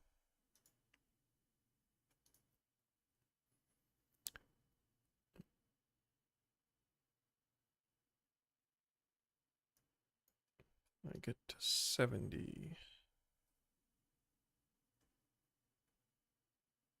Bum, bum, bum, bum.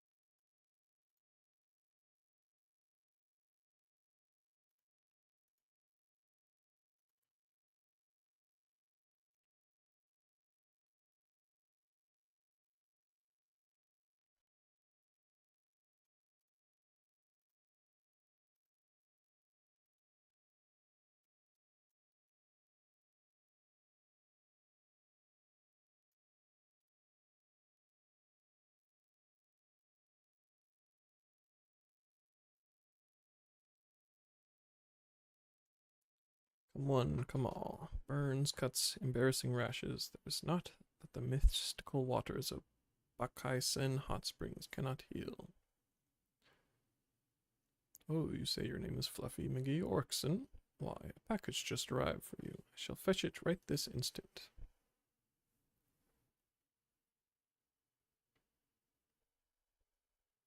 Someone, anyone, release me from this icy prison.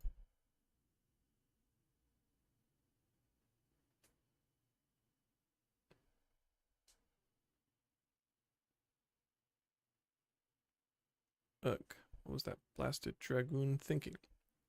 It's all well and good for him to tell me to simply sleep through the journey. He's not the one stuffed in a crate of ice crystals. The boat, oh how it rocked. Admittedly, he is right in thinking dragons are capable of entering a long sleep-like state. We are not bears.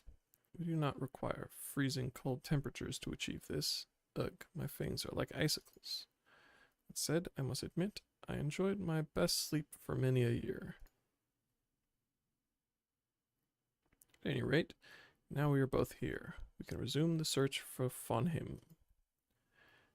Before I was unceremoniously stuffed into that crate, Sir Albrecht told me of the legend of Seryu, a dragon regarded as a guardian of the Far East. Though something tells me we would not have much luck with this tale either. The story has existed for several thousand years. Von Him only came to these lands a mere millennium ago.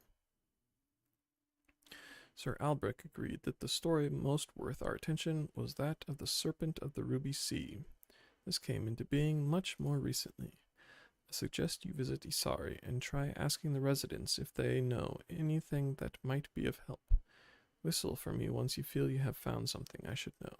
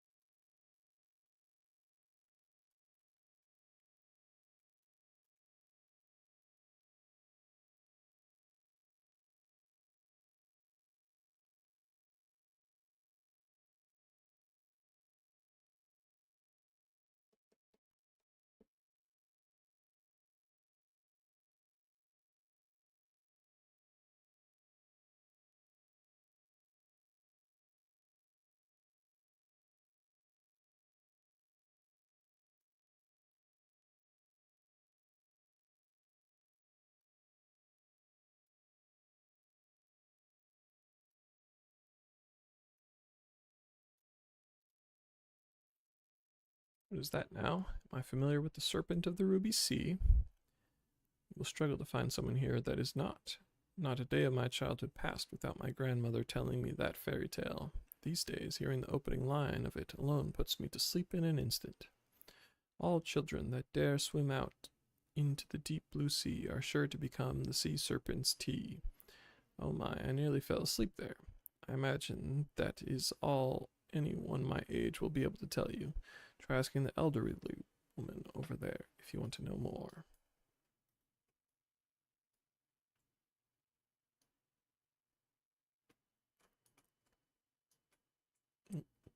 Kiri's not the elderly one.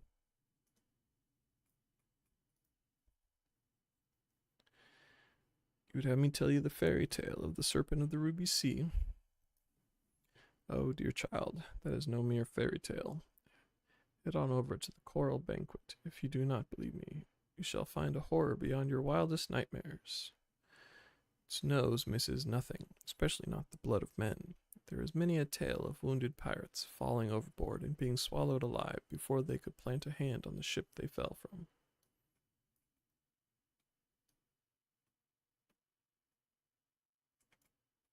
Guess I'll just do this right now anyways. From here we will turn north until we arrive at a cave, through which we must pass in order to reach the Azim Steppe. Lise and Gosetsu have already gone on ahead. We should carry on as well.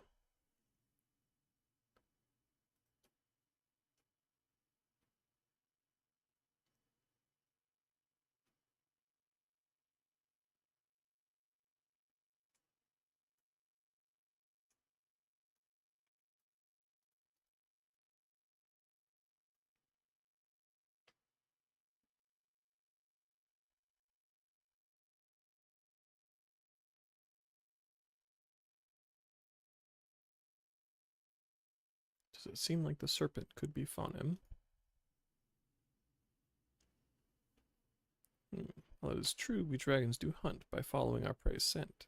I have not known our kind to swallow men whole. The idea strikes me as awfully barbaric. I doubt this will lead us to Fonim. My curiosity has been piqued, and I cannot simply leave this mystery unsolved.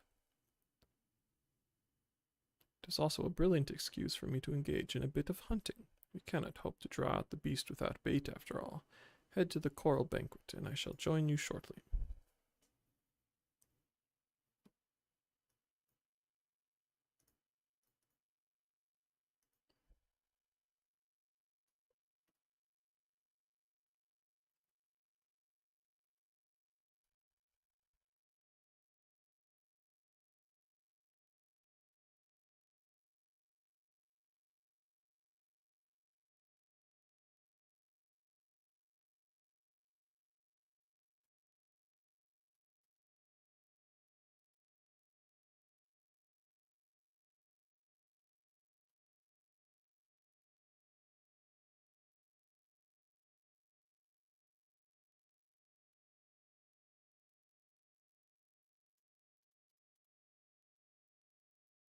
Father never mentioned you were this slow, Fluffy. I have already hunted a beast that will doubtless lure out the serpent, and I still arrived here long before you. Shall go ahead and hurl the bloody meat into the sea. Pray deal with any hungry creatures that are drawn to us. Jesus.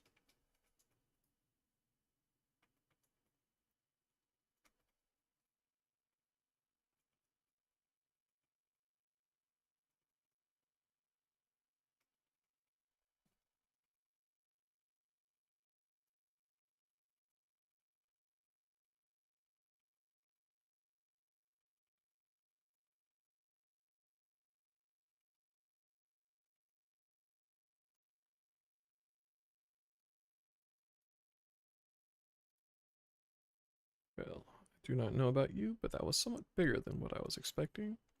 We have failed to find Fonim, but in her place we have gained a delicious supper. Now we have the serpent's meat. Let us head back to the Bokaisen hot springs. The last one back has to prepare dinner.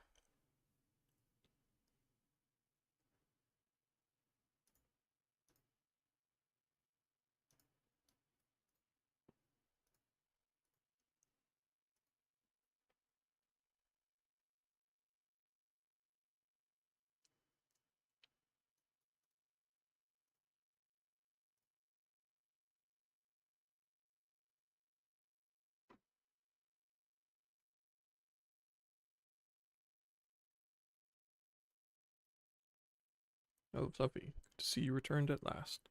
Must confess, I was unable to resist the meat's seductive call, and, before I knew it, I had devoured the vast majority of our spoils.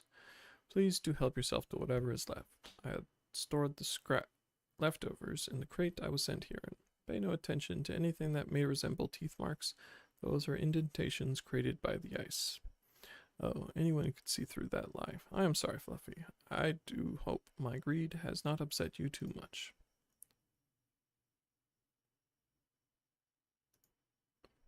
Why didn't you leave me any good morsels?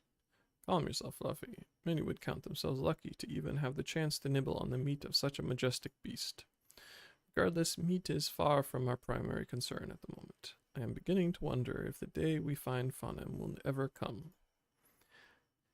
But I must not allow myself to lose heart so easily. There are still plenty of legends for us to look into.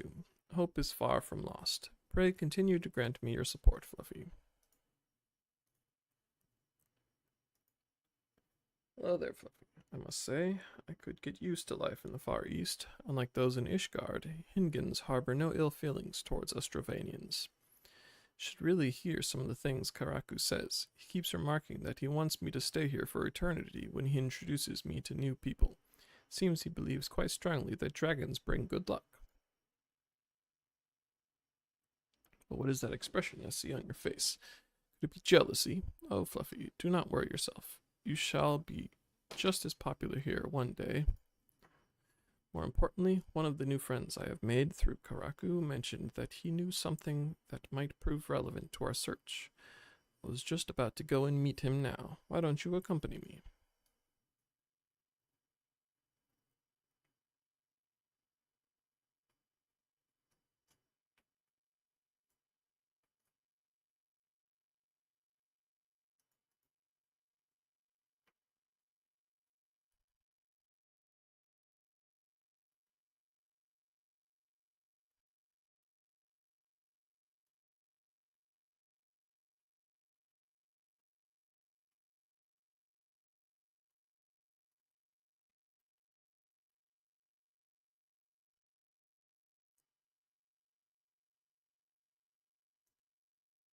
Give me a moment. I shall call him now.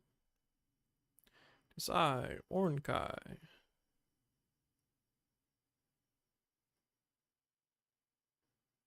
Endless and most sincere apologies to you and yours for the wait. Yes, yes. What? Fluffy. Do not worry. No more betrayals. Sworn on all the kami in creation I have. Yes, yes. Fluffy, you have already made Kyoto's acquaintance. Come to hear about dragon legends. Yes, yes.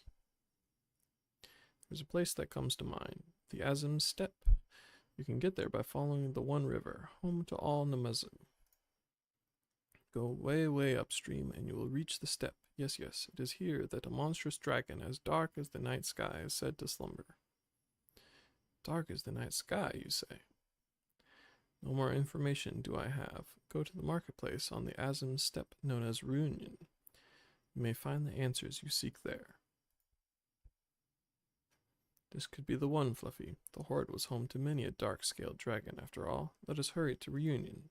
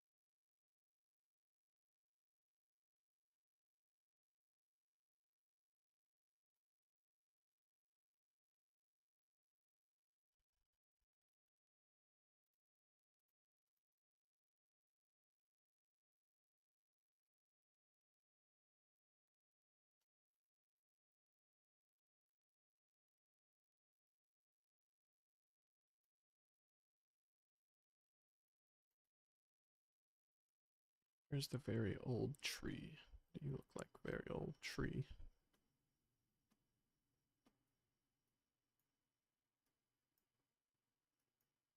Moderately old tree.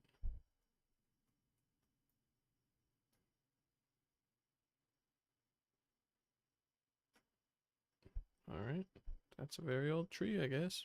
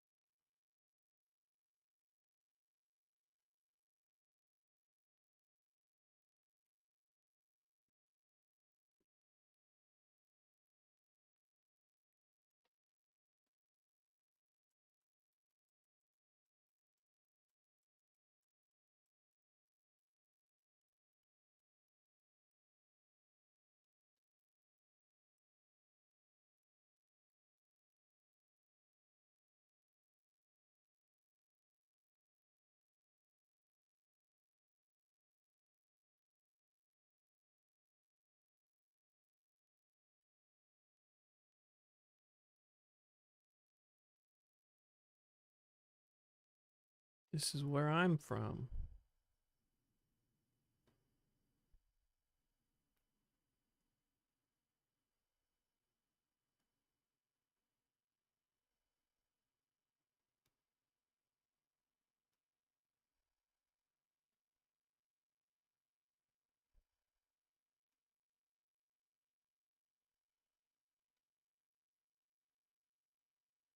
I finally found my home.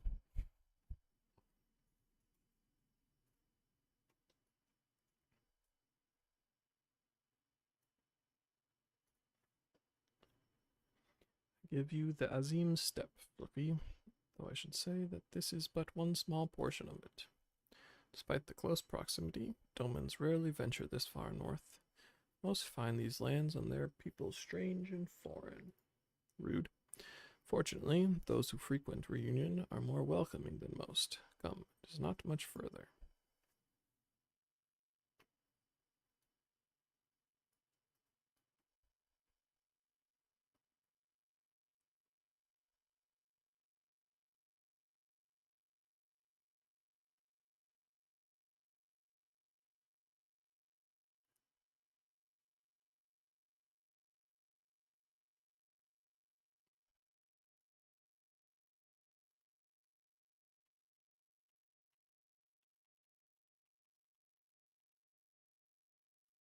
Mm.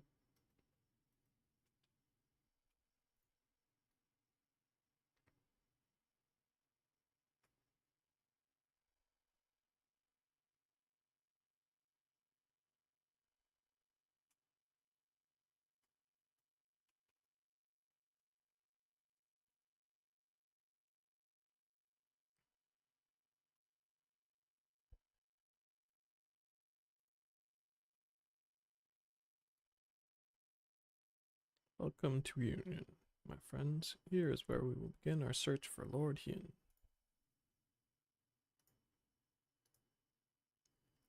Here's a simple plan for finding Lord Hien.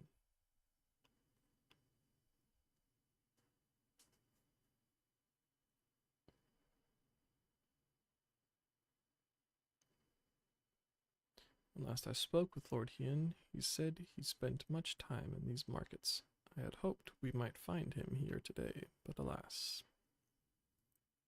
Hey, Yugiri, I've been meaning to ask. There are an awful lot of Zayla here, aren't there?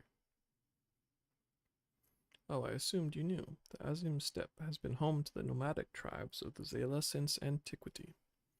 More than 50 roam these lands, and though they do not constitute a nation, there is a hierarchy of sorts, determined through ritual combat. Funny, if they're so busy fighting each other, you'd think the Empire would be able to march in and take the steppe with ease. I wonder why they haven't. Why indeed, Lise? Why indeed?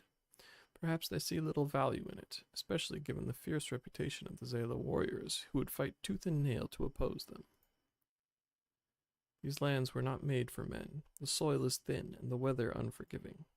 Zayla found ways to survive, it is true, but they are made of sterner stuff than most Imperials, conscript or citizen.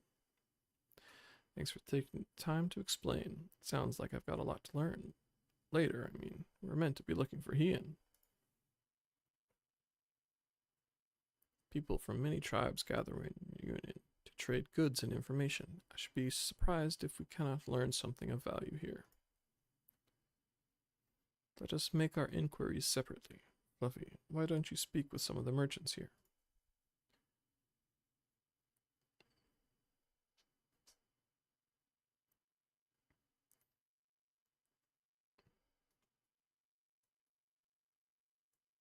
Time for Mongolia. Booze. Fresh booze. Your choice of lamb or zho. Guaranteed to satisfy. How many will you have, sir? A Doman. Unless another Dazkar is keeping him in her yurt. He is not here. Snort. More fool her if she took Doman for a husband. But enough about Domans. Let us speak of booze instead. Surely your mother or father made you some when you were little. A Zayla who never eats booze is never a whole Zayla.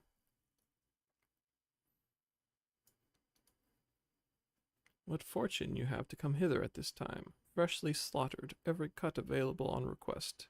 Organs, too. Hearts, livers, brains, or a brace of blood sausages, if you desire only a snack. A Doman? Poor meat they make, Domans. I jest. I did see a young mole in the company of one some few days ago.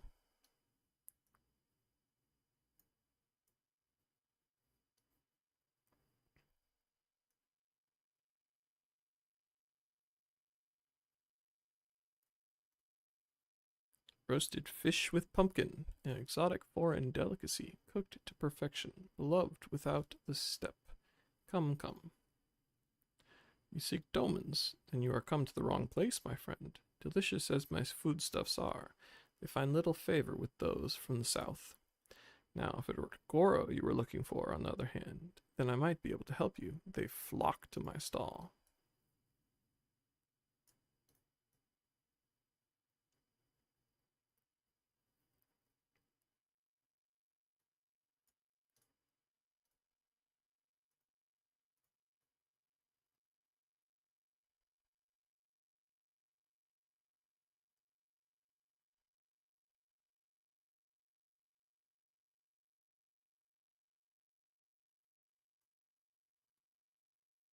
I have brought you a new brush, my beloved. So smooth and silky your mane shall be, the envy of every other man.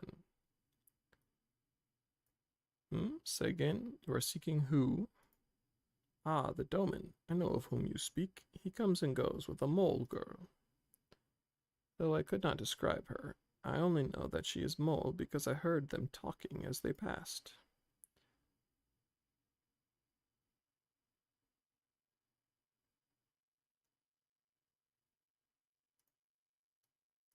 Uh,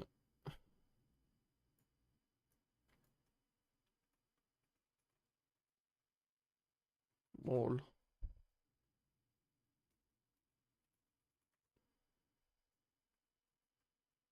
Too far away.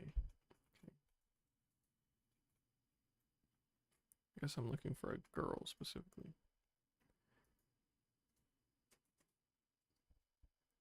I'm Rua, if you must know. Come down from the mountains in north, if there is nothing else. Ukhogan. Take me for a mole. Oronir. Compare me not with one so weak and lowly. Yes, I am mole. My name is Serena. May I help you?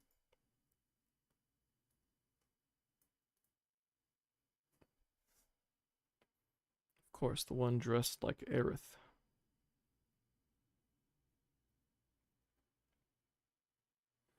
Oh, I see. You are looking for Hien. In that case, how urgent this business must be to leave our conversation unfinished. The Kinsey, will you buy it? There is but one bundle left. If not, then... I will, though I had not thought to pay so high a price. It is a bargain for which you should be grateful. If you lack the coin, then the fault is your own, and you will leave with nothing. Please, I must have the Kinsey. The gods themselves requested it. We are bound to their will. Pay me the difference in whisper root. I will sell it to the next apothecary to pass through reunion, and we will each feel fairly treated. But do not tarry. Should another come before you, coin in hand, I will not refuse him. I understand. Thank you for this kindness. I'm sorry, but we must speak of Hien later. I cannot leave reunion without that Kinsey.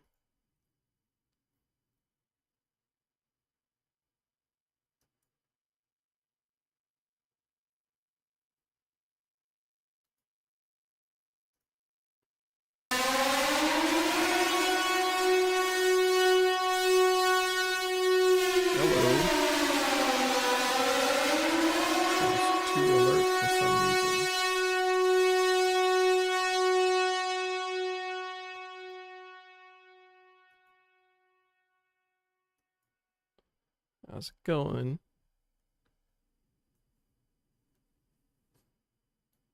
You still playing games?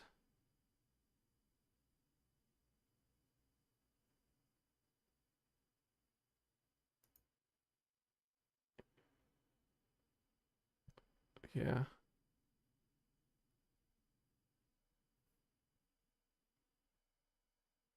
It's very possible. I turned it down a little bit more. Keeps you awake. You want to help me, is that it?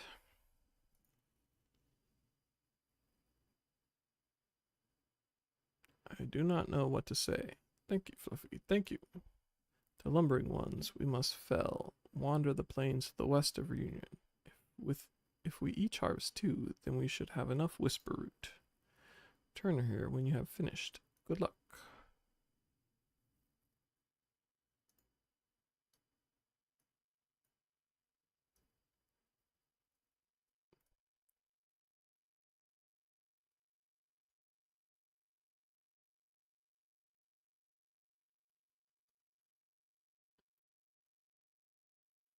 Alright, alright.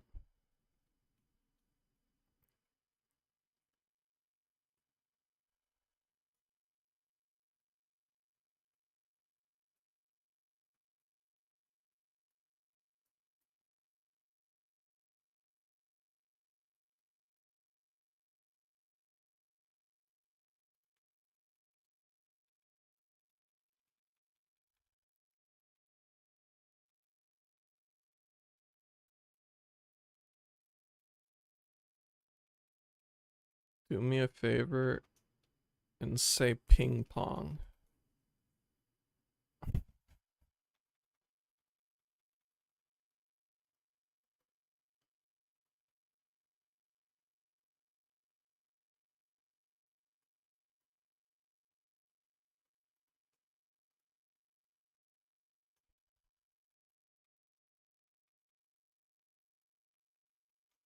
I'm trying to see uh if my chat integration is working.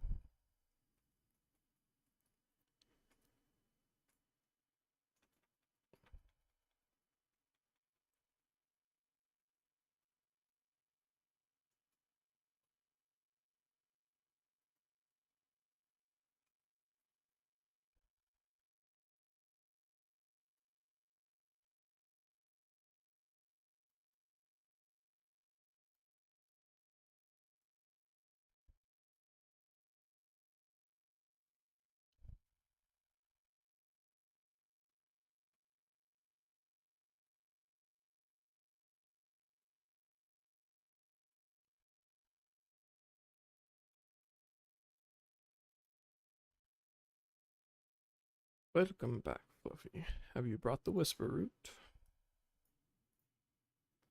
Blessed is he who shows kindness to strangers, for with fortune does he ever ride. Will this quantity suffice?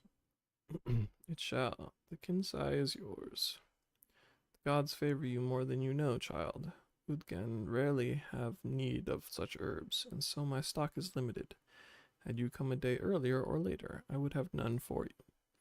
Perhaps the gods guided me here, as they guided grandmother, as they guided this man from the west.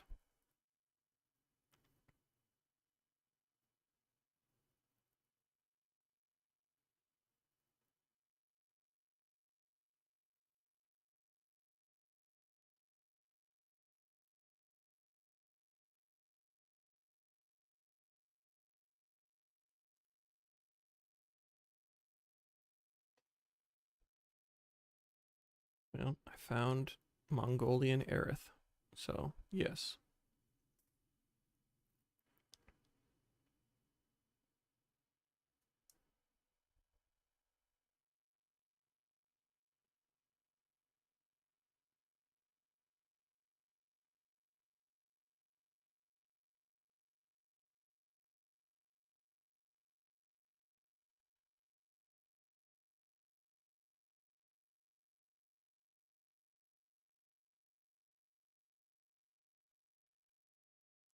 Rar.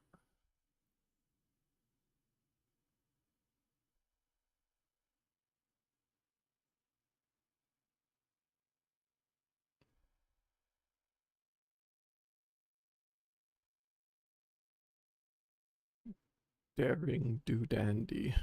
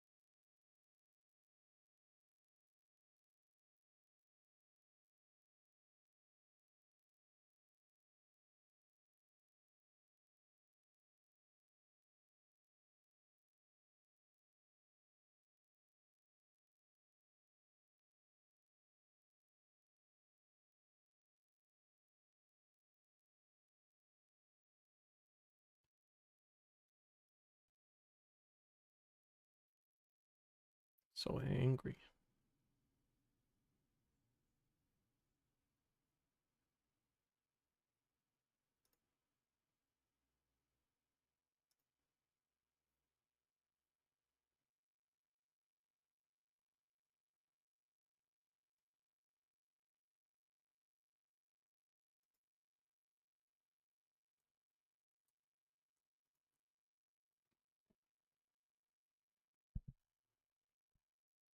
What?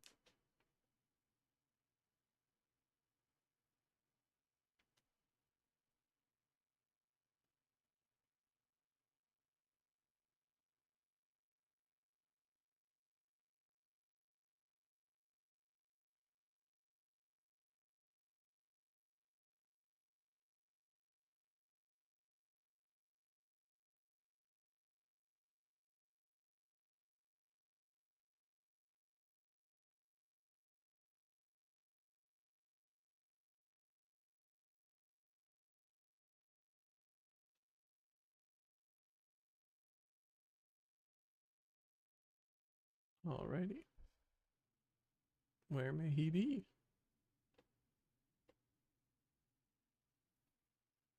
Got boots for me?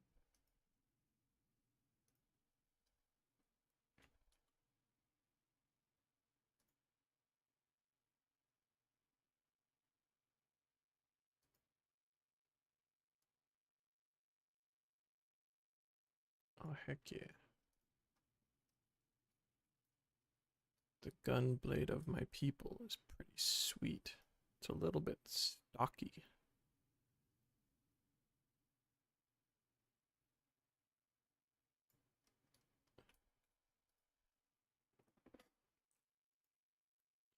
Long ago, my grandmother, having received a vision from the gods, bade me go forth into the southern mountains.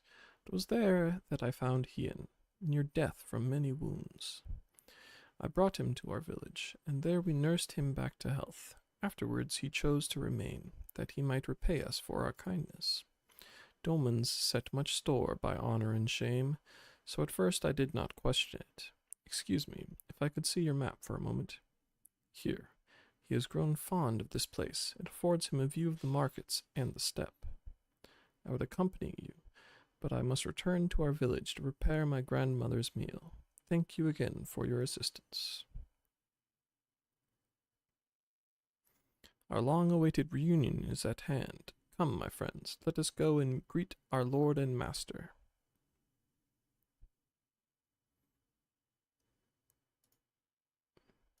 He's none of those things to me, but that's fine.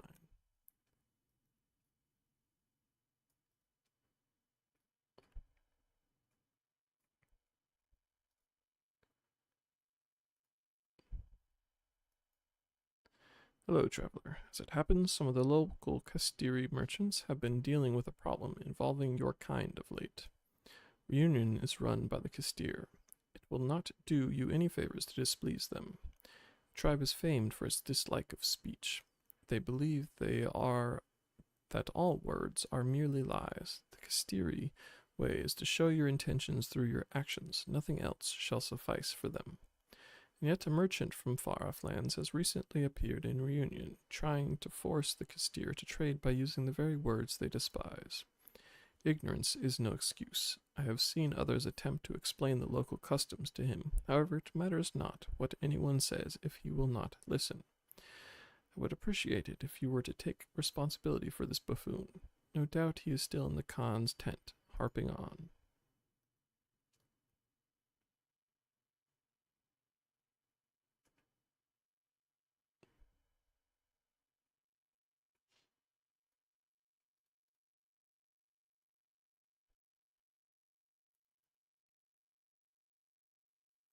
I don't suppose you'd fancy taking part in this conversation any time soon, would you? If I've done something to displease you, you need only tell me what. And just who would you happen to be? If you're here to trade, then you'll have to wait your turn. I arrived first. What's that? You're not a merchant? Well, are you aware of the funny customs these Castir have? Apparently words aren't much use, only actions will do. I was told as much by members of other Auri tribes, but I just can't bring myself to believe it. How can one run a market if they refuse to speak? Regardless, it does not appear that I stand to gain much from continuing to rely on speech. If even a fellow outsider such as yourself is telling me to follow the Kastiri customs, I suppose it is high time I acquiesced. Now that I think of it, if you're not a competitor, would you perhaps be interested in working with me? Seek me out if you'd like to hear more.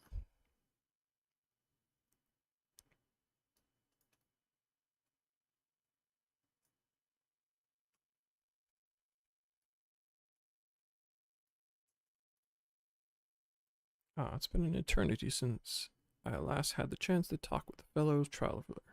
The name's Gasco.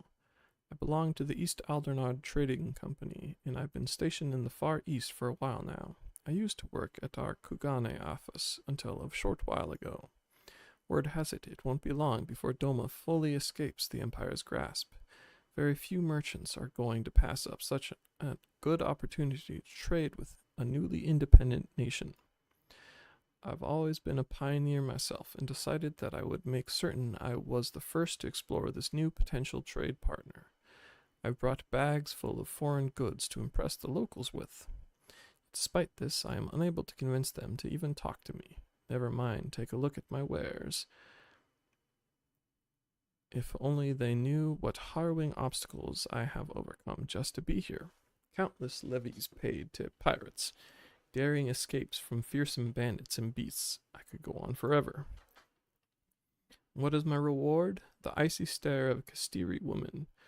Until today, I had never met a lady that thought me anything but a charming gent. As it seems I alone am not up to this task, I wish to ask for your aid. Knowledgeable adventurer, if you help me convince them to trade, I promise you untold discounts on everything I have for sale.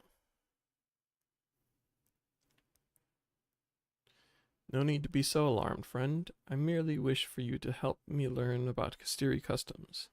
I would not dream of asking you to threaten them, or force you to help me with my work. Their culture is unlike anything I've encountered thus far. If I am to get anywhere, I must study all the customs and deities that govern their day-to-day lives. Only then do I stand a chance of convincing them to trade.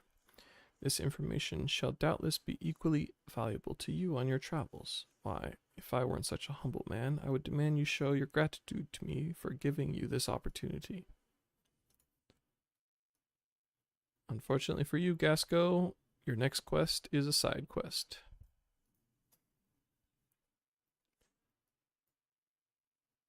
Could I ask for your help? I have no one else to turn to. I have searched all over the Azim steppe for one single flower. Someone told me that it was sold in Reunion, but I have had no luck here either. Could you search for this flower for me? I shall not be a dangerous task by any means. It shall not be a dangerous task. No, I should not lie, least of all to a visitor to our land. It will be a job fraught with peril. For the only way to obtain the flower I require is by slaying a purple. If you are willing to help, you should be able to find some north of here. Please slay 3 of them and bring back their flowers.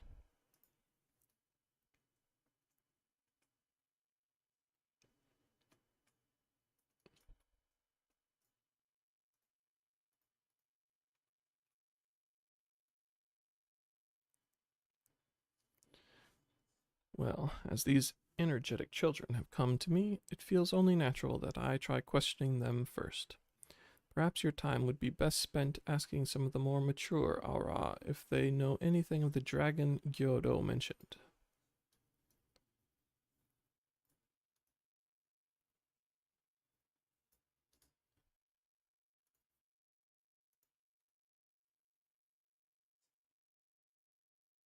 Bum, bum, bum, bum. Oroniri Merchant. A black dragon in these parts? Sure, I know of it. The storytellers say the fiend awakens once every few decades and goes on a wild rampage. When it's had its fill of destruction, it returns to its lair in the northwestern mountains and slumbers. If any tribe were able to slay such a beast, it would bring them great honor. We Ornir have had our eyes on it for some time.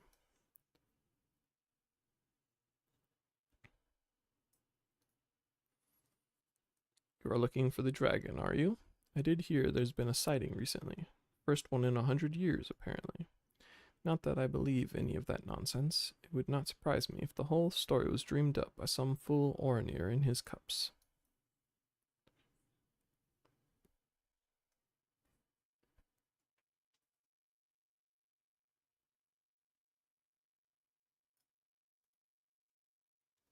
Fluffy, help. These children are not playing nice. They do not suppose you have fared any better. And it's said to live in the northwest.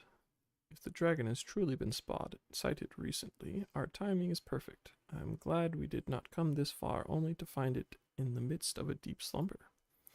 Let us head for the mountains to the northwest.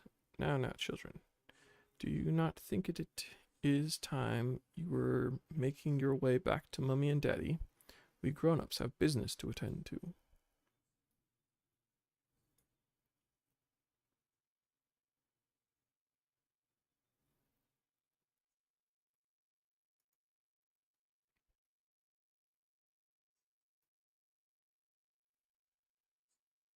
Purple rain.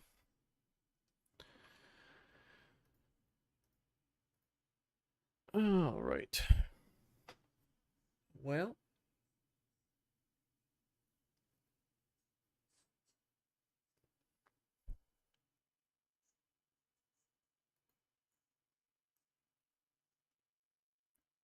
I'm actually getting hungry.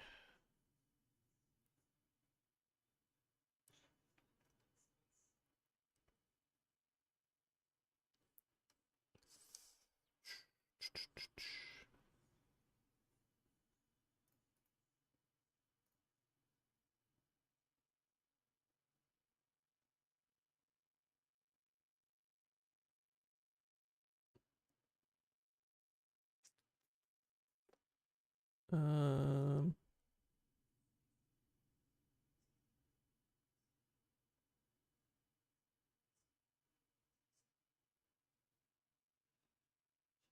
well,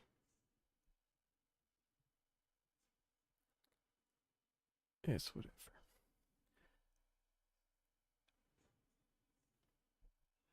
I will see you later. Laugh, and potentially Ethan is still here. I don't know. I'm gonna head out for the night.